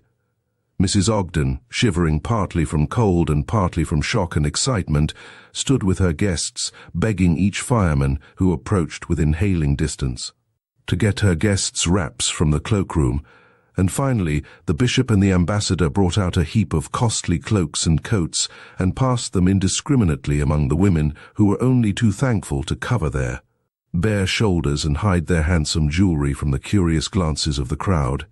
Firemen had gained admission to the house next door to the Ogdens, and from windows overlooking the fire poured a stream of water into the burning rooms, for the fire had spread to Mrs. Ogden's bedroom. Bullets zipping by their ears caused the firemen to drop their hose in consternation, and the men on the ladders likewise ducked out of range. "Are we to burn up entirely?" groaned Mrs. Ogden. "My beautiful things! Oh, what's that?" And she clutched Ethel despairingly. "Are they shooting each other in the house?" Ethel listened to the fusillade in horrified silence, while straining her eyes to catch a glimpse of James Patterson among the men clustered in the Ogdens' entrance hall. He had had plenty of time to secure her miniature and ring and return. Fear chilled her at the thought that he might have been overcome by the smoke. Why had she let him go? She should have recollected that her desk was of metal and supposedly fireproof.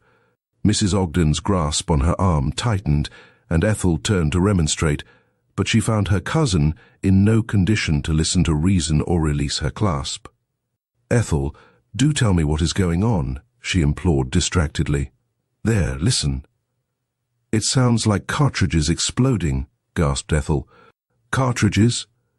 Mrs. Ogden forgot everything in sudden fury. "Walter left 2 boxes of them in his desk. Oh, the rascal, the fool." "Hush!" Professor Norcross shook her roughly. "I came out to tell you, Mrs. Ogden, that the fire is almost under control, and as soon as the cartridges are all discharged, the firemen will get into the room. There, they are resuming work now." The professor proved a true prophet. With the arrival of another engine and the additional force of water, the firemen stamped out the last spark of fire. Mrs. Ogden and her guests again gathered in her drawing room, and the crowded street was once more empty, the spectators drifting away in the wake of the departing firemen, a few of whom remained behind. The rooms and corridors of the house were still filled with smoke, when Leonard McLean, his eyes smarting, stopped to fling open first one window and then another as he made his way through the house. Turning from the back stairs into the front corridor on the second floor, he stopped abruptly at sight of Julian Barclay bending over a figure stretched on the floor. Barclay lifted a relieved face as McLean touched him on the shoulder. "I've just found James Patterson," he said. "I fear he is overcome by the smoke," rising to make place for the surgeon. "Is the fire out?" McLean did not answer at once, his skillful fingers making swift examination, and his expression grew grimmer and more grim. "The fire is out," he announced, in answer to Barclay's repeated question, and slipping one hand under the recumbent man turned him over. "And Jim Patterson is dead," he added, pointing to a small hole through which blood was ebbing slowly. Midnight was long past when Julian Barclay reached his bedroom. He carefully locked the door behind him and drew down the blinds to his windows, then stopped before his mirror.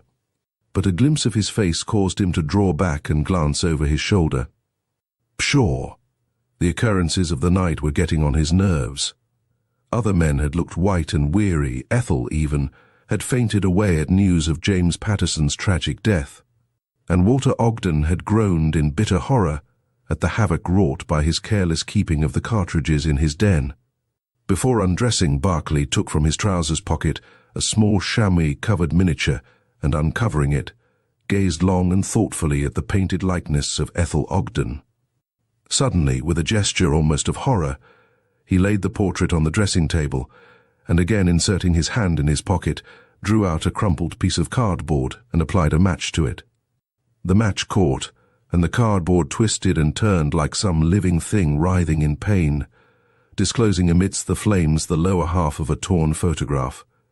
Chapter 16. The Inquest. At the sound of advancing footsteps, Mrs. Ogden dropped her newspaper with a faint scream. Her nervous system had not recovered from the shock of the night before.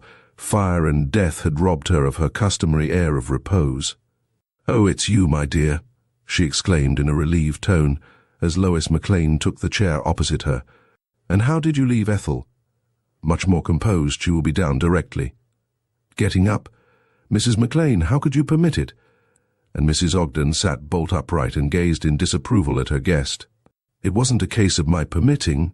Ethel had made up her mind to dress and come downstairs, and nothing I could say would dissuade her," responded Lois. She glanced curiously about the drawing room. "Did the water do much damage?" "Did it?" Mrs. Ogden's intonation was eloquent, but she was too intent on gathering information to be switched to another topic, no matter how interesting it might be. "Do pull your chair closer, Mrs. McLean. I never can talk to people at arm's length. Tell me, don't you think Ethel is terribly broken up over Jim Patterson's death?" "I think it was a frightful shock to her," admitted Lois. It seemed so unnecessary." Mrs. Ogden squirmed in her chair. "My husband walked the floor all night, completely cut up over the result of his carelessness in leaving the cartridges in his desk.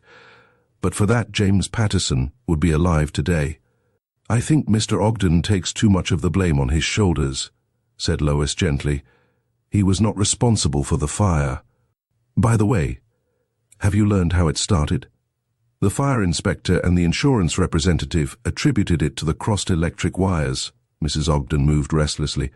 "But they are to make a more thorough investigation. Will you have some tea?" Stretching out her hand toward the bell. "No, thanks," Lois spoke somewhat hastily. "Dr. McLean will be here very soon to see Ethel, and I must not keep him waiting when he is ready to leave. Your husband was so kind last night." Mrs. Ogden spoke with genuine feeling. "I don't know how I could have gotten on without him. He attended to everything, even to interviewing the reporters, and I'm sure that's why they are not more sensational in their accounts of the fire and poor Jim Patterson's death. Leonard was glad to do anything that he could for you, Mrs. Ogden." Leaning forward, Lois took the older woman's hand and stroked it gently. Shock and anxiety had left their mark on Mrs. Ogden. Her lips quivered, and she seized Lois's kind hand in a spasmodic grip. "If you only knew all I've been through," she wailed. "Ethel unconscious for so long, and Jim lying there dead. They wouldn't take him up and place him respectably in bed, but must needs leave him lying on the hall floor like something worthless until the coroner came. And then they took him to the morgue, of all places, when he had a large apartment at the Dresden." "But it is the law," Lois whitened. The present tragedy brought back memories of another, in which she had been one of the principal figures not so long since.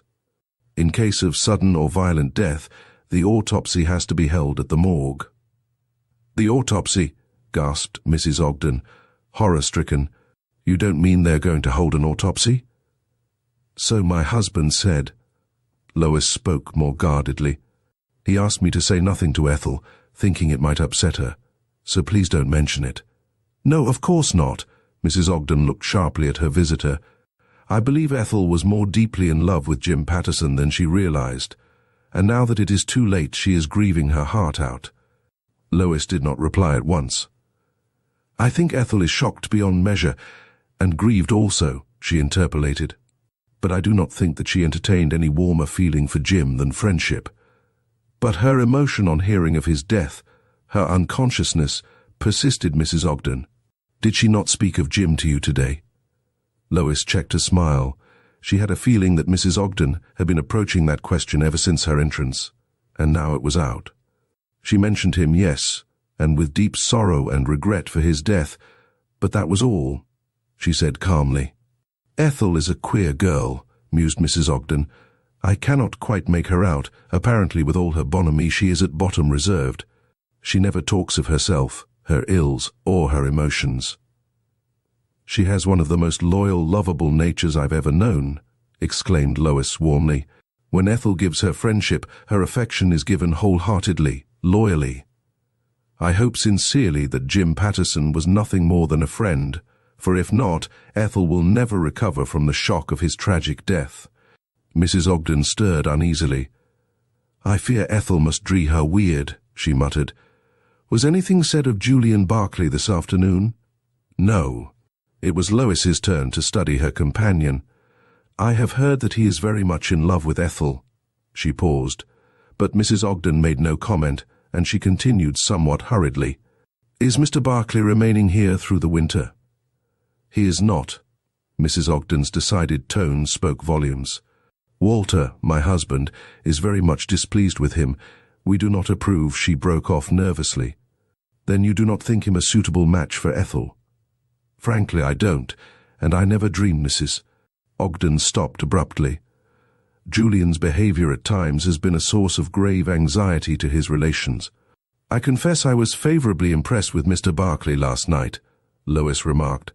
"I am sorry to learn he is eccentric." "Eccentric is hardly the word." Mrs. Ogden's conscience somewhat reproached her for so openly criticizing a relative and a guest in her house, but Julian Barclay was becoming an obsession, and she could not stop talking about him altogether. "He is a bit queer, morbid, and he is most decidedly not the man to make Ethel happy. Their temperaments are too much alike for perfect harmony." What comment, if any, Lois would have made remained unspoken, as Walter Ogden and Professor Norcross joined them. "Walter, do ring for tea," exclaimed Mrs. Ogden after the men had greeted Lois. "Charles should have brought it before now." "We have no time for tea," replied her husband brusquely. "We are all summoned to the inquest on poor Patterson." "What? Now?" And his wife looked at him aghast. "Yes, immediately, so get your wraps. We have to go at once to the morgue. Where's Ethel?" "Here." And turning, they beheld Ethel standing in the doorway. She was but a wraith of the beautiful girl whose joyous spirit had added so materially to the enjoyment of the bishop at the dinner the night before. "Do I understand we are to go to the morgue, Cousin Walter?" "Yes." Ogden's rough tone softened. He was very fond of Ethel. "We won't be there very long." "But why should I go?" asked Ethel. "Well, the coroner wishes to know why Patterson was so foolhardy as to approach the den when the cartridges were exploding, and there was some talk of my having sent him into the den." Ethel turned pale, and Lois, observing her emotion, slipped her arm about her waist. "I did." Ethel paused to control her voice. "And I shall never cease to reproach myself. I virtually killed James Patterson." "My dear Miss Ogden," Professor Norcross turned a shocked face in her direction. "You must not permit yourself to indulge in such morbid fancies." "It was more my fault than yours, Ethel," added Ogden. "I left the cartridges in my desk, and it was only a merciful providence that others were not killed. Now, don't waste further time. Run and get your wraps." Ethel turned to Lois, and the appeal in her eyes was unmistakable. "Won't you come with me?" she whispered. "I will." Lois's hearty response brought comfort to Ethel. "And we can go down in my electric if you don't object, Mrs. Ogden?" "Not at all, not at all," Mrs. Ogden, having summoned her maid a few seconds before, was bustling into the wraps brought her. "Ethel, wrap yourself up warmly. What about your husband?" Suddenly recollecting Dr. McLean, and wheeling on Lois, "Will you leave word for him to join you at the morgue?" "I think he is already there," broke in Ogden impatiently. "Now, Jane, don't keep everyone waiting." And driving his nervous wife and Professor Norcross ahead of him, Ogden made his noisy way to the street, leaving Ethel and Lois to follow more leisurely. The speedier touring car of the Ogdens brought them and Professor Norcross to the morgue some moments before Lois's slower electric brougham put in an appearance, and they waited outside the weather-stained stuccoed building with some impatience. Their arrival, however, was observed from inside the morgue, and Leonard McLean joined them. "The inquest has commenced," he said, and Mrs. Ogden wondered at his constrained manner. "Your name has been called as a witness, Mr. Ogden. I think you had better go in at once." "What about Ethel and Mrs. McLean?" Mrs. Ogden halted on the lower step of the building. "They are coming in your electric." "I will wait for them," volunteered Professor Norcross, and turned back to the cobblestoned pavement which did duty for a sidewalk. The Ogdens, preceded by Leonard McLean, filed through the hall and into the outer room. "This room is reserved for witnesses," observed McLean, pulling forward a chair for Mrs. Ogden. And the men present rose. Ogden recognized among them the fire chief and several of his servants. "Ogden, this is the morgue master," added McLean, as a heavily built man stepped toward them. "Mr. Walter Ogden?" inquired the latter interrogatively. "Then, sir, kindly step into the courtroom with me." He turned back at the door to address the others. "Just sit down, all of you, and your names will be called in due time." And the door closed behind him. Taking but a cursory glance about the courtroom, Ogden followed the morgue master to the witness stand, pausing a moment at the base of the platform to permit the first witness to descend. Ogden, while waiting for the morgue master to administer the oath to tell the truth, the whole truth, and nothing but the truth, gazed curiously at the 6 men composing the jury, who sat upright or lolled back in their chairs, as each man's nature inclined him to take his brief publicity. The morgue master's authoritative voice brought Ogden's attention back to him with a jump, and after taking the oath, he turned to face Coroner Penfield. "Your full name?" demanded the coroner. "Walter Ogden." "How long have you been a resident of Washington?" 5 months. "Have you lived here before this winter, Mr. Ogden?" "I have never rented a house here before this winter," answered Ogden. "But I have made trips to Washington at different seasons for at least 10 years. "Who is the owner of the house you rent?" "Professor Richard Norcross, the naturalist." "He is visiting you?" "Yes." "Was the house in good condition when you took it?" "Oh yes, in excellent condition. No trouble with defective flues or smoking chimneys?" "None." "Have you any idea, Mr. Ogden, how the fire started in your den?" "Not the faintest," replied Ogden frankly. "The fire chief and insurance inspector seemed to think it came from crossed electric wires." Coroner Penfield frowned. "Their testimony will be taken later. Kindly restrict your replies to your own opinions. When did you first discover the fire?" "While at dinner." Ogden's reply was curt. He did not relish rebukes. "Were you dining alone?" "No. My wife and I were giving a dinner." "Mention the names of your guests," directed the coroner, and he glanced down a list, checking off each person as Ogden enumerated them. Then he examined a rough drawing of the Ogden house. Why was it that you did not discover the fire until it had gained such headway? Because the folding doors leading into the hall and also into the drawing room were closed. Would you have detected the fire more quickly if the doors had been open? I think so. The smell of smoke would have warned us. Is it your custom to keep the folding doors closed while you are in the dining room? No, it is not. Could they have been closed without your knowledge, Mr. Ogden? Ogden pondered before answering. I believe so. Heavy portieres were pulled across the doorways, and under cover of the noise occasioned by our talking and the rattle of dishes, the folding doors could have been pushed together without attracting my attention, or being seen by others. But I cannot imagine why a servant should do it unless a guest complained of being cold. With the portiere drawn? Yes. There might be draughts even then, and ladies in evening dress are sometimes sensitive to cold. Ogden's voice was dry, and Penfield frowned. What were cartridges doing in your den, Mr. Ogden? I put 2 boxes in my desk drawer on my return from a hunting trip in Maine last fall. When you found the den was on fire, did you remember the cartridges? No. I had completely forgotten them and only thought of them again when the fire reached the boxes and exploded them. Who first discovered the fire? One of the servants, I believe.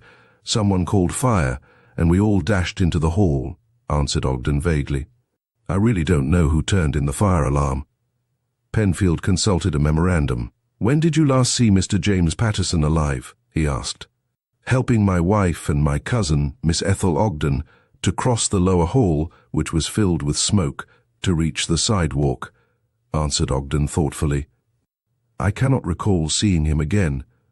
I accompanied the fireman upstairs, and Patterson may have brushed by me on the staircase, but if so, I did not recognize him in the smoke and general excitement. I think that is all just now, Mr. Ogden. Penfield laid down his memorandum and turned to the morgue master. Ask Professor Norcross to step here. Ogden rose with alacrity to give his seat to the professor and went hastily from the room, conscious that reporters were eyeing him apparently eager for an interview. But he did not loiter in closing the door between himself and the news-gatherers, and the reporters turned their eyes back to Professor Norcross. Washington is my legal residence, the professor said a few minutes later after answering the coroner's question as to his age, occupation, and length of residence in Washington. I spend a few weeks of every year here and own the house now leased to Mr. Walter Ogden. Have you or your other tenants ever had a fire in your house? Once, a number of years ago, a chimney caught fire. But since then I have had a new system of heating installed, and no more trouble has arisen. Is your house covered by fire insurance, Professor? It is. Penfield consulted the deputy coroner before asking another question, and Norcross spent his time inspecting the spectators who lounged about the courtroom. He wondered if they had come only to hear the evidence in the inquest on James Patterson, or if they were the habitués of the place. He had heard of the morbidly curious who haunted the scenes of crime and the morgue, and the dress and deportment of the majority of the people in the room indicated they were from the poorer classes. A few women sat in one corner, and Norcross was surprised to find Lois McLean occupying a chair near them. She was evidently not to be called as a witness. Professor Norcross, the coroner turned back to the witness chair. Did you hear the closing of the folding doors to the dining room? Norcross smiled. I did not hear them being shut, but they were closed by the butler at my direction shortly after we entered the dining room, he said. Madame Takasaki, wife of the Japanese attaché, complained of being cold, and as she sat in a direct draught with the opening and closing of the pantry door, I had the folding doors closed at once. When did you last see Mr. James Patterson? At the front door of the Ogden house as he stood talking with Miss Ethel Ogden. What transpired then? Asked the coroner, as Norcross paused. Mr. Patterson persuaded Miss Ogden not to enter the house, and then disappeared inside, answered Norcross. After seeing Miss Ogden join her cousin, I also went into the house, hoping to be of some assistance to Mr. Ogden. And that was the last you saw of Mr. Patterson? Persisted the coroner. Yes. Mr. Takasaki, the Japanese attaché, stopped me on the staircase to ask for his wife, and when I reached the second story, Mr. Patterson was nowhere in sight. You are excused, Professor, said Penfield. and Norcross departed. Chapter 17. The coroner asks questions. The next to occupy the witness chair was the fire chief. He answered briefly the questions put to him, and Lois McLean, beginning to feel the closeness of the atmosphere, longed for his departure. She had promised Ethel to stay and take her home, and the morgue master had assured her that Ethel would probably be called to the stand after the fire chief had given his testimony. "You think, then, that the fire was started by defective electric wires?" asked Penfield. "I do." "Was much damage done?" "The walls and floors were badly damaged, while the rugs, curtains, and several pieces of furniture were totally destroyed." "What caused the dense smoke, of which Mr. Ogden and other witnesses speak, if the fire was, as you testify, confined to a comparatively small space?" inquired Coroner Penfield. "The fire had apparently smouldered in the walls of the room, and on its bursting out, ignited a davenport on which were numerous pillows. All the chairs in the room were tufted, and when they caught, as well as the velvet hangings, it added to the density of the smoke. But for the discharge of 2 boxes of cartridges, my men could have put out the fire much more quickly." "Did these cartridges go off in only one direction, Chief?" "No. On the contrary, they scattered in every direction, and I found bullet holes even in the house next door to the Ogdens. In several instances my men's helmets were pierced by them." "What caliber were the bullets, Chief?" "38 for use in rifles." As he spoke, the fire chief pulled a handful of brass shells and bullets from his pocket. "I picked these up after the fire was out, and took the bullets out of the walls." "Did the bullets penetrate through the walls to the hall beyond?" "No, but the 2 doors to the den were open, and the bullets also went through the windows, and that is the way they reached the next house." "Did you see Mr. James Patterson alive when you entered the Ogden residence?" asked the coroner, handing the brass shells and bullets to the foreman of the jury. "No, I only reached the house a few seconds before the igniting of the cartridges, and Mr. Patterson was found in the lower end of the hall, toward the back stairs." "Did you see the position of Mr. Patterson's body?" "Yes. Dr. McLean sent for me at once on finding the body." The coroner toyed for a second with his pencil, then tossed it on the high desk before which he was sitting. "Had the body been moved?" he asked. "Dr. McLean told me that it had not."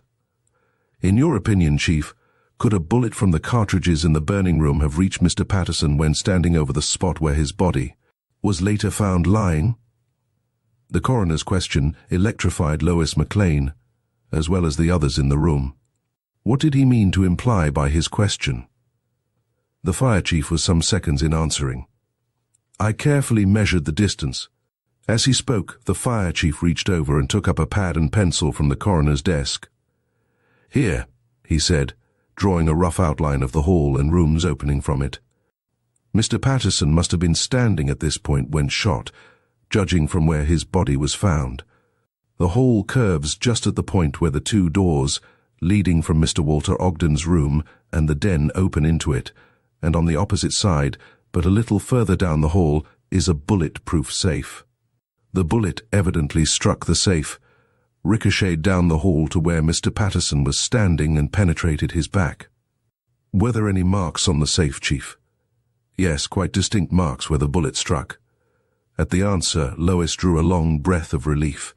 Her too active imagination had attributed unnecessary meaning to the coroner's first question, and she listened with abating interest to the few questions Coroner Penfield asked the fire chief before dismissing him. The latter was just leaving the platform when Penfield called him back. "One moment," he exclaimed. "Was any piece of furniture left intact in the burning room?" A desk between the 2 doors leading to the hall and Ogden's bedroom was badly scorched, but being of metal was not seriously damaged.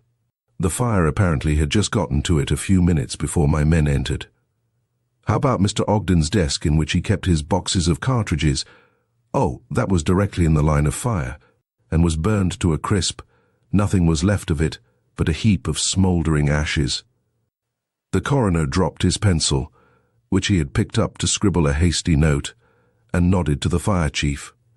"I have finished, thank you." And as the man stepped down, he spoke to the morgue master. "Tell Charles Whelan, the Ogden butler, to step here." and Lois McLean sank back in her chair in disappointment. Apparently she would have to remain indefinitely at the morgue. That Charles did not enjoy being a witness was plain to be seen from his demeanor, and Lois pitied the man as he sat on the extreme edge of his chair, his hands playing nervously with his hat. His voice, as the morgue master administered the oath, could scarcely be heard 2 feet away, and he was cautioned to speak louder. "What is your full name?" inquired Penfield, trying by his reassuring manner to put the servant at ease. "Charles Wilson Whelan, Saw, thank you, Saw." "Occupation?" "A butler, Saw." "And have you lived long with Mr. and Mrs. Ogden, Charles?" "Since October, Saw." Charles fumbled in one of his pockets and produced a number of soiled papers. "Here's me references, Saw." "Thanks, Charles, but I don't require them," said the coroner kindly. Charles looked blank. "Sure, Saw. I thought you was inquiring into me character, Saw." No, Charles. We just want you to tell us what you know about the fire at the Ogdens last night." "The fire, is it?" Charles brightened. "Sure, I know nothing about it. Never dreamed of such an awful thing until I heard a voice call fire. And I bolted into the pantry to warn the other servants who were there and below stairs." "Which of the servants gave the warning of fire?" "None of 'em saw. They was all in the pantry or below stairs." "Couldn't you smell smoke in your pantry, Charles?" "No, Saw." And seeing the coroner's dubious expression, the butler added hastily, "Sure, our cook had burned the cream sauce, and the smell of that just filled the pantry. How many servants besides yourself does Mr. Ogden employ?" "The cook, the chambermaid, Mrs. Ogden's maid, the parlour maid, the furnace man, and meself." Charles checked them off on his fingers. "But Mrs. Ogden fired the parlour maid, Rose, yesterday morning, and there was 3 extra help for the dinner, Emma, the crack cook, and the waiters from Rausch's." "That's all, Saw." "I see." The coroner laid the list of names on his desk. "Where do you keep the silver, Charles?" "Down in the dining room in the daytime. But I takes it upstairs every night and puts it in the safe just at the end of the hall." The butler paused and stared doubtfully at the jury. Then, coming to a sudden decision, he turned back to the coroner. "Sure, there was a burglar at the Ogdens the night before the fire." "A burglar?" The coroner's interest quickened. "Did he steal anything?" "No, Saw. Mr. Julian Barclay scared him off before he had time to." "When did you last see Mr. Patterson alive, Charles?" "When all the guests piled out of the dining room at the call of fire." "And that was the last time?" Charles nodded vigorously. "Well, I think that is all. Much obliged, Charles," and the butler, much gratified by the coroner's manner, descended hastily from the platform and slipped from the room. The next witnesses, heard in rapid succession, were the Ogdens' other servants. Each corroborated Charles's statement that they were either in the pantry or in the kitchen, and had not realized the house was on fire until Charles had called to them. They also stated that the smell of scorched cream on the kitchen range had probably concealed any smell of burning which might have drifted into the basement. As the last servant left the witness chair, the coroner called to the morgue master. "Ask Miss Ethel Ogden to step here," he directed, and Lois McLean looked eagerly toward the door as it opened and Ethel walked in. The coroner met her at the foot of the platform and assisted her to the witness chair. In spite of her white face and wildly beating heart, Ethel was outwardly composed, and her clear voice could be heard at the far end of the room as she took the oath and answered the preliminary questions put to her by the coroner.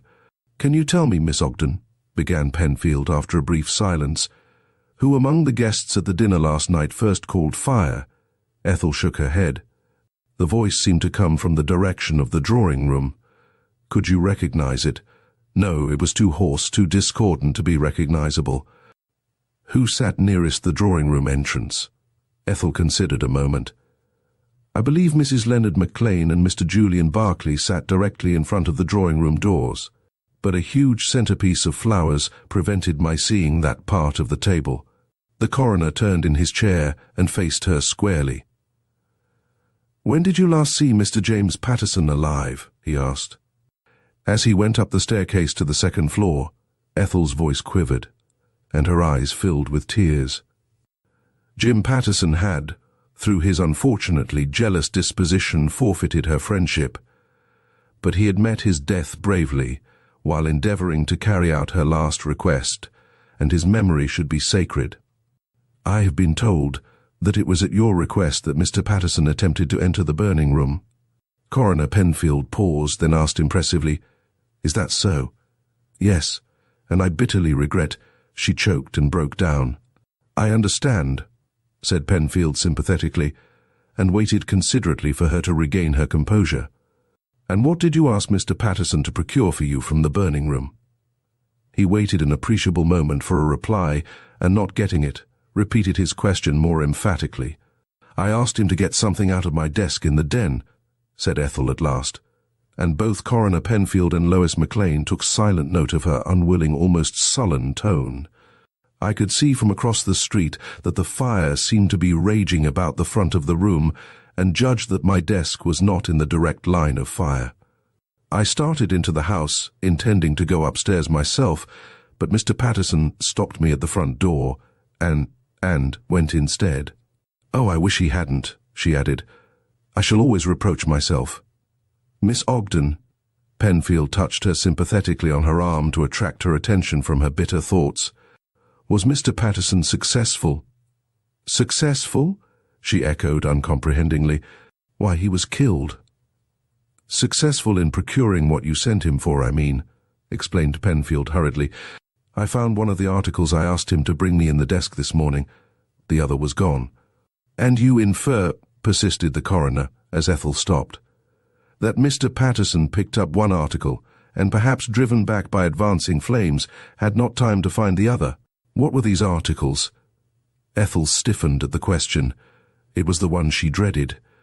Was her secret to be laid bare? Was Julian Barclay to know that she valued his ring and his miniature of her at so high a price that she had sent a man to his death to get them for her? So open a confession of her passionate attachment to him stung her proud and sensitive nature to the quick. Coroner Penfield gave her no time to consider her answer. "I must ask you to reply promptly," he said brusquely, glancing significantly at the wall clock. "You are unnecessarily wasting the time of the court. Quickly now, what were these articles?" "A ring and a miniature," she answered confusedly. "And which article did Mr. Patterson find?" "The miniature, as the ring was still in the desk drawer." "Of whom was the miniature?" "Of myself," replied Ethel faintly. She did not look at Lois, and missed her sudden start and low-toned ejaculation. "Have you recovered the miniature from among Mr. Patterson's effects?" asked the coroner. "Not yet. I fainted on hearing of Mr. Patterson's death, and when I felt equal to making inquiries, I was told that Dr. McLean had turned over everything found in Mr. Patterson's possession to the police. I have not seen Dr. McLean since learning this." "I see." Coroner Penfield contemplated her thoughtfully. The delicate, refined beauty of her young face, her trim figure and stylish clothes all possessed unconscious appeal, and Penfield, seeing her effort at forced composure, altered his plans. "I will not detain you farther," he announced. "Look out for that bottom step." And Ethel thankfully accepted his assistance, conscious that her knees were trembling under her. But her ordeal in the witness chair had been briefer than she had dared to hope, and a ghost of a smile touched her lips at sight of Lois McLean standing by the doorway. The two friends left the courtroom together, but on the other side of the door, Ethel halted involuntarily, for at their entrance Julian Barclay had turned from moody contemplation of the few pictures the room boasted, and approached them. He shook hands with Mrs. McLean, his gaze travelling over her shoulder to Ethel. As their eyes met, Ethel almost cried out. There was such dumb, agonizing appeal in his dark eyes. She leaned impulsively forward, but the words on her parted lips were checked by the entrance of the morgue master. "You are wanted, Mr. Barclay," he announced. Chapter 18. The Unknown. With a muttered apology which Ethel but half caught, Julian Barclay stepped by them and went immediately into the courtroom. The spectators had thinned out appreciably as the inquest continued, and but a handful of people heard the morgue master's slightly hoarse voice administer the oath to Barclay. "Your full name?" inquired Coroner Penfield, as Barclay seated himself in the witness chair. "Julian Barclay. Your occupation?" Barclay's fingers, which were beating a noiseless tattoo on the side of his chair, suddenly stiffened, but his voice was tranquil as he answered the coroner. "I write," he said, "and spend most of my time knocking about the world looking for material. And your legal residence, Mr. Barclay?" "I have none. I'm not a voter," smiled Barclay. "Sometimes I winter in Cairo, sometimes in China." "And your reasons for being in Washington this winter?" "I came to visit my cousin, Mrs. Walter Ogden, and her husband. I have been with them nearly a month now." There was a momentary silence as Coroner Penfield sorted the papers on his desk. Then he turned again to Barclay. "At the dinner last night, Mr. Barclay, were you sitting with your back to the drawing-room doors?" "I was. Can you tell us who first gave the warning that the house was on fire?" "Yes." Barclay fingered his watch fob and crossed his legs. "Yes. It was the Japanese Yoshida Ito." Penfield, as well as the jury and the reporters, eyed him in surprise. "A Japanese," repeated Penfield. "Was he a guest at the dinner?" "No. He poked his head through the portieres before the drawing-room doorway and shouted, 'Fire!'" "Is this Yoshida Ito a servant?" asked Penfield, picking up a list of names from among his papers. "No." "Then if he was neither a guest nor a servant, what was he doing in the Ogden house?" demanded the coroner sternly. "I don't know," responded Barclay, his bewilderment written in his expression and gesture. "I found him in the house the night before the fire and chased him out." Was this Japanese the burglar of whom Charles, the butler, spoke in his testimony? "I presume so." "Do you think this Ito set fire to the house?" "Such is my theory," returned Barclay. "He evidently fired the house with the intention of stealing valuables he could not get the night before." The coroner looked incredulous. If he set the room on fire with any such intention, why should he warn Mr. Ogden and his guests? "I'm afraid I can't answer that," said Barclay slowly. "But you should recollect that the cleverest criminals are sometimes guilty of inconsistent actions." "I am quite aware of that," acknowledged the coroner dryly. "Have you other evidence to bear out your theory?" "Only that on rushing to the portieres intending to pass through them into the drawing-room. I found the folding doors behind the portiere closed and locked." "Locked?" echoed Penfield. "Yes," impatiently.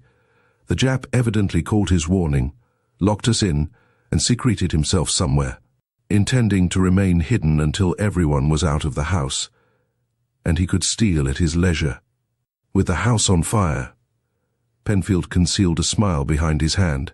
"It does not take long to steal with the coast clear." "The fire was on the second floor, remember," argued Barclay. "He evidently locked the drawing-room door to force Ogden and his guests to seek egress from the room by the hall, and thus minimize the risk he ran of being discovered by a chance encounter, which might have occurred had some of the guests fled through the drawing-room." "It is an ingenious theory," commented Penfield slowly. "Where were you during the fire?" "Searching for Ito." "And did you find him?" "No, I could find absolutely no trace of him." Observing Penfield's expression, Barclay added hastily, "The Jap saw me, saw that I recognized him, and I believe, gave up his well-arranged plan and bolted, escaping unseen in the confusion." "That may be so." Penfield silently contemplated Barclay for a short moment.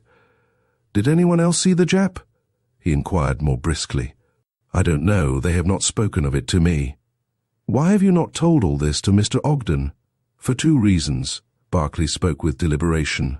"Mr. Ogden told me he had no time to listen to my theories this morning, and I received notification soon after that I was to testify here this afternoon. I have not seen Mr. Ogden to talk to in the interval." "When did you last see Mr. James Patterson alive?" And the repeatedly asked question stirred the jury to greater attention. "In the rush from the dining room into the hall." "What, not again?" "No," replied Barclay. "I believe Patterson assisted the ladies in reaching the street, but after opening the front door to admit the fireman, I rushed into the drawing room and finding no sign of Ito there, unlocked the dining room door, passed through there, thinking the Jap might be trying to steal the silver, and then rushed upstairs by the back way." "Were you the first to find Mr. Patterson's body?" inquired Penfield. "Yes. I stumbled across it as I was coming down from my fruitless search for Ito." "Exactly how was the body lying when you found it?" Face down, answered Barclay, demonstrating with his hands to illustrate his meaning. In this position, not recognizing Patterson, I turned him partly over to see who it was and to render what aid I could. I thought he had been overcome by smoke. You say you did not recognize Patterson at once. Was there no light in the hall? Yes, but the hall was filled with smoke and I could not see clearly. Secondly, added Barclay dryly, one man in a dress suit is very much like another, and especially when lying on his back. Exactly where did you find Patterson's body? Penfield asked, handing Barclay a photograph of the hall. This photograph was taken this morning. Barclay studied it with interest. I found Patterson right here, indicating the spot, and Coroner Penfield marked it with his pencil. Ah, yes, right under the hall light, he said. You say you thought Patterson overcome by the smoke. Did you find no trace of blood from the bullet wound in his back? I have already explained that I could see but dimly in the smoke-filled hall, answered Barclay impatiently, and Dr. McLean can tell you that the wound bled superficially. The coroner turned again to consult the notes made by the deputy coroner. You state that you found Patterson by stumbling over him. Did you thus accidentally change the position of his body? I think not. Stumble was more a figure of speech. I regret that I stepped on his hand at first, and the feeling of soft flesh giving under my weight caused me to drop on my knees, and I found his body right in front of me. Which way was his head lying? Toward me. Was Patterson holding anything in his hands? Asked Penfield. Not a thing. And Barclay's gaze did not shift before the coroner's penetrating look. I think that is all, announced Penfield. Stay a moment. Are you quite sure that none of the other guests saw this Japanese, Yoshida Ito? They did not mention it to me after the fire, replied Barclay, pausing at the edge of the platform. It may not be of any consequence, but I saw Ito talking to James Patterson before the dinner in front of the Ogden residence. Indeed. Penfield regarded Barclay attentively. And what were Patterson and Ito discussing? I did not overhear their conversation, Barclay hesitated. I only mentioned the meeting because you seem to want corroboration of my having seen Ito around the Ogden premises, and because... Well? The interrogation shot from Penfield as Barclay paused. Because I was surprised at seeing James Patterson conversing with a Japanese when I was aware of his well-known animosity to that nation. Did the conversation appear to be of a friendly character? Apparently so. Patterson did most of the talking. And what became of the Japanese? He disappeared up the street. Did Patterson speak of meeting the Japanese on entering the house? Not to me. Barclay moved restlessly. We talked of other topics. Just one more question, Penfield rose. Did Patterson see Ito when the Japanese poked his head inside the portieres and shouted, "Fire"? He might easily have seen him, exclaimed Barclay. The drawing-room doorway was directly behind Mrs. Leonard McLean, and Patterson and I sat on either side of her. So that he could have seen the Japanese as readily as you? Barclay nodded. Thank you, Mr. Barclay, that is all. And Barclay hastened from the room. Coroner Penfield leaned over and whispered a few words to the deputy coroner. And they were still talking when the morgue master showed Leonard McLean to the witness stand and administered the oath to him. Can you tell me, Dr. McLean, if you saw a Japanese named Yoshida Ito in the Ogden house last night? Inquired Penfield, having previously asked him his name, occupation, and length of residence in Washington. I don't believe I did, answered McLean thoughtfully. Great confusion prevailed, however, and the smoke was dense at times. Men, whom I took to be firemen, passed me on the staircase and in the upper hall, but I cannot swear to their identity. Have you ever heard the name of Yoshida Ito before? Yes, and after a pause McLean added, in connection with the mysterious murder of my cousin Dwight Tillman. The inquest at Atlanta brought a verdict of guilty against him for that crime, but so far the Japanese has escaped arrest. Of course. Penfield colored with mortification. Ito's name struck me as familiar, but I had for the moment forgotten where I had heard it. When did you last see James Patterson alive? When he rushed past me in the lower hall. I ran upstairs a few minutes later, but the smoke was so dense the men about me were like shadows, and I could not distinguish one from the other. When did you first hear of James Patterson's death? On my way through the house to open windows. I came across Julian Barclay bending over a man lying on the floor. He informed me that it was James Patterson and that he had been overcome by the smoke. Was Mr. Barclay kneeling by the body when you first saw him? Yes. What was he doing? McLean shot a questioning look at the coroner's expressionless face. Barclay appeared to be testing Patterson's pulse when I reached him, he answered. How was the body lying? Partly on one side. The head, one hand tossed above it, lay toward the back stairs, and the feet pointed toward the burning room. Were Patterson's hands open or closed? Open, McLean stopped, then continued more slowly. Judging from his position, I should say that Patterson had first fallen on his knees and then plunged forward on his face. His hands looked as if he had braced them to break his fall. Mr. Barclay testified that he had turned the body over to see who it was, put in the coroner quickly.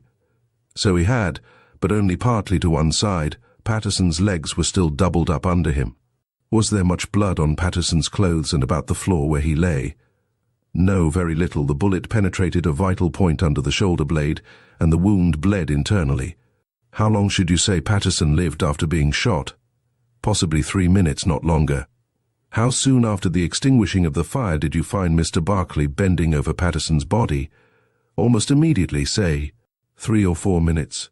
The whole fire, added McLean, from the time of its discovery until it was extinguished, only lasted 25 minutes. Quick work, commented the coroner. It would have been extinguished quicker but for the discharge of the cartridges, explained McLean.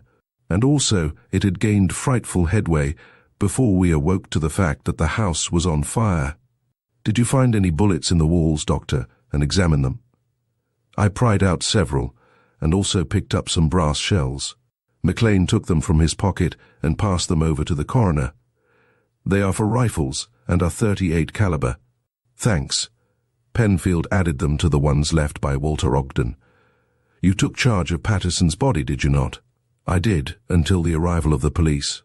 Did you turn over Patterson's personal effects to the police also? I did. Was there a miniature of Miss Ethel Ogden among his belongings? A miniature of Miss Ogden, repeated McLean blankly.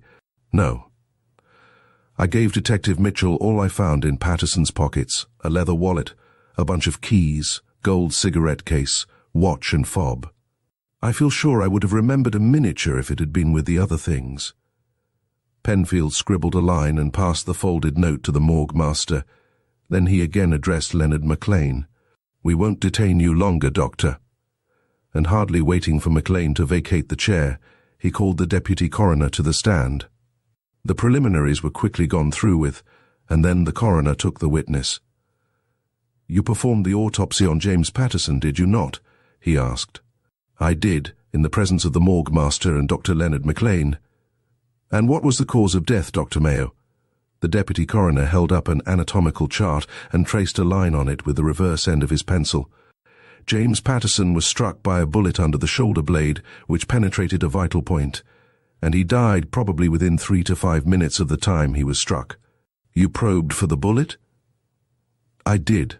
Dr. Mayo laid down the chart and took a small piece of lead from his pocket. It was shot from a .32 revolver. The deputy coroner's words acted as a live wire upon the few reporters present, while men sitting in the back of the courtroom crowded forward to vacant front seats, eager curiosity stirring each and all. The deputy coroner's words promised a sensation, and they did not mean to miss one word of future proceedings. You contend, then, that James Patterson was killed by a bullet from a .32 caliber revolver, Dr. Mayo? Asked Penfield. I do.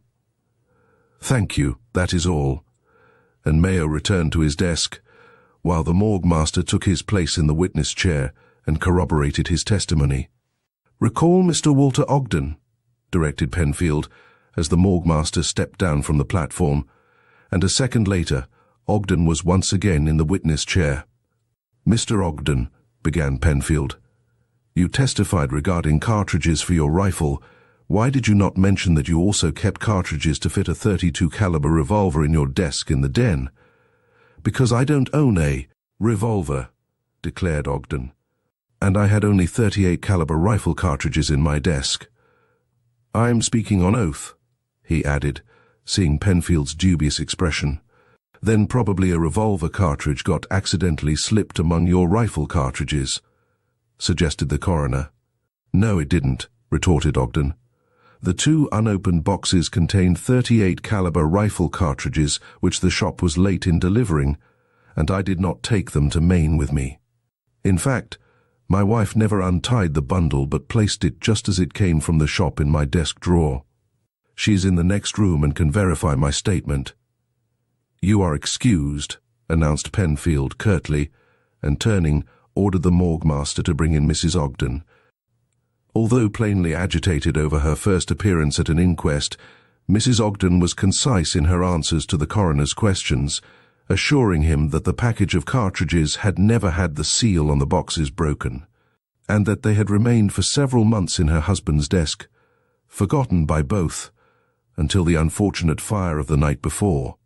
Mrs. Ogden was followed on the stand by Detective Mitchell. Did Dr. Leonard McLean turn over to you James Patterson's personal effects when you reached the Ogden residence last night? Inquired Penfield. He did, sir, and here they are. Mitchell took from his pocket a gold watch and fob, a cigarette case, a bill folder, and a bunch of keys and handed them to the coroner, who examined each article before passing it on to the jury. Is this all? He asked. Every single article, declared Mitchell. Dr. McLean and I searched Mr. Patterson's pockets, and that was all we found. You are sure a miniature of Miss Ethel Ogden was not among Patterson's belongings? I am positive it was not, stated Mitchell. I would not have overlooked a miniature. Did you examine the vicinity where Patterson's body was found? I did. The body was not moved until after I reached the house. Did you see a miniature lying in the hall? I did not. Mitchell stroked his chin thoughtfully. I don't believe it could have been carried off if Mr. Patterson dropped it when he fell, because Dr. McLean stationed firemen at either end of the hall, with instructions to let no one pass until the police arrived. If the miniature was in the hall, either he or I would have found it. These 2 firemen are just outside. Wait. As the detective rose, did you examine any of the bullets and brass shells which were exploded by the fire? I did, sir. They were all 38 caliber and for use in a rifle. You found none of 32 caliber? None, sir. That is all. Penfield closed his memorandum book with a snap and directed the attendance of the first fireman, who testified that no one had been permitted in the hall in the neighborhood of Patterson's body until it had been removed. He stated that even from the doorway of the den it had been impossible to see to the end of the back hall. His mate testified to the same effect, but on Penfield's persistent questioning, admitted that he had seen a Japanese, but whether it was down in the front hall or upstairs near the burning room he could not recollect. On the dismissal of the last witness coroner, Penfield arose and addressed the jury. Evidence goes to prove that James Patterson was killed by a bullet fired from a .32 caliber revolver, he said. Evidence also goes to prove that all bullets discharged from the cartridges ignited by the fire were of .38 caliber and for use in rifles. A reliable witness has told you of the presence in the Ogden residence of a Japanese Yoshida Ito, a fugitive from justice, already charged with murder. These are the facts. Penfield paused, then resumed. But in considering the evidence you must bear in mind that it is within possibility that a .32 caliber revolver cartridge was accidentally packed in the box of .38 caliber rifle cartridges. It is for you, gentlemen of the jury, to decide if James Patterson was killed by the accidental discharge of a box of .38 caliber rifle cartridges, which might have contained one .32 caliber revolver cartridge, or whether he was shot by a Japanese burglar carrying a .32 caliber revolver with murderous intent. As the coroner ceased speaking, the jury filed out of the room, and for a time nothing was heard but the rustle of paper and scratching of pens as the reporters hurriedly arranged their copy. At the end of an hour, the jury was back in the room, and signs of past dissensions were indicated in each man's flushed countenance as they faced the coroner, who had risen at their entrance. Gentlemen of the jury, Penfield's sharp voice broke the stillness, what is your verdict? We find, answered the foreman, and paused to clear his throat. "We find that Representative James Patterson came to his death in the city of Washington, in the residence of Walter Ogden, by a bullet fired from a .32 caliber revolver in the hands of a person or persons unknown." Chapter 19. Unexpected Evidence. There was an uncomfortable silence in the Ogdens' drawing room, which no one cared to break, and Charles, the butler, his equilibrium not fully restored since his appearance at the inquest that afternoon, rattled the cups and saucers on his silver tray as he passed the after-dinner coffee, in a way which set Mrs. Ogden's teeth on edge. "There, run along," she exclaimed in an annoyed aside, and dropping her usual dignified manner of addressing her servants. "And whatever you do, Charles, don't rattle the silver in the dining room. Small noises," she added, addressing Professor Norcross, who sat not far from her. "Small noises are more upsetting than big ones. On the same principle that human nature can face undaunted the emergencies of life and succumb to everyday trivial annoyances," answered the professor, stirring his coffee. "You must be worn out, Mrs. Ogden, with all that you have been through during the past 24 hours. His sympathetic tone brought tears to her eyes. "Isn't it awful?" she moaned. "The fire was bad enough, but now murder. Oh, Walter, why did you ever rent so unlucky a house?" Ogden threw down the magazine he had been glancing over. "A tactless speech, Jane." And he frowned at his wife. "Sorry, Norcross." "That I own this house is incidental," put in Norcross quickly, as Mrs. Ogden coloured in confusion. "You haven't hurt my feelings a bit. I have no association with this house. I merely bought it as an investment and to keep my legal residence in Washington." "I spoke hastily," admitted Mrs. Ogden. "It is really we who are unlucky, no," correcting herself. "Everything ran smoothly until Julian Barclay appeared, and since his arrival things have gone at 6s and 7s. He seems to attract bad luck." "Yes?" Norcross looked at her inquiringly, waiting for her to complete the sentence, but Mrs. Ogden's active mind had gone off at a tangent and she ruminated in silence, a silence unbroken by her two companions. "I suppose we are forced to believe that poor James Patterson was murdered," she stated suddenly.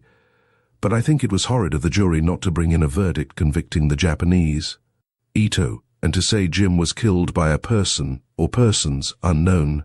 Why drawing herself erect? We might infer from that one of us was guilty." "We are likely to be pestered by detectives," grumbled Ogden, rising and moving restlessly about the room. "I'm beginning to think the packers, in putting up those cartridges, slipped one of the .32 caliber among the others, and Jim was accidentally shot after all."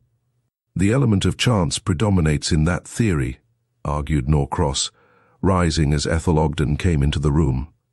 "Chance that the revolver cartridge was among the others. Chance that Jim Patterson stood exactly where he could be hit by that one cartridge. No, Ogden, I would have believed your theory also, if there had been another .32 caliber bullet found among those scattered about the premises." As it is, echoed Ethel, bending eagerly forward. "You think the jury found the only verdict it could, an open one, but everything proves the Japanese must be guilty," retorted Ethel warmly. "There is no direct evidence against him," broke in Ogden. "You know," he stopped abruptly and glanced about the room, then approached his wife and their guests. "It strikes me as singular that Julian Barclay is always the person to see the Jap, Ito, and no one else ever meets him." "I have," announced Ethel calmly. "You?"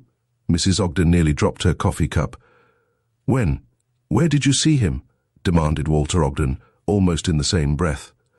"The night before last when Ito came to steal the silver," answered Ethel, and she looked challengingly at Professor Norcross, who was following each word with careful attention. Could she depend on him to take his proper cue and not divulge too much? "Professor Norcross and I both saw him," she supplemented, "in his flight from the house." "Yes," added Norcross. "I heard Ito open the pantry window and came down to investigate, met Miss Ogden in the hall, and we watched Ito's hasty exit." "Well, upon my word," ejaculated Mrs. Ogden. "And I slept peacefully through all the excitement, and this is the first I hear of your share in it, Ethel. I must say you are not very communicative. Is she, Julian? Twisting about to include her cousin in the conversation, Barclay, who had loitered in the dining room to smoke his cigar, advanced farther into the room. Not very communicative, he responded absently. What were you discussing? Cabbages, retorted Ogden, whose temper was getting out of hand. The fire, Patterson's tragic death, a sleepless night, unpropitious conditions of the stock market, the developments at the inquest had all had their effect on his surly disposition, and Barclay's urbane manner proved not only a source of annoyance, but the last straw. Cabbages? Very good things in their line, Ogden, answered Barclay, with unruffled good humour, and possibly more profitable to cultivate than investing in Pacific trading ships. He turned to Norcross, apparently oblivious of Ogden's scowl. I see by the newspapers that Japan and Russia plan to negotiate the new loan to China. Where will American interests and American invested capital be if the Yankees of the East steal a march on us in China? Norcross looked grave. It may mean the closing of the open door in the Orient, he said. And to think that the United States was the first to open Japan's eyes to the world, the flesh and the devil, supplemented Barclay skeptically. Japan has learned the bad along with the good, and we are willfully blind to the situation developing in the Far East. You talk like Patterson, complained Ogden. Poor devil, he added as an afterthought. Patterson was as rabid on the Japanese question, Norcross, as your friend Carter Calhoun. Norcross caught but the mention of Calhoun's name.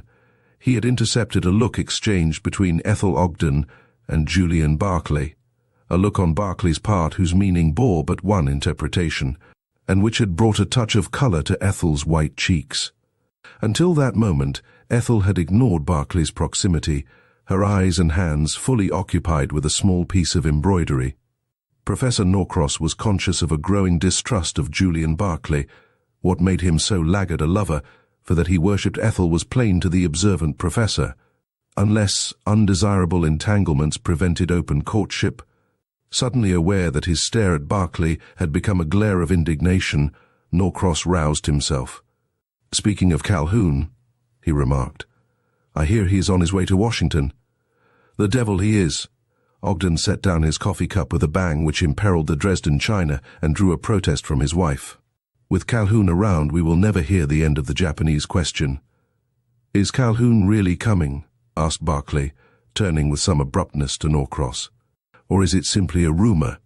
The professor's reply was lost as Charles announced from the doorway, Mr. Takasaki. The Japanese attaché appeared almost simultaneously with the announcement of his name, and Mrs. Ogden and her husband greeted him cordially. I came to ask for the health of you, explained Takasaki, bowing low over Ethel's hand. The fire and the death of the Honourable Mr. Patterson was of the most dreadful.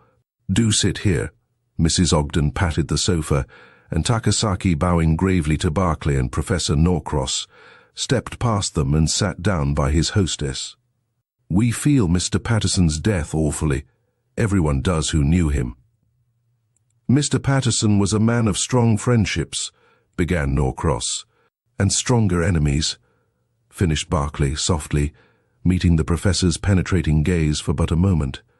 True, agreed Norcross. The Pattersons have a quarrelsome trait. Patterson's sister once told me that she always kept alive her brother's animosities.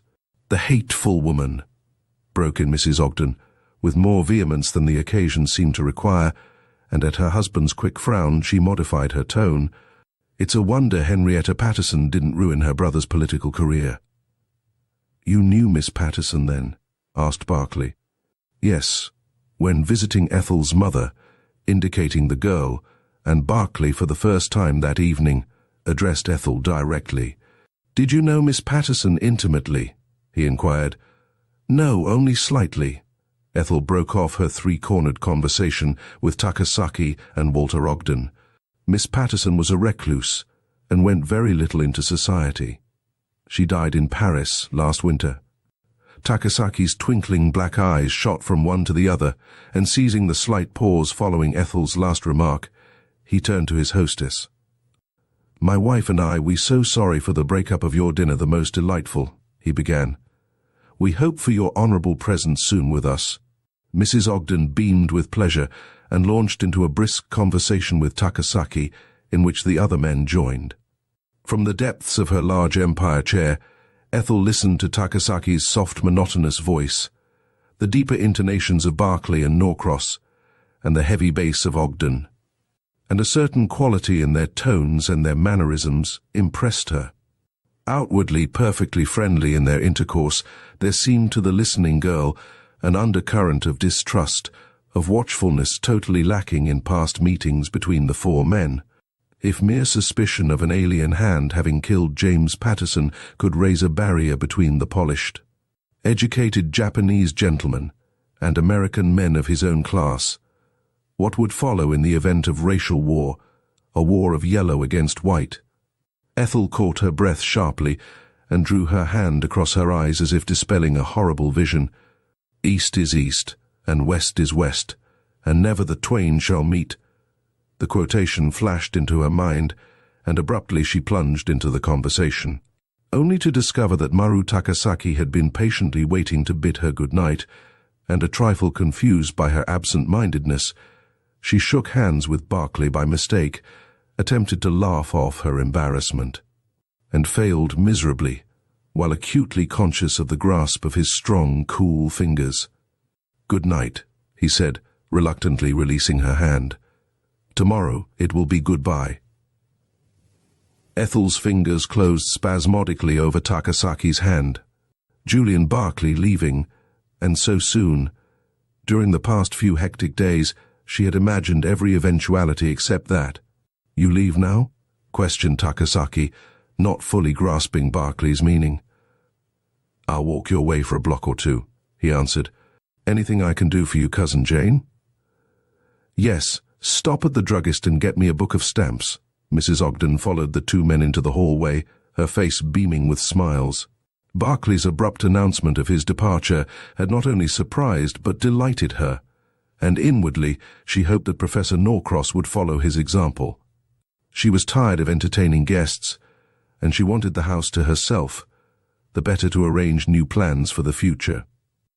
At that moment a trip to Atlantic City was looming large on her mental horizon. In that ocean-swept haven, she could quietly wait for the sensation caused by the murder of James Patterson in her own house to die out, and return in time to enjoy the Easter season in Washington. In fact, such a procedure would be in excellent taste, and the cancelling of her many social engagements out of respect to the memory of James Patterson would also be a wise move. The request for stamps was therefore an outcome of her thoughts. Notes must be written at once to friends and acquaintances, and dispatched before morning. "Come into the library, Ethel," she called, after seeing the front door close behind Takasaki and Barclay. "Oh, I didn't know you were just behind me," lowering her voice. "I am on my way to bed," explained Ethel. "Oh," Mrs. Ogden's face fell. Having once jumped to a decision, she despised putting off action, but Ethel looked spent and weary, and reluctantly she gave up her plans for the evening. "Run along," she said. "I wanted you to write letters to Mrs. Van Alstyne and Mrs. Warner cancelling my luncheon and dinner engagements, but it doesn't matter." Ethel was quick to detect the discontent in Mrs. Ogden's voice. "Certainly I will write them for you," she announced. "It will take no time at all." "I have a better plan," broke in Norcross, who, with Ogden, stood just behind them. "Let me write the notes at your dictation, Mrs. Ogden, and then your cousin can get the sleep she really needs." "What's the matter with writing them yourself, Jane?" demanded Ogden. "You never developed pen paralysis until you found a secretary fashionable."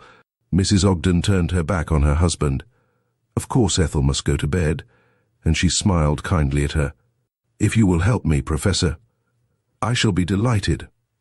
Norcross looked back as he followed Mrs. Ogden and her husband into the library to wave his hand to Ethel, who responded similarly as she went up the staircase. But on reaching the next floor, Ethel did not go at once to her bedroom.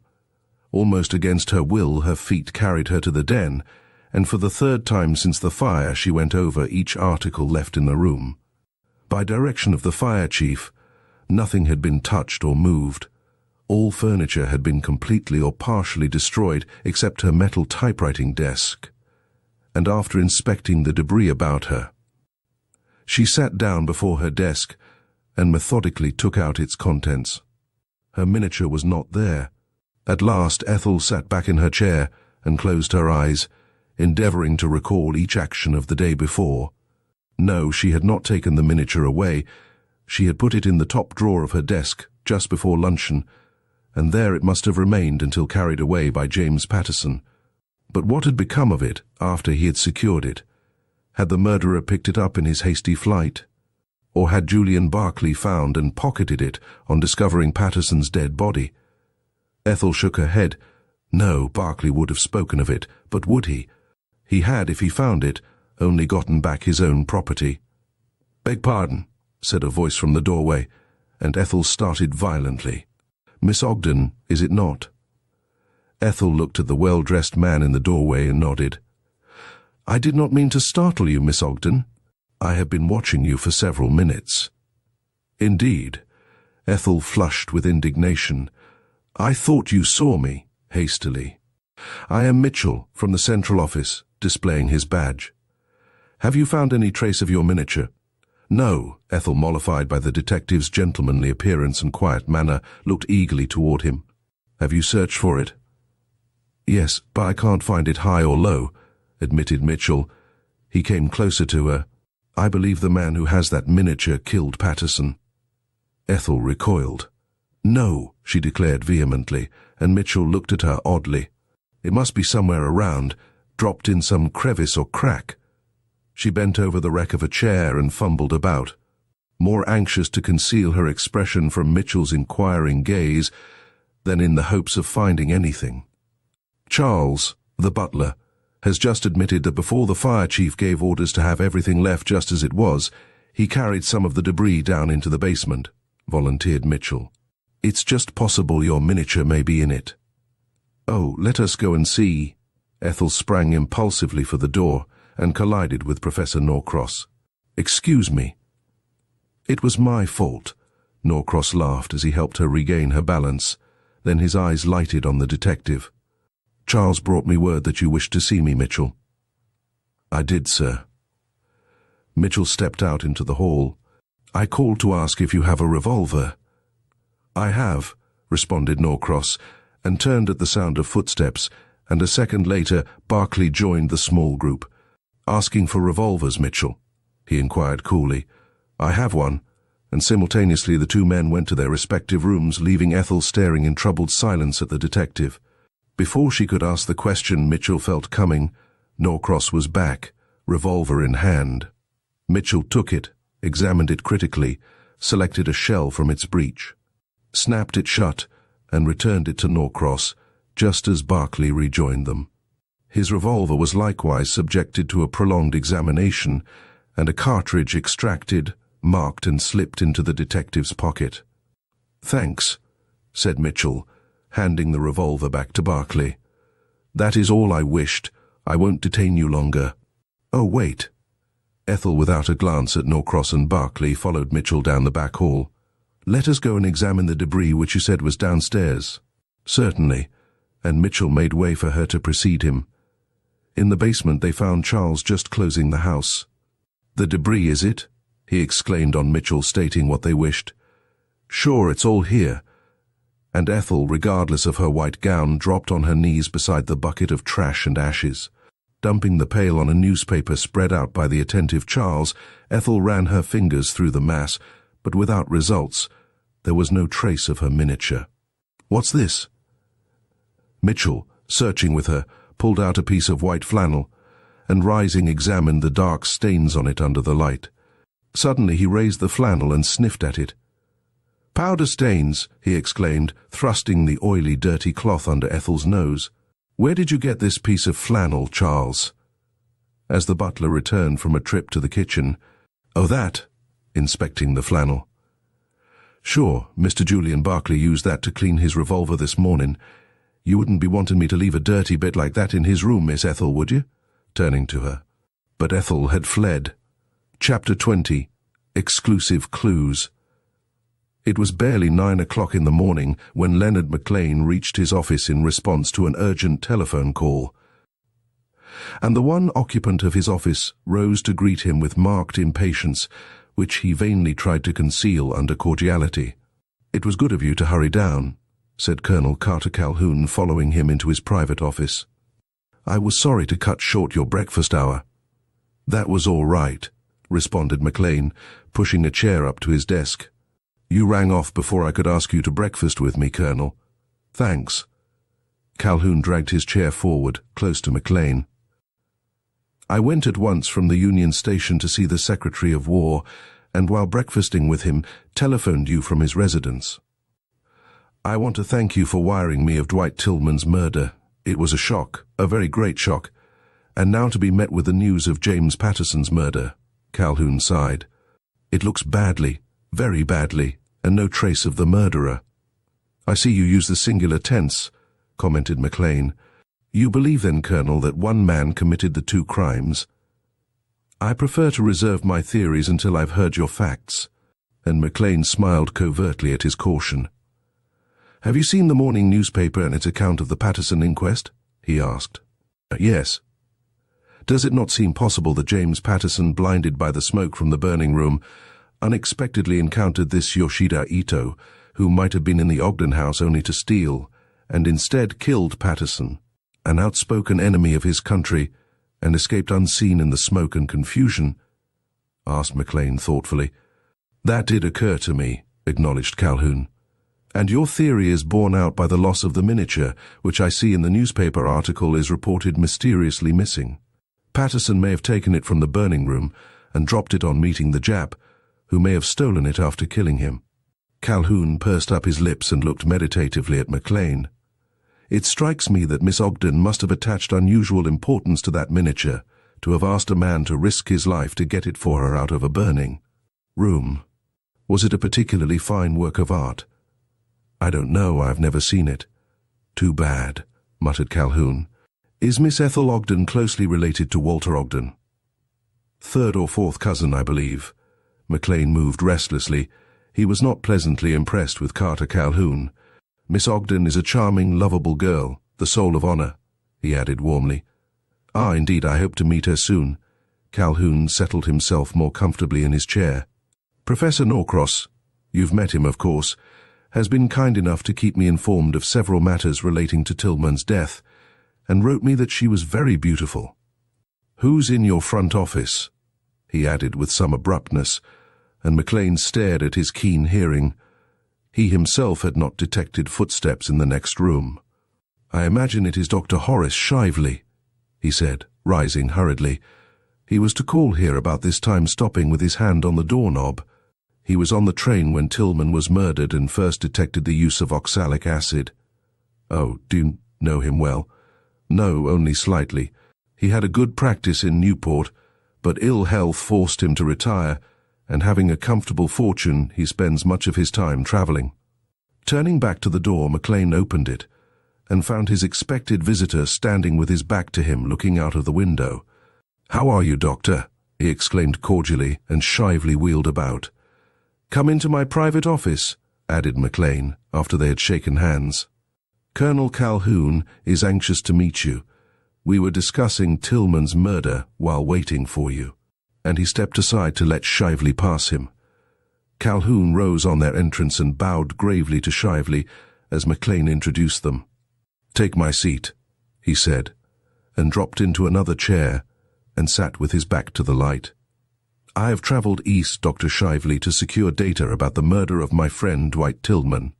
"I am glad I am here," answered Shively, tilting back in his chair to make room for McLean to reach his desk. "I wanted to come before, but was detained by business.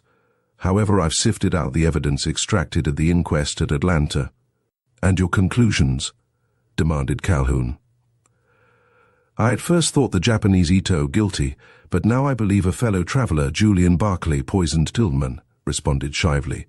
"Julian Barclay?" "Humph!" Calhoun clasped and unclasped his long, strong fingers. "He was mentioned in the newspapers as having been the first to find Jim Patterson's dead body, and now you say you suspect him of having some connection with Tillman's murder." "Humph!" McLean, who had started at the mention of Julian Barclay's name, sat silent, studying the men, and debated in his own mind how much and how little he should tell them. "Your reasons, Dr. Shively, for thinking Barclay guilty of poisoning Tillman," demanded Calhoun, breaking his silence. "I have been in communication with a porter who has made out a sworn statement of having seen Julian Barclay leave the train and go toward the station entrance, and then bolt suddenly back into his Pullman car, with every indication of a desire to conceal himself. I have also found out through the Pinkertons, whom I employed, that none of the few passengers traveling north in Barclay's Pullman remained in that car while the train was in the Atlanta station." "Ha! Then Barclay had the car to himself." Calhoun stared at Shively.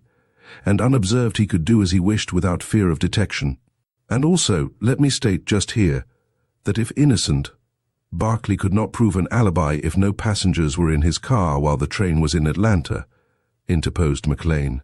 "He gave no alibi in his deposition," retorted Shively. "That first directed my suspicion toward him. He must have committed the crime immediately on his return to the train, for Norcross and I got back from eating a light lunch in the station and stood in the vestibule of the smoking car until just before the train started, when we went back to our own section for a brief stay. And the conductor was standing in the vestibule of the car when we left it," he added. "With you and Norcross there, and later the conductor, it would have been impossible for a criminal to sneak on board your end of the smoking car," commented Calhoun. "But a car has two entrances. What about the other?" "Oh, the porter was there." "Sure." "Yes. I saw him standing on the lower step of the forward vestibule. Anyone passing into the smoker from that end would have attracted his attention, and railroad officials assured me they could place reliance on the porter's word and efficiency."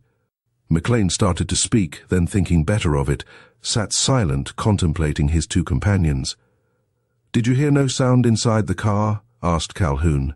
"No, Norcross was telling me of a trip to South America, as I sat below him on the step of the vestibule. We neither of us heard a sound from the interior of the car." "By sound, I mean a cry for help, or raised voices quarreling," persisted Calhoun, looking directly at Shively. "I heard none," declared Shively positively. "And I'm sure we would have heard had Tillman been quarreling with anyone, for most of the windows were raised and screened.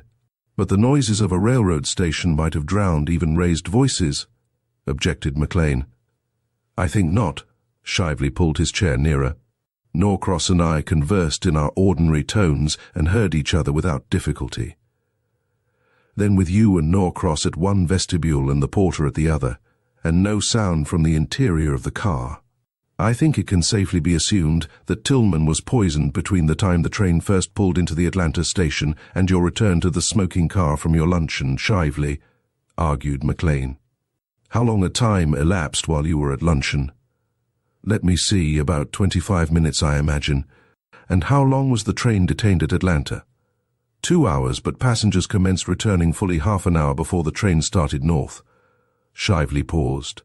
"The mystery surrounding this crime has had a powerful attraction for me, and I have of my own volition employed Pinkerton detectives.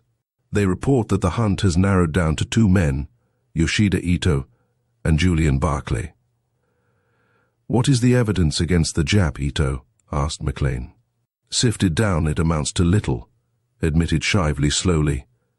"Ito and Tillman had a fisticuff shortly before we reached Atlanta. Tillman compared the Jap to a yellow Negro, and Ito, on being questioned after the discovery of the crime, gave as his alibi that he was at the public library in Atlanta at the time the crime was committed. However, the hour's difference in Central and Eastern Time nullifies that alibi. He may have committed the crime and still have been at the library." "Then the chief evidence against the Jap is the question of time," said McLean with growing impatience. "You also contend that Ito took offense at an implied insult given 30 or 40 minutes before the train reached Atlanta. Now, I myself do not believe that crime was ever committed on impulse. It was too well planned and devilish in its ingenuity. That is no argument against a Japanese having been the criminal," said Calhoun dryly. "They are the most silent, relentless people in the world. To me, the plot smacks of the East, and is more far-reaching than we yet imagine, and embraces the murder of James Patterson." "What?" ejaculated Shively. "You think the two crimes have a bearing on each other?" "I do." "You surprise me," muttered Shively, looking dazed. "I saw Patterson in the Atlanta station for a second on my way to the lunchroom. He told Norcross and me that he had decided to take the midnight express to Washington, as that would give him several hours more in Atlanta. And he would reach Washington but a few hours later than if he took the train we were on." McLean sat forward in his chair. "Did Patterson by chance encounter Julian Barclay in the station?" he asked. "I couldn't tell you," replied Shively. "It was more than coincidence which brought Tillman, Ito, James Patterson, and Julian Barclay together, perhaps unknown to each other. In that station it was fate," said Calhoun solemnly. "In sifting out one crime, we will clear up both." "Heavens! Tillman's death is mysterious enough without having another murder hinging on it," exclaimed Shively impatiently. "There is one interesting point which has not been brought out. Tillman, after his scuffle with the Jap, borrowed a flask from Julian Barclay." McLean's hand closed with some force over his chair arm. "How did you make that discovery?" he asked. "The brakeman who passed through the smoker just after the scuffle saw Barclay hand a flask to Tillman. Unfortunately, the man was hurt in an accident and did not appear at the inquest." Shively paused, then resumed more quietly. "I sent Barclay back to the empty smoker after removing Tillman's body, and he thus had ample opportunity to recover his flask and remove all trace of his crime." "But what motive had he in poisoning Tillman?" demanded McLean excitedly. "The loss of a large sum of money to Tillman during a game of cards the night before the murder." Calhoun shook his head. "No, too thin," he said curtly. "A deeper motive than that lies behind the murder. Tillman was coming to Washington on a special mission, and he had with him valuable state documents, and their possession cost him his life." "I examined Tillman's personal effects and luggage," exclaimed Shively in bewilderment, "and I found no sign of their having been disturbed or searched, nor did I see any valuable papers." Calhoun smiled enigmatically. "Did you not? Then the murderer must have secured the documents and left no trace of having done so. The loss of these documents may do the United States irreparable harm, may in fact precipitate war between this country and Japan." "Then in heaven's name let us find the Jap, Ito," cried McLean, springing to his feet. "Finding Julian Barclay would lead to the same result," protested Shively. "They are in collusion." Calhoun looked at him oddly. "Not a bad idea," he said, rising. "I must be going, McLean. I have to see Chief Connor of the Secret Service." "Where are you stopping, Doctor?" turning to Shively, who had also risen. "At the New Willard." Shively extended his hand, and Calhoun's strong clasp made his fingers tingle. "One more question, Doctor, before I go." As he spoke, Calhoun turned back from the door held open by McLean. "Do you recall whether the shade of the window by which Tillman sat was pulled down?" "It was." "Thanks," and Calhoun joined McLean in the corridor. Chapter 21. The Still, Small Voice. Charles, the butler, stared in dismay at the untasted breakfast sitting temptingly before Walter Ogden. Not a dish had been touched, and 20 minutes had elapsed since he brought them in, hot from the kitchen. The perturbed butler took a hesitating step toward Ogden, but a glimpse of his face behind the morning paper, and its forbidding expression caused Charles to retreat on tiptoe, his warning about a cold breakfast unspoken. Once before he had incautiously interrupted Ogden at just such a moment, and had fled before the storm provoked by his temerity. Charles had left the room but a bare 5 minutes when Ogden threw down his newspaper, poured out a cup of coffee, drank it almost in one gulp, and leaving his breakfast uneaten, walked heavily away from the table. His destination was his wife's bedroom, and he found her sitting before the mahogany dressing table arranging her hair, with an absorption as to detail which admitted no hurry. "I won't be very long," exclaimed Mrs. Ogden, catching sight of her husband's reflection in the mirror. "Go down and get your breakfast. Don't wait for me. I can't be any quicker than I can." Mrs. Ogden could not break herself of the last phrase. It was invariably a red rag to her husband, whose impatient disposition chafed at being kept waiting, even for an infinitesimal second. He did not retreat as Mrs. Ogden hoped he would, but instead advanced into the bedroom. "Send your maid away," he directed, scowling at the pretty Frenchwoman. And Mrs. Ogden, with a resigned expression, directed Celeste to wait in her own room until she rang for her. When the door had closed behind the maid, Ogden jerked a chair forward and planted it by the dressing table. "What do you think of the papers?" he demanded. "The papers," repeated Mrs. Ogden. "I haven't had time to read them." "Well, you needn't be provoked," offended by Ogden's impatient snort. "It's your own fault. If you didn't insist on my breakfasting downstairs, I could read the papers in bed." Here is the Ogden thrust the newspaper into her hand. "Read this account of the inquest," and at the word inquest, his wife seized the paper with avidity. But her reading of the article was delayed by a search for her eyeglasses, which had misplaced themselves, according to Mrs. Ogden. Thoroughly exasperated, Ogden tumbled the puffs and hairpins about the dressing table until he drew a wail from Mrs. Ogden, who had finally discovered the missing glasses under her pillow. But the lure of the newspaper averted any lengthened argument, and Mrs. Ogden read the entire article before her husband again addressed her. "What do you make of it?" he asked as she lowered the paper. "I don't know exactly what to think," she answered. "I wish I had been permitted to sit in the courtroom and listen to the other witnesses testify." "That is neither here nor there," interrupted Ogden rudely.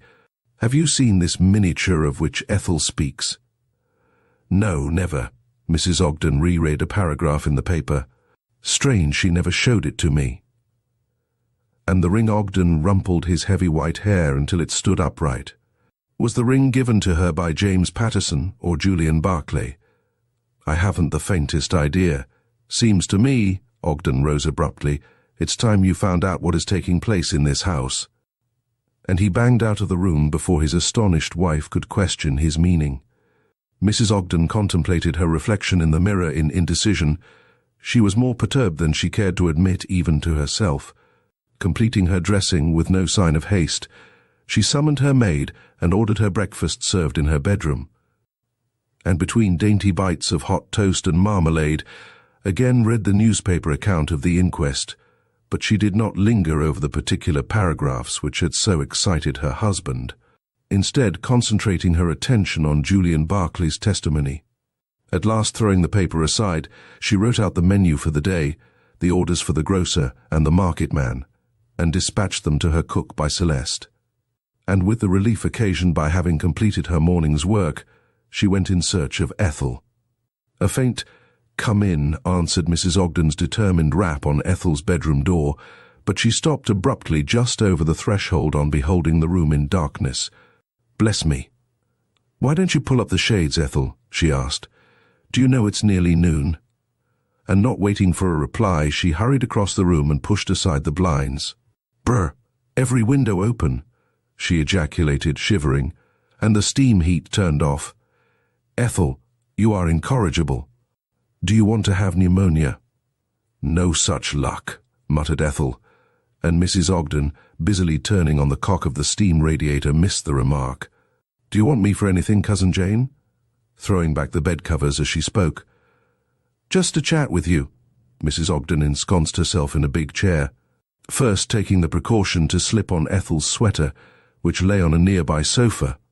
"My goodness, Ethel, I don't believe you slept a wink last night." Getting a good look at her as she moved toward her bureau. "I couldn't sleep," acknowledged Ethel. "That is why I stayed in bed this morning." She paused to gather up her underclothes and returned to her bed, on which she perched. "Nothing exciting has occurred, has there?" In spite of Ethel's effort to keep her voice indifferent, a trained ear would have caught the undertone of pent-up anxiety and fear. A fear of herself, of Julian Barclay, and of Detective Mitchell, which had kept her a prisoner in her room. Her night had been a night of horrors.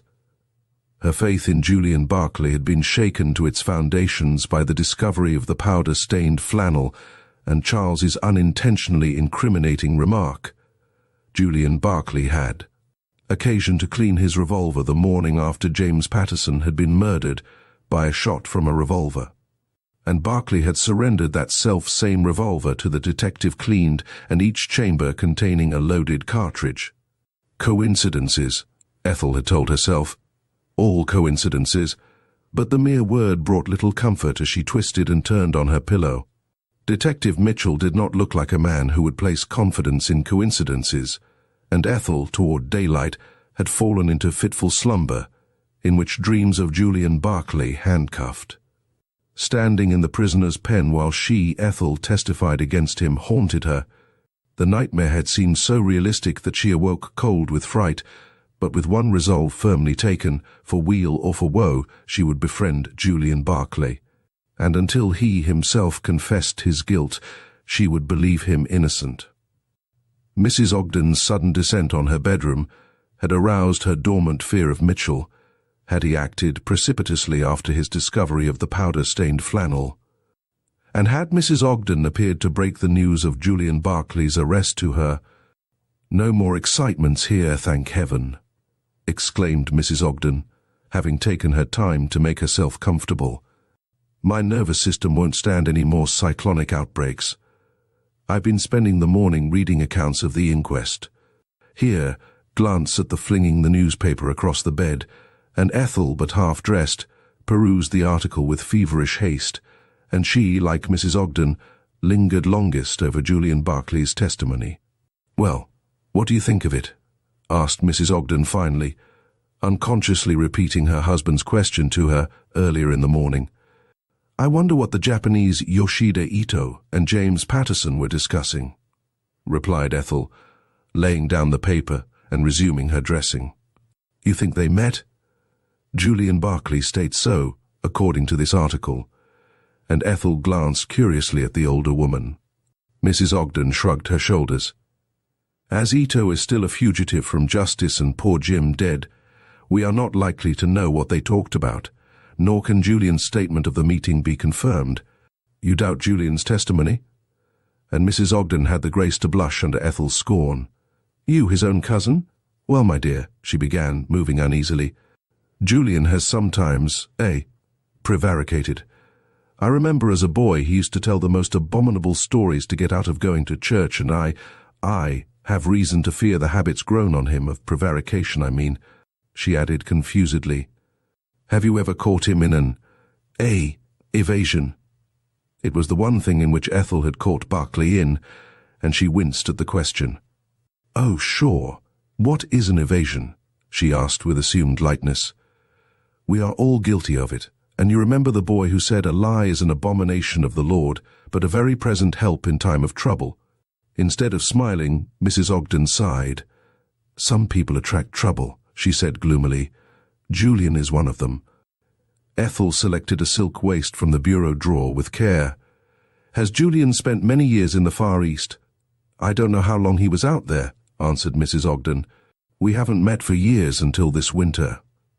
Julian has travelled ever since the death of cousin Julian Barclay, Sr. He adopted him, you know."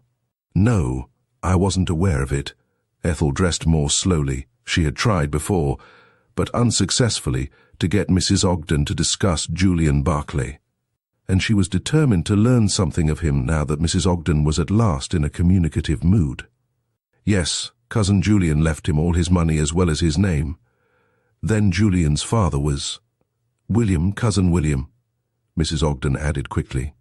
"Both Julian's parents died while he was young, and he was brought up by cousin Julian, the most eccentric, cantankerous old wretch." Mrs. Ogden paused breathlessly. "No one grieved when he died, and his will just about saved young Julian from— What do you want, Celeste?" she asked abruptly as the Frenchwoman appeared. "Mrs. McLean is downstairs, madame." Ethel paused, conscience-smitten. "Oh, I asked Lois to lunch with me, thinking you were going to the Van Alstynes today, Cousin Jane, and I never thought of it again until this minute." "I am glad you did. I like Lois McLean," answered Mrs. Ogden. "Ask her to come upstairs to Miss Ethel's room, Celeste." She waited until the maid had disappeared, then turned to Ethel. "What about this miniature business? You never told me you had one of yourself."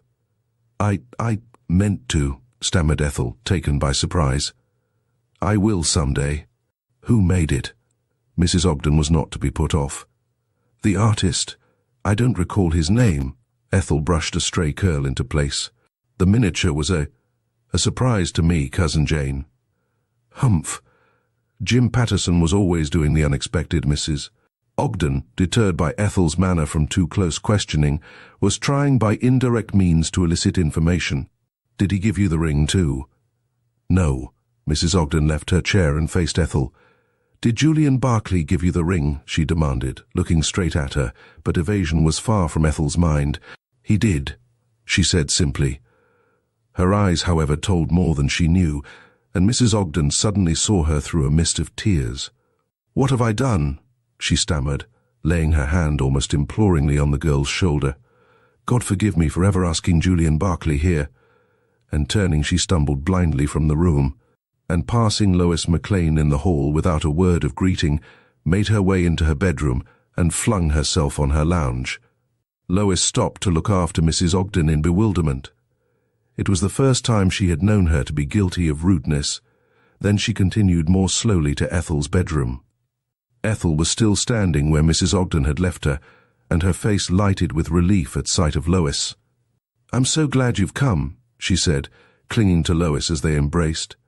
"I am frightened, Lois, frightened," and a sob broke from her. Lois's arms closed about her lovingly. "Come and tell me all about it," she coaxed, and Ethel, her natural reserve giving way to her longing for comfort and help, poured her hopes and fears into Lois's sympathetic ears. "Let me understand clearly, Ethel, the reasons you have for thinking Julian guilty of Dwight Tillman's death." Lois's expression had grown graver and graver as Ethel's account had progressed. They were both from California, both on the same train. They played cards the night before the murder, and Julian lost a large sum of money to Dwight, which was strangely missing after his death. Dwight remained alone in the smoker while the train was in Atlanta, and was there poisoned. Julian, among the men who might have poisoned Dwight, is the only one who cannot give an alibi, and your mother, passing along the train shed, saw a hand wearing a peculiar ring, holding a small paper aloft in a suspicious position, and this ring is here. Springing to her feet, Ethel took the ring and a letter from her bureau drawer. "See, they are identical," spreading out the sketch of the hand sent by her mother. "And appearances lead me to believe that Julian gave me the ring that it might not be found in his possession. Because it might be. Incriminating evidence," finished Lois. "Do you not think it just possible that Julian gave it to you because he wanted you to have something of his?" Ethel flushed and glanced up eagerly, hopefully. "Have you other reasons for thinking Julian connected with Dwight's death?" "Yes." Ethel hesitated, then plunged ahead with her story. "The night I saw Ito dash out of the house with Julian in pursuit of him, I heard Julian call to Ito in a guarded voice, 'Ito, I have no more money to spare.'" Ethel paused again. It may be that this Ito may have seen Julian poison Dwight Tillman and be blackmailing him. Lois looked at her pityingly. "It may be," she repeated mechanically. A discreet knock on the door interrupted her. "The mail, Miss Ethel," announced Charles from the hall, and Ethel hastened over to the door, returning to Lois an instant later with a letter. "Go on, Lois, I am listening," she urged, tearing open the envelope. "What is this?" Her voice changing as her eyes fell on a torn and ragged photograph. It was the upper half of a man's face, and as Ethel studied the fine eyes, wavy black hair, and straight nose, an exclamation escaped her. Why, it might be Julian, taken years ago before his hair turned grey at the temples. Lois looked at the photograph attentively, then sat bolt upright. "I've seen that before," she announced excitedly. "Jim Patterson received it during the dinner just before the fire, and in opening the envelope, the picture fell into my lap, face uppermost, and but that he wore a beard in the photograph, I should have known instantly that it was Julian Barclay." "Really?" Ethel stared perplexedly at the torn photograph, and then examined the envelope. "Why should this scrap have been sent to me? There is no name on the envelope, no card or message, and the address is typewritten." "I can't imagine." Lois rubbed her hands excitedly together. "Jim said that he had ordered the letter forwarded to him as it was important." "Did Julian see Jim receive the letter?" "Yes, and the picture as well, for he caught the photograph as it slid out of my lap." "Oh."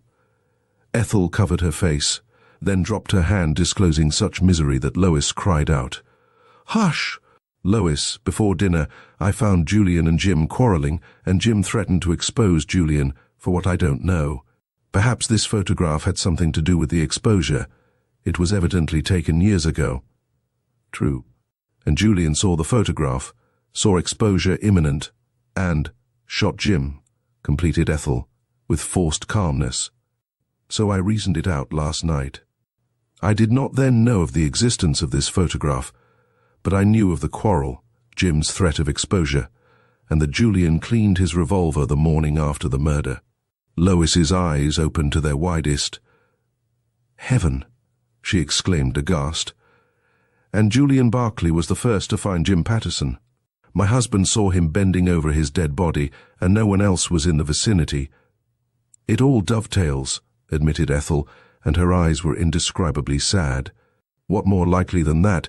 Julian took his revolver, intending to use it in the capture of the Jap Ito, met Jim unexpectedly, and under cover of the smoke and fusillade of shots, which drowned his, gave way to temptation and killed Jim. It is too horrible." Lois's gesture was eloquent. "And yet jealous men have committed crime since the days of Cain, and God knows Julian had reason to hate Jim Patterson." She hesitated, but one look at Ethel decided her. And the information she had come that day to give her remained unspoken. "Ethel, dear," impulsively she clasped her hands. "What can I say to you? How comfort you?" Ethel tightened her grip of Lois's hands, then dropped them slowly. "I told you I reasoned out all the evidence against Julian. I did not say I believed Julian a murderer." "Ethel!" Lois's eyes were shining. "I pray God that your loyalty and faith are not misplaced." There was a brief silence as Ethel, with shaking fingers, completed her toilet. But her interview with Lois had strengthened her. She had lost the feeling of being alone and helpless. She knew that she could depend on Lois in any crisis. "We had better go downstairs," she suggested. "The household is so disorganized that I don't know whether Charles will think to send us word when luncheon is ready." She paused long enough to replace Barclay's ring, the sketch, and the photograph in her bureau, and take the drawer key, then accompanied Lois downstairs. Ogden was standing in the large entrance hall, and he greeted their appearance with a grunt of approval. "Your cousin Jane has a very ill-regulated appetite," he said, after shaking hands with Lois. "She never knows when it's time for luncheon or dinner. Have you seen her this morning, Ethel?" And a penetrating look, of which his cousin was totally unaware, accompanied the question. "Yes," answered Ethel. "Cousin Jane came into my room for a few minutes this morning." "Any idea where she is now?" "No, but I can look for her." And Ethel slipped into the drawing room, only to find Professor Norcross the sole occupant of it. "Don't let me disturb you," she exclaimed, as he dropped his newspaper on seeing her. "I'm looking for Mrs. Ogden to tell her that luncheon is ready. Let me find her for you." "No, don't trouble." But Norcross stepped after her into the hall. "I imagine Cousin Jane is in the library," and leaving the professor greeting Lois McLean and Walter Ogden. She entered the library. Her sudden entrance caused a man standing at the farther end of the room to dart unseen behind a tall screen. Ethel reached the center of the large library before she became aware that Julian Barclay, and not Mrs. Ogden, was stretched on the large leather sofa, sound asleep. Ethel drew back, intending flight, but an overwhelming desire to see Barclay, to study his expression as he lay asleep, mastered her, and step by step she crept nearer until she stood at the head of the sofa. Looking down at him, Barclay showed the effect of sleepless nights. His eyes seemed more sunken, or the shadows under his eyelashes gave them that appearance, while deeper lines about his mouth and a graying of the black hair over the temples were indelible marks of strain and suffering. His dreams did not seem to be of the pleasantest, judging by the restless movement of his head and the twitching of his hands. Out in the hall, Ogden waited with unconcealed impatience for his other guests and his wife to assemble for luncheon. Nor had Charles put in an appearance, although he had repeatedly rung the bell. Finally, Lois could stand his nervous, almost furtive glances about the hall no longer. "I'll go and see what's keeping Ethel," she volunteered, edging toward the library door. "It's a pretty howdy-do if one guest has to seek another," grumbled Ogden. "Go with her, Norcross, and see she doesn't vamoose the way Ethel appears to have done." Norcross laughed as he crossed the hall and pulled back the portiere, but both he and Lois stopped short just over the threshold at sight of the tableau confronting them in the sun-flooded room. Ethel, love and a great compassion lighting her face, was stooping over Julian Barclay, who lay apparently asleep on the sofa. Suddenly, Barclay tossed his hand above his head, and his fingers touched Ethel's cool palm resting on his pillow. The contact evidently fitted into his dream, for he smiled contentedly as his grasp tightened on her hand. "Ethel!" he called, and as she bent further over him, his smile faded into a frown, the lines in his face deepened, and he writhed as if in pain, his lips moving, but at first no words came. "God help me," he groaned. "I killed Patterson." A scream, terrible in its agony, broke from Ethel and awoke Barclay from his slumbers and Lois and Norcross from their stupor. It was the professor who caught Ethel as she reeled backward and assisted her to a chair. Barclay, but half awake, sat staring in growing horror at the handcuffs dangling from his wrists, while Detective Mitchell, who had slipped from behind a screen some seconds before, gazed with satisfaction at his prisoner. "I already had evidence enough to secure this warrant," he said, producing the document. "But I'm obliged to you, Mr. Barclay, for calling out that you killed Patterson, and before witnesses, too." Barclay's gaze roved around the little group, lingering longest on Ethel, who sat with her face buried in her hands, and his expression brought stinging tears to Lois's eyes. "Did I talk in my sleep?" he questioned with dry lips. Lois nodded. Speech was impossible for her. Mitchell broke the painful silence. "You said, 'God help me, I killed Patterson,'" he announced. Barclay rose stiffly, and the jingle of the handcuffs caused Ethel to look at him. He moved like an old man. "Well, so I did kill Patterson," he admitted slowly. "But not James Patterson." Chapter 22. The Confession. Julian Barclay's confession staggered his hearers, who gazed at him in amazement too great for words. "I don't get your meaning," stammered Mitchell. "Explain yourself." Before Barclay could comply with his request, the portieres were dragged aside, and Walter Ogden strode into the room. He came to an abrupt stop, as his eyes lighted on Barclay standing handcuffed, the central figure of the little group. Ogden hardly seemed aware of the others, his gaze being focused on Barclay and the handcuffs. Great beads of perspiration appeared on his forehead. "What's the meaning of this?" he demanded. "What deviltry are you up to?" And he glared at them all. Mitchell took the question to himself, and an angry sparkle lit his eyes. "Don't interfere with the administration of the law," he snapped. "I've just arrested your cousin, Mr. Julian Barclay, for the murder of James Patterson."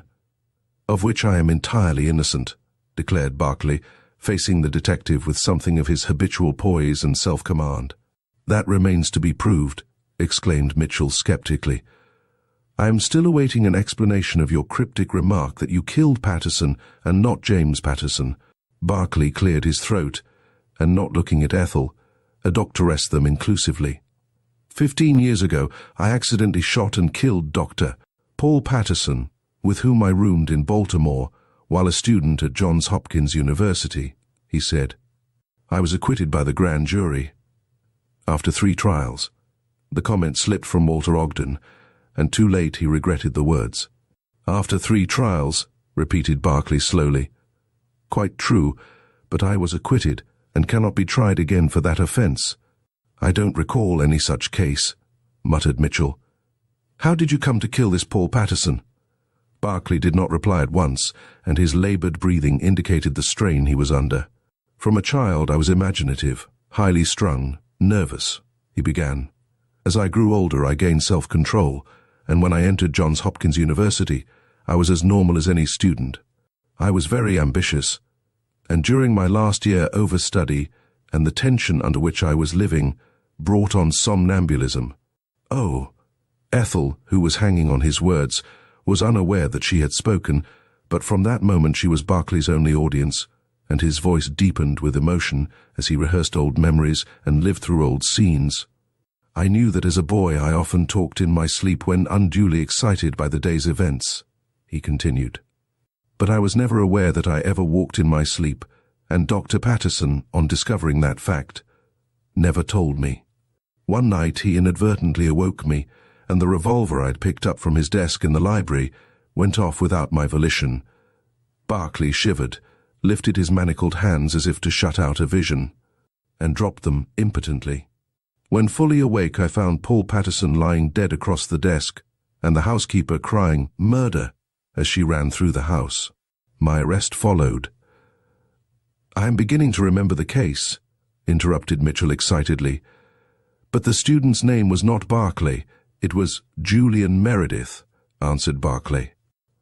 "Shortly after my acquittal at the hands of the grand jury, my mother's cousin left me his fortune with the proviso that I drop my last name and legally assume his, which I did."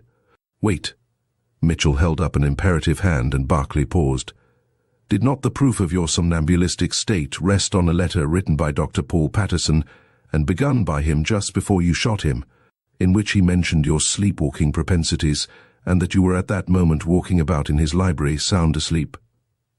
"That is correct," acknowledged Barclay. "And this letter was secured by the housekeeper, who, instead of turning it over to the police, told its contents to Dr. Patterson's fiancée, who, in revenge for the killing of her lover, bribed the housekeeper to withhold the letter," added Mitchell. "Which the housekeeper did," said Barclay, "until conscience made her confess to the police during my third trial. And the name of Dr. Paul Patterson's fiancée was—" Mitchell paused, and Barclay filled in the remainder of the sentence. "Henrietta Patterson, a distant cousin." "And this Miss Henrietta Patterson was the only sister of James Patterson," finished Mitchell, "and James Patterson died by your hand 2 nights ago." "He did not," declared Barclay vehemently. "As God is my witness, I never knowingly raised my hand against any member of the Patterson family. You can prove no motive for such a crime." "You've just supplied me with one," returned Mitchell. "Before I had only evidence of guilt to go on, but now I'm positive of the motive. Henrietta Patterson avenged her lover's death by almost sending you to the gallows, and you, in turn, avenged the suffering she had caused you by murdering her brother." "A specious argument, nothing more," scoffed Barclay. "You have absolutely no proof against me." Mitchell looked about him. "Suppose we sit down," he said, drawing up a chair. "Now we can talk more comfortably. Mr. Barclay, why did you carry a revolver the night of the fire?" "I carried my revolver to use in case of encountering the Jap Ito, for whom I was searching." "Did you meet this Ito after securing your revolver?" "I did not." "Then at whom did you discharge your revolver?" No answer. "Did you discharge the revolver at James Patterson?" persisted Mitchell. And this time Barclay's denial was prompt and forceful. "I did not," he declared. "I did not discharge it at anyone." "Mr. Barclay," Mitchell slipped his hand inside a pocket and produced a rag, and at sight of it Ethel shivered. "Charles, the butler, swears that you used this powder-stained flannel to clean your revolver the morning after Patterson's murder, and he was killed by a .32 revolver bullet, such as you use in your revolver." "I did not know that Patterson was killed by a .32 caliber revolver bullet until after the inquest," retorted Barclay. "I thought, as did everyone else, that he had been killed by the explosion of Ogden's rifle cartridges, and I cleaned that revolver before the inquest." Mitchell shook his head. "That fact does not help you," he argued. "It only goes to show that you knew before the others that Patterson was killed by a .32 caliber bullet, and that you cleaned your revolver so that the bullet could not be said to have been fired from your revolver. And you, with your medical knowledge and past experience in a murder trial, knew that the probing of the wound would establish the fact that Patterson had been shot by a .32 caliber bullet. You were simply forehanded in cleaning your revolver." Before Mitchell had finished speaking, Ethel was on her feet, her eyes flashing, and she turned and addressed her companions, indignation in tone and gesture. In his heckling of Mr. Barclay, "The detective has forgotten to inquire at whom Mr. Barclay fired," she said, and as Barclay looked up at her, his haggard face was transformed. "Thanks," he exclaimed, springing to his feet. As I reached the back hall on my return from my fruitless search for Ito, I made out dimly a figure advancing head down, half crouching under the hall light.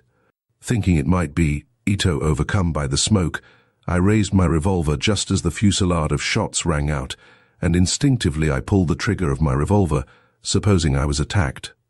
"Ah, then you contend that you accidentally killed James Patterson?" asked Mitchell incredulously.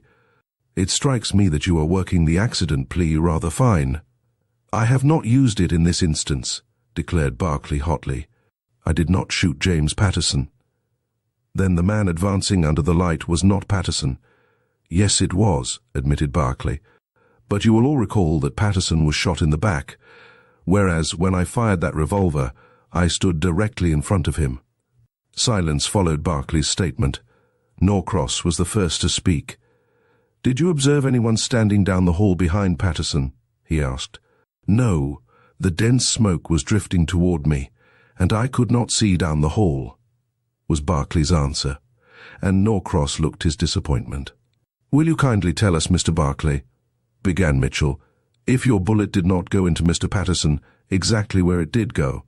He waited, and then added significantly, "The walls and ceilings in every direction on the second floor have been examined by experts in search of .32 caliber bullets which might have been embedded in them, and while we have found numerous .38 caliber bullets, none have been located in the neighborhood where Mr. Patterson's body was found.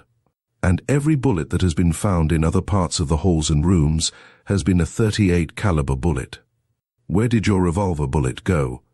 "Out of the hall window," retorted Barclay. His words caused a sensation. "Come upstairs and I will show you," he urged.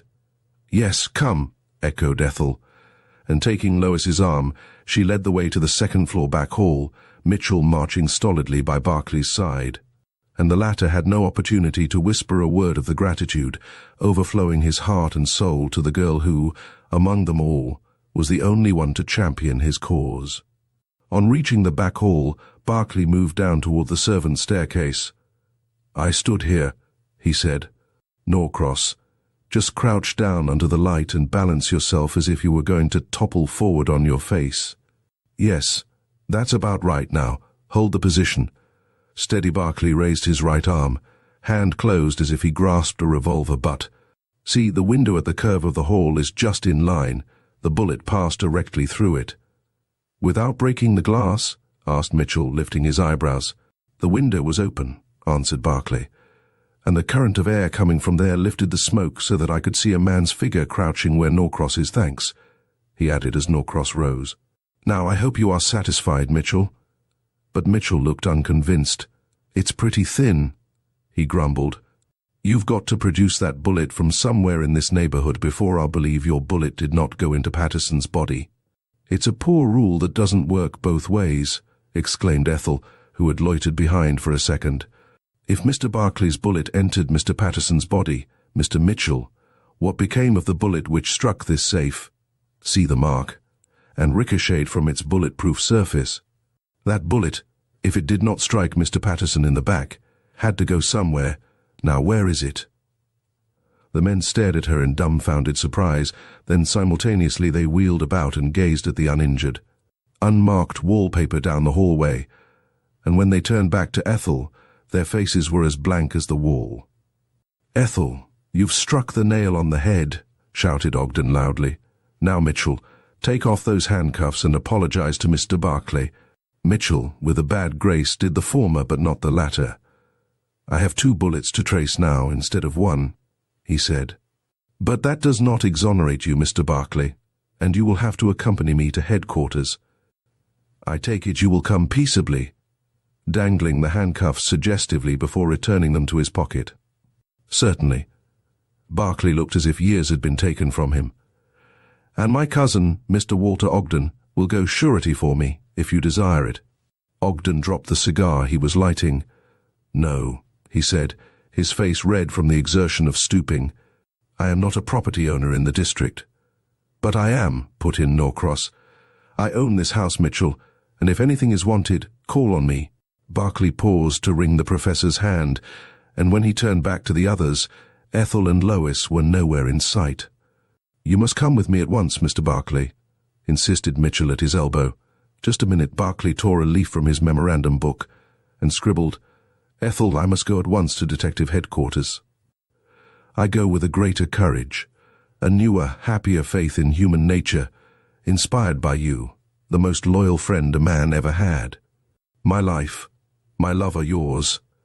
I pray God that soon I can stand before you cleared of all suspicion, and ask the question which honor forbids while I am under a cloud. Julian." Barclay folded the note and addressed it, then catching up with Norcross and Ogden, and with Mitchell at his heels, hastened into the lower hall. Charles, much agitated, met them at the foot of the staircase, and before he could speak, Barclay thrust the note into his hand with a treasury bill.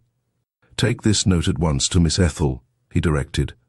"Yes, sir," promised Charles. "Mr. Ogden, luncheon is served, sir." "Well, thank heaven for small mercies," ejaculated Ogden. "Come on in, Norcross." Chapter 23. The Midnight Visitor. The loud imperative ringing of the front doorbell reached Walter Ogden's ears, and making a sign to Maru Takasaki commanding silence, he tiptoed softly across the library and listened behind the portiere. It was some moments before Charles appeared, struggling into his coat. "Sure be aisy," Ogden heard him mutter as the bell pealed again. Reaching the front door, the butler pulled it open with some force, but the sight of a tall, well-dressed man standing in the vestibule checked his inclination to be impertinent. "No, sir, Mr. Ogden is not home," the butler's loud voice reached Ogden, "and Mrs. Ogden is sick in bed. No, nothing serious, sir, just enough to have Dr. McLean. Can I see Miss Ethel Ogden?" And at the sound of the visitor's voice, Ogden started violently. "No, sir, Miss Ogden has retired for the night," answered Charles, and thinking to forestall further questions, he added, "And Professor Norcross is dining at the Cosmos Club, and Mr. Barclay ain't returned since luncheon. Shall I tell them who called, sir?" "Colonel Carter Calhoun," was the reply. "I will call tomorrow. Good night." "Good night, sir." Charles watched Calhoun go down the steps and enter a taxicab, then close the door. "Sure, he's an elegant gentleman," he said aloud, garrulousness having grown upon him. "I'll remember him, and so will I." Ogden's involuntary whisper reached no ears but his own. Ogden found his solitary guest sitting where he had left him. Neither of the men spoke until Ogden had resumed his old seat. "That was Carter Calhoun," announced Ogden, but the name aroused no apparent interest in the expressionless face and manner of his companion. "He's coming again." "When?" "Tomorrow." So, Takasaki thought a minute, picked up a small writing pad and using his gold pencil, jotted down a number of figures, tore off the sheet and handed it to his companion.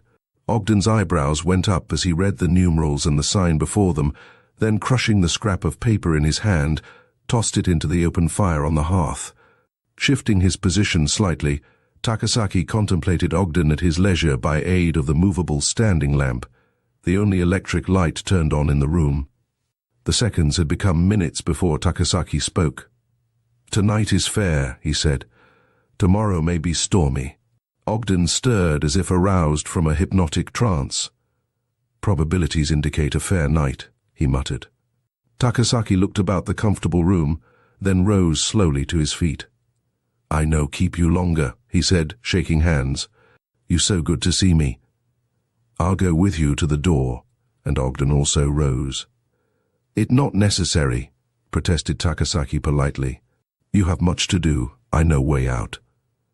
But paying no heed to his protest, Ogden accompanied the Japanese attaché to the front door, and, had Charles been loitering in the next room or the floor above, he would not have guessed their presence. They moved like shadows across the hall. Ogden closed the door upon Takasaki with care that it should not slam, then walking heavily over to the pantry he called to Charles. "Come in, sir, come in," came the answer, and the butler arrived in breathless haste. "Have Mr. Barclay and Professor Norcross returned?" "No, sir." Charles came a step nearer. "Mr. Barclay telephoned an hour back, sir, to say he'd be in about midnight, sir, but not to wait up for him because, sir, he still has the house key Mrs. Ogden gave him the night of the charity ball." Very well. Ogden hesitated. When Professor Norcross returns, tell him that I have gone to my room. Yes, sir. Charles, the butler stopped on his way downstairs. Close the house now, and after Professor Norcross gets here, go to bed. Very good, sir. And Charles at once started on his rounds of locking doors and windows, while Ogden went straight to his wife's bedroom. Ethel met him at the door, a finger on her lip. Cousin Jane has just fallen asleep, she whispered, stepping into the hall and drawing to the door. Dr. McLean says it was only a nervous breakdown, and that she will be all right tomorrow. Tomorrow? Echoed Ogden. Good. Go to bed, child. You look as if you need a night's rest. Then he added, as Ethel hesitated, I'll sit up with Cousin Jane and be on hand if she requires anything. Be sure and call me if I can be of assistance. Ethel took a step down the hall and then returned. Have you heard anything from Julian? Charles said he telephoned that he would be back about midnight, answered Ogden impatiently. Probably the police put him through the 3rd degree and found they hadn't enough evidence to hold him.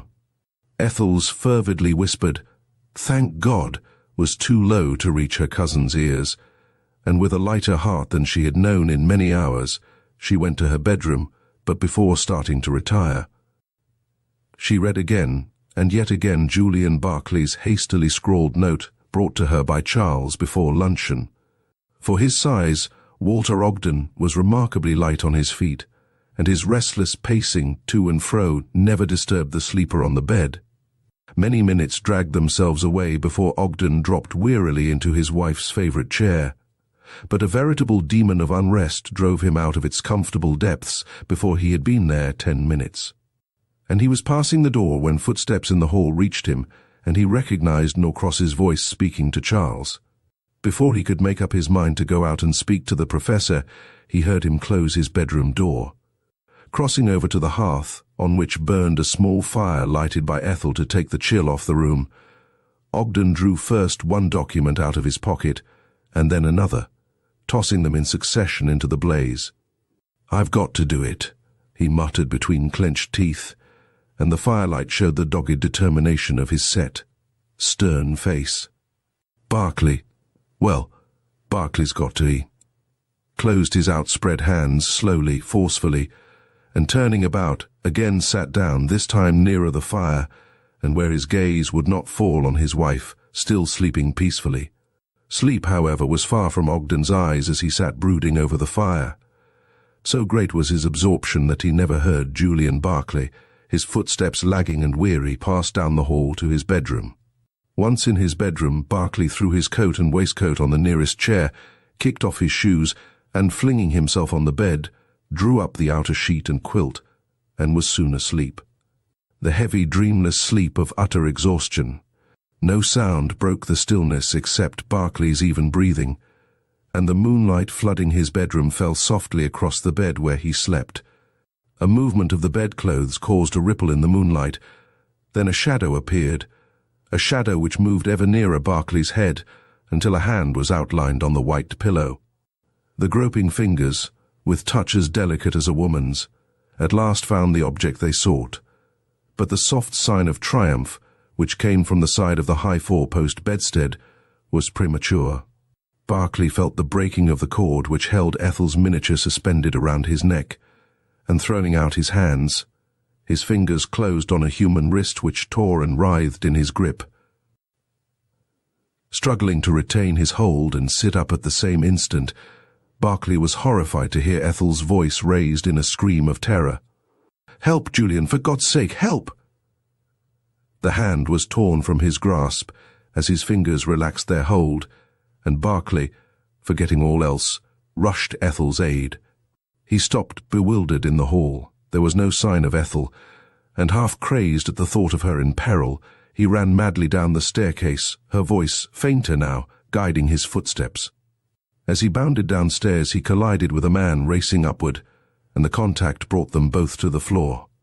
Through the blinding stars produced by his head coming in violent contact with the sharp edge of the newel post, Barclay glimpsed Yoshida Ito just staggering to his feet, and made a futile grab at him. The agile Japanese avoided his hand and fled upward, 2 steps at a time. Barclay was quick to follow, his fury lending wings to his feet, and one idea obsessing him. The Japanese had frightened, perhaps injured Ethel, before he could get there to save her. As he ran upward, Barclay became dimly conscious that others were keeping step with him. Who they were he never stopped to see. A stinging pain in the back of his head and warm blood trickling down his back dazed his senses. Another pajama-clad figure appeared in one of the doorways as Barclay sped down the second-floor hall and stared aghast at him. "Don't stop, don't stop," Barclay panted. "Hurry, Norcross, he's just ahead of you. There, jump for him." The Japanese, apparently confused by the chase, had lost his bearings and cut back on his tracks, and a second later he and Norcross went to the floor, locked in each other's arms. Barclay, struggling to lend his aid to Norcross, bent over the fighting men, but which was more than his failing sight could distinguish. A strong hand pulled him back, and Mitchell, with the aid of Dr. McLean, dragged the men apart. Barclay leaned weakly against the wall and stared at the writhing Japanese, at the panting professor, and last at Walter Ogden. His eyes were certainly deceiving him. With difficulty he checked an hysterical laugh. "Mitchell, you fool," he gasped. "You've put the handcuffs on the wrong man." Carter Calhoun, standing in the background, advanced and laid his hand on Barclay's swaying shoulder. "The handcuffs are where they belong, Barclay, on the wrists of Richard Norcross, naturalist, murderer, and ventriloquist. Chapter 24, The Road to Happiness." Too thunderstruck to move or speak, the little group in the hall stared at Norcross, down whose white face great drops of perspiration were stealing. Then their regard was transferred to the Japanese Yoshida Ito, whose rough handling in the fight with the professor was attested by the closing of one eye and a bleeding lip. He looked far more the criminal than the learned professor, and a cry of protest broke from Ethel, who stood fully dressed behind Leonard McLean. "You must be mistaken," she stammered, addressing Colonel Calhoun. "Oh, say you have made some mistake." "That would be to defeat the ends of justice," he said gravely. "Richard Norcross murdered Dwight Tillman and James Patterson." "You have no proof to substantiate your charge," retorted Norcross, speaking for the first time. "And I deny it absolutely." "Of course," ironically, and Calhoun turned to Ito. "I have a witness here who saw you drop Barclay's flask under the train at Atlanta just after Tillman drank the poisoned brandy from it. Speak up, Ito." The Japanese stepped forward into the center of the group. "It is true," he began without a trace of foreign accent. "I picked up the flask immediately afterwards and had its contents tested on reaching Washington." Norcross faced them undauntedly. "Will you gentlemen, Americans all, take the word of a renegade Japanese-lying treacherous murderer against me, an American in good repute, a naturalist of some renown?" Silence answered him, and he continued more rapidly.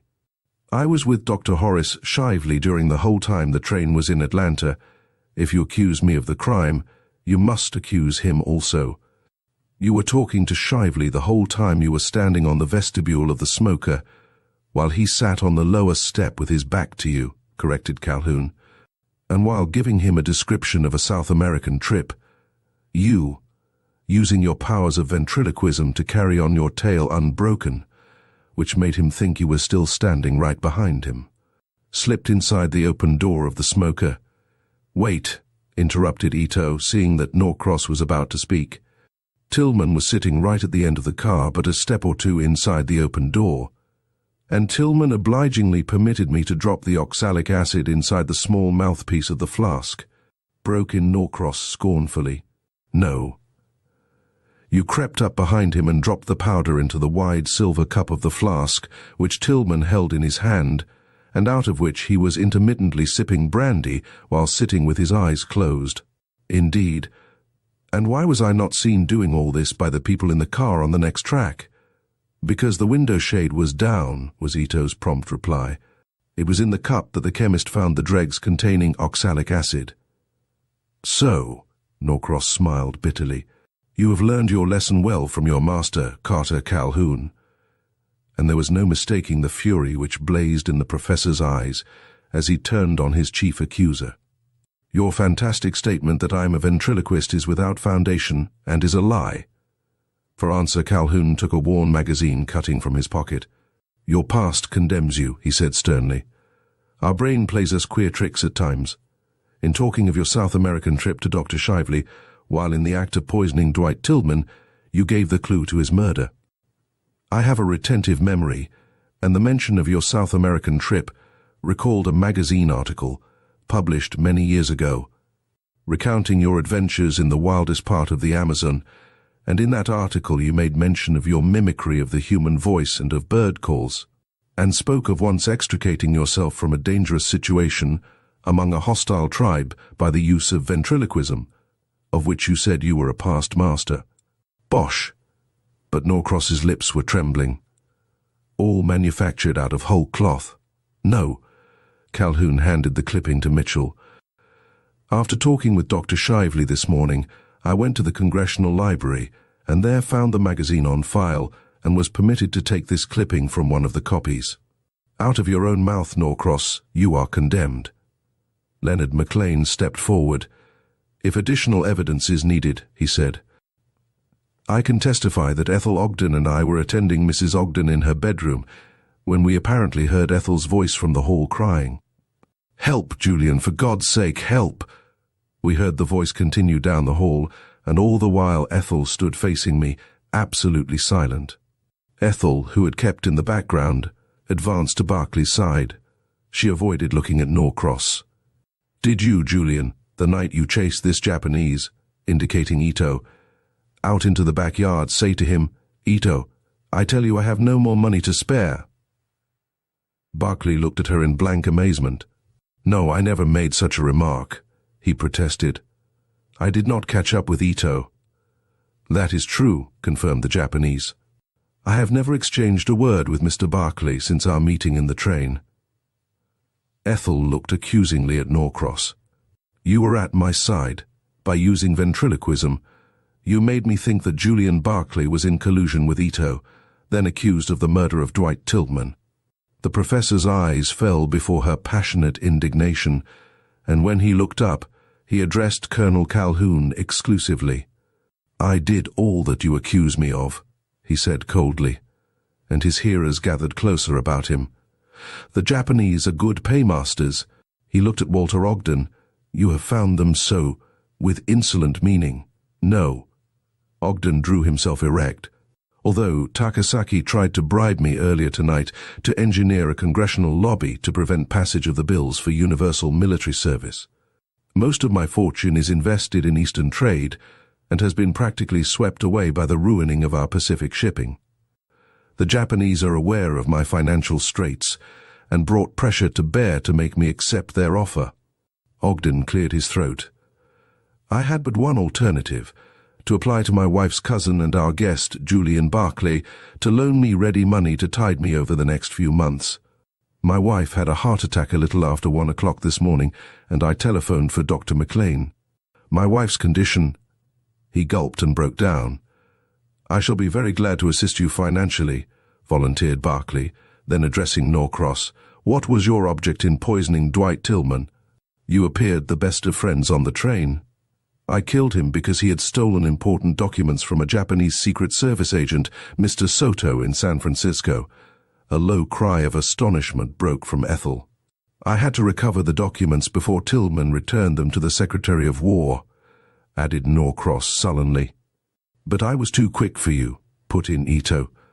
"A cipher dispatch from Colonel Calhoun told me of Tillman's mission east and of the rumor that the Japanese were trailing him. I boarded the train the morning of Tillman's murder and tried to speak to him, but he at first took me for an enemy. I approached him in the smoker, and during our scuffle slipped a note in his hand." "I saw you do it," exclaimed Barclay. Ito nodded. Tillman, taken by surprise, was somewhat clumsy.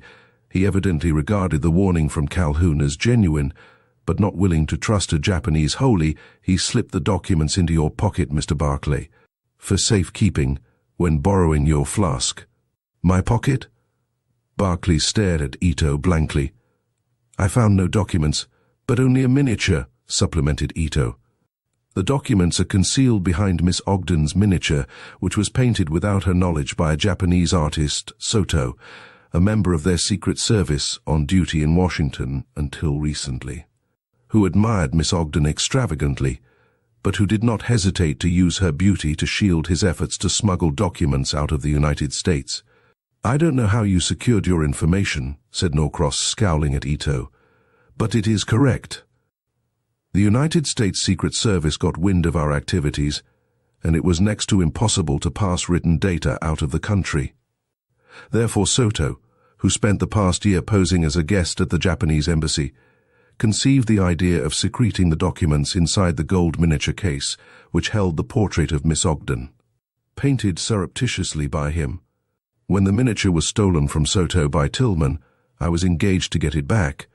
I had traveled before with Tillman, and we were the best of friends. And you were aware of his having no sense of taste," suggested McLean. "I was, and I used oxalic acid because its symptoms are similar to those produced by heart disease," explained Norcross, no touch of feeling in his voice. "Thinking Tillman's death would be attributed to heart failure, I removed the flask, for if it had been found, it might have been tested and suspicion aroused of foul play. Frankly, if I had realized that Tillman's death would be instantly investigated by Dr. Shively, I would have left Barclay's flask to incriminate him. Instead, I flung it under the car, thinking the train would crush it beyond recognition when we moved out of Atlanta." Ethel shuddered at the cold-blooded confession, and they all stared at Norcross, whose defiant manner repelled the faintest spark of sympathy. "Well, you are a cool one." Detective Mitchell looked at his prisoner in amazement. "Was it just the desire to kill, or had you some grudge against James Patterson which made you murder him?" Norcross glared at his questioner. "It was not murder," he protested, "but chance. I overheard Miss Ogden ask James Patterson to get her miniature out of the burning room." "Did you know I had your miniature?" gasped Ethel. "No, but not finding it among Tillman's effects, which I searched under Dr. Shively's intelligent supervision," with an evil smile, "I was desperate.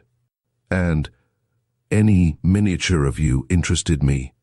I decided to take a look at this miniature, bolted up the staircase, and accidentally ran against Patterson, knocking a photograph out of his hand. We both stooped for it and managed between us to tear it, the upper half remaining in my grasp."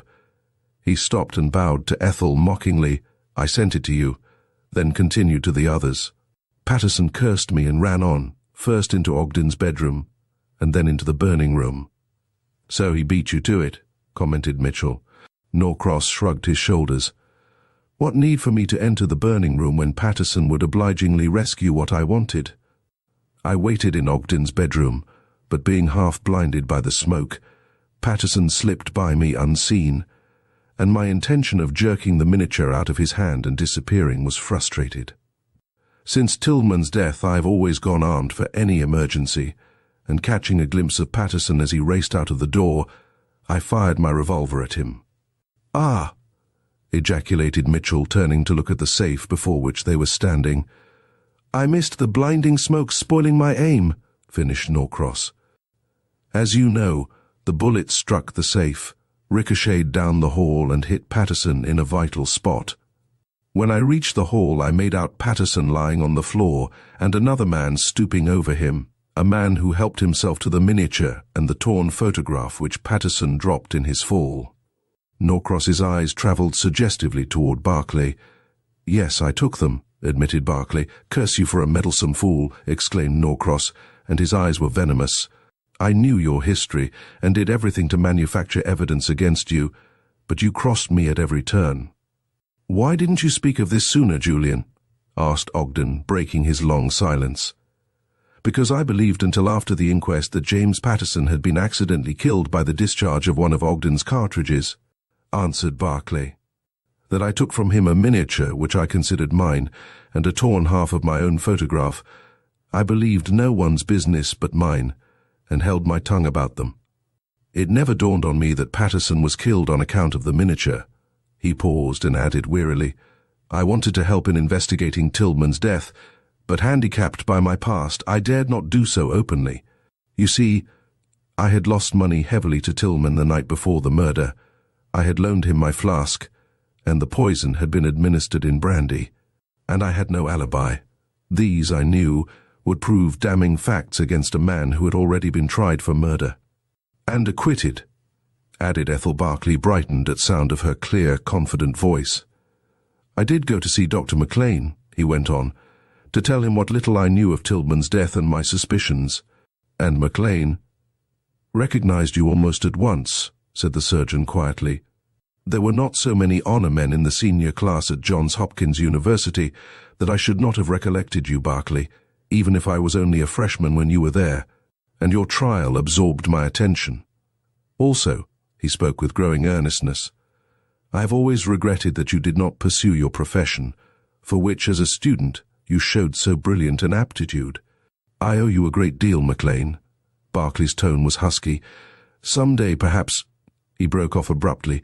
Norcross smiled scornfully. People do not desire a physician with sleepwalking propensities. He sneered brutally. I am hardly surprised you became a wanderer in other lands. And you swinging on the Japanese. For you there will be no land of refuge. The Japanese never pardon a traitor. The man addressed laughed softly. My Japanese is but skin deep and removable, he said, rubbing off some of his makeup. My somewhat oriental cast of features enabled me to take this disguise on numerous occasions. As the United States Secret Service, to which I belong, believes in fighting the devil with fire. Barclay listened to him with eyes almost starting from his head. You fooled me completely, he stammered. Why did you draw the design of my flask on the tablecloth in the dining car? Because I desired to test you and find out if you had a guilty knowledge of Tillman's death, was the answer. I had seen you loan him your flask at the time he slipped the miniature in your pocket. I was also behind you when you started from the station and saw you bolt back to the train at sight of James Patterson. But believing Tillman was watchful and would be on guard, I went to the public library, and thus gave you, Professor, a chance to poison him. And the Secret Service operative glared at Norcross. In avoiding James Patterson, I acted on impulse, explained Barclay, breaking the pause. I had not seen him for years. I have never outgrown the horror of having accidentally killed Paul Patterson, and the sight of his cousin brought back the whole tragedy, and not feeling like meeting people, I went back to my car. He stopped, and again addressed the man called Ito. I saw a flask I mistook for mine on the desk in the library at the Japanese embassy the night of the reception. I watched you take the flask and realized that you had made a mistake, said the Secret Service operative. I was detailed with several plainclothes policemen to watch the cloaks and wraps, as is frequently done at large semi-public receptions, and went in my Japanese disguise. When you saw me, I disappeared into the library, and on your entrance slipped into the conservatory and watched you from there. Why in the world didn't you come and ask me for the miniature, if you knew I had it? Demanded Barclay. Because I was aware that Norcross, whom I strongly suspected, did not know you had the miniature. By bribing Charles, the butler, I had the run of the house, and on the night of your dinner, Ogden, I was busy searching Norcross's bedroom for incriminating papers, when I detected smoke and rushed downstairs to warn you and your guests that the house was on fire. But why did you close and lock the drawing-room doors after shouting, "Fire," asked McLean, before Ogden could speak.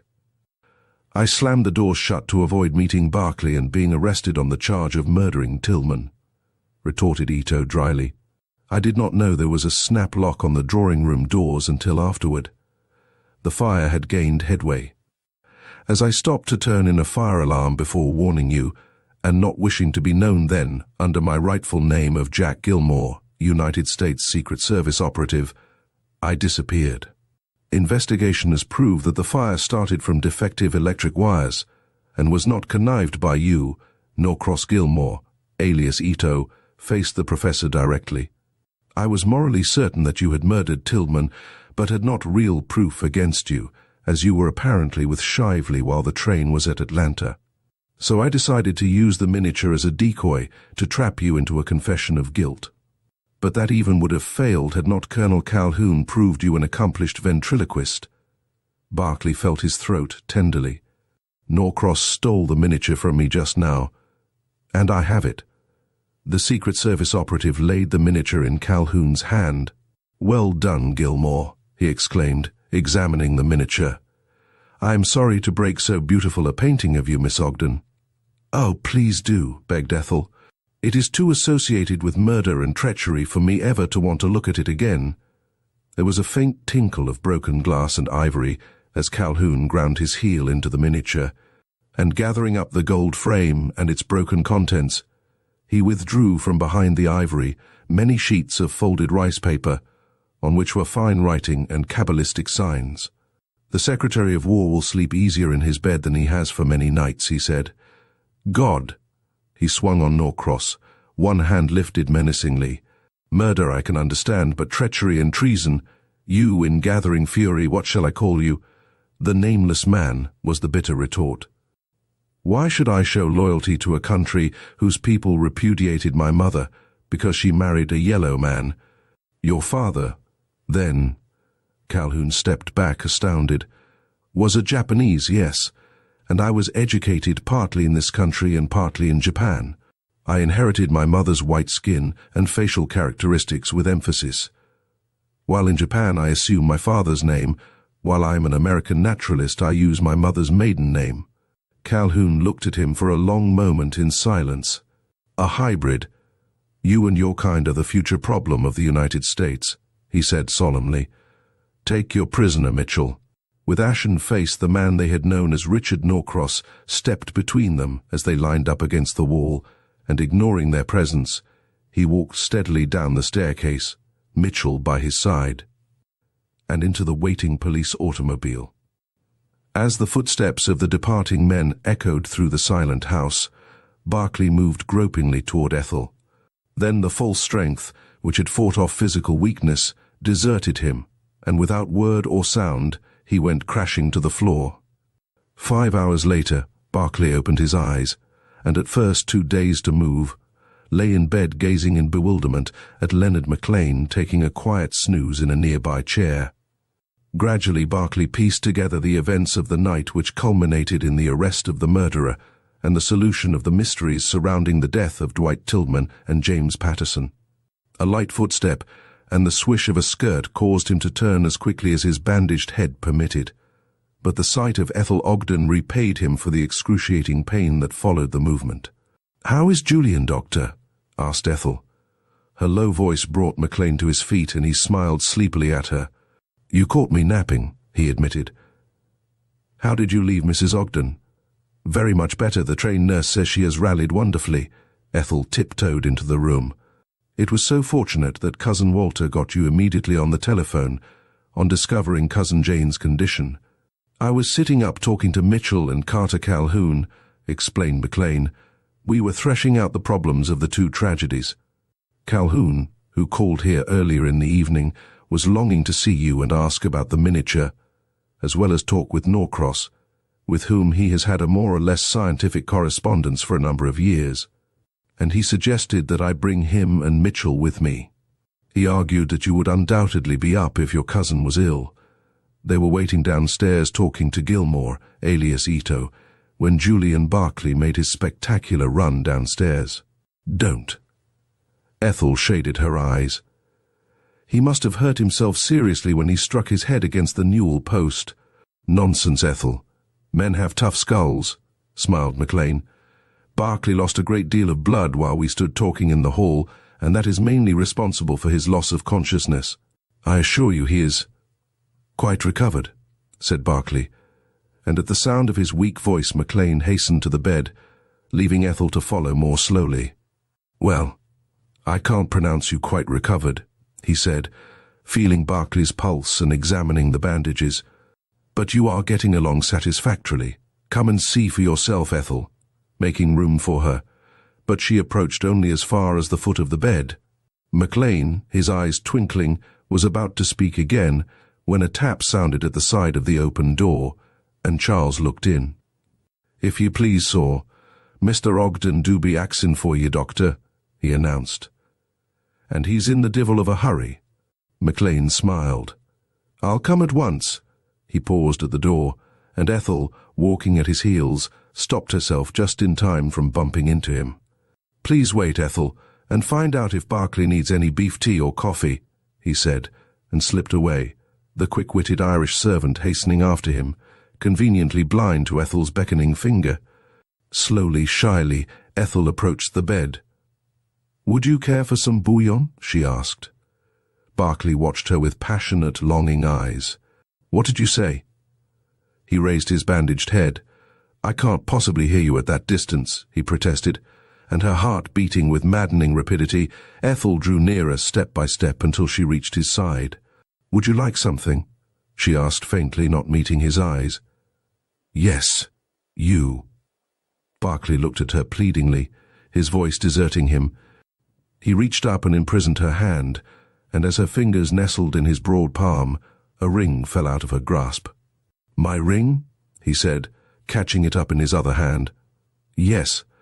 I was bringing it back to you. Ethel!" Barclay's face grew ghastly as hope and happiness died away. "Only to ask you to explain this sketch." Ethel was stammering badly as she held her mother's drawing before Barclay's eyes. "Mother saw your hand, or what we thought your hand, wearing that ring, through the Pullman car window at the Atlanta station, just at the time Dwight Tillman was poisoned, and... Barclay looked at the sketch with dawning comprehension. "Will you hand me my tobacco pouch and the small book by it?" indicating a table by the bed. Ethel quickly laid the two articles in his outstretched hand, and tearing out a cigarette paper. Barclay held it in exactly the position indicated in the sketch. "It might very well be mistaken for a paper containing a powder," he said. "When traveling about, I make my own cigarettes, but in cities I buy them already made.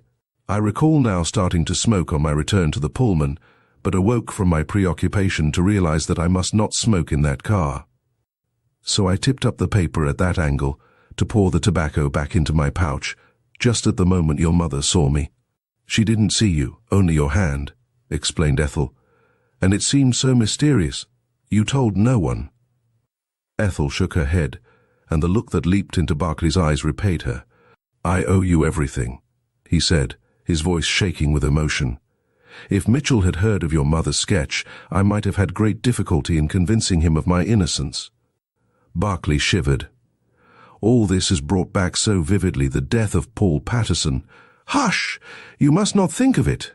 And Ethel laid a tender hand on his eyes. He drew it down and kissed it lingeringly. "Perhaps you will teach me to forget," he said wistfully. Paul Patterson was a splendid fellow, working his way along and building up a fine practice. He would not marry Henrietta Patterson until he could support her in comfort, having a horror of being thought a fortune hunter. They had planned a spring wedding, and 6 weeks before it fate and I stepped in, Barclay closed his eyes. I had one interview with Henrietta Patterson, and it will live in my memory always. "These are morbid fancies," protested Ethel warmly. "You are not fair to yourself, Julian. You are too young a man to have your whole life blasted by an accident, no matter how tragic, which was the direct result of overstudy and ill health. Will you promise me to think only of the future?" "I will do anything, everything for you," exclaimed Barclay passionately. Then, with desperate courage, "My darling, I have so little to offer you except my love that it seems utter presumption on my part to entreat you to marry me. Answer me, Ethel, here and now." And seizing her hand, he looked up into her eyes. The carmine deepened in Ethel's pale cheeks, but her gaze did not falter, and stooping nearer she read those half-imperious but imploring eyes. Her smiling lips met his. With a low cry of unutterable joy, Barclay's arms closed around her, and his voice, clear and tender, murmured, "My loyal sweetheart, thank you for joining us on this thrilling adventure with The Nameless Man by Natalie Sumner Lincoln. We hope you enjoyed unraveling the mysteries and following the twists of this captivating story. Stay tuned to Storytime Haven for more classic tales and riveting narratives that will keep you on the edge of your seat. Don't forget to like, subscribe, and share your thoughts in the comments below.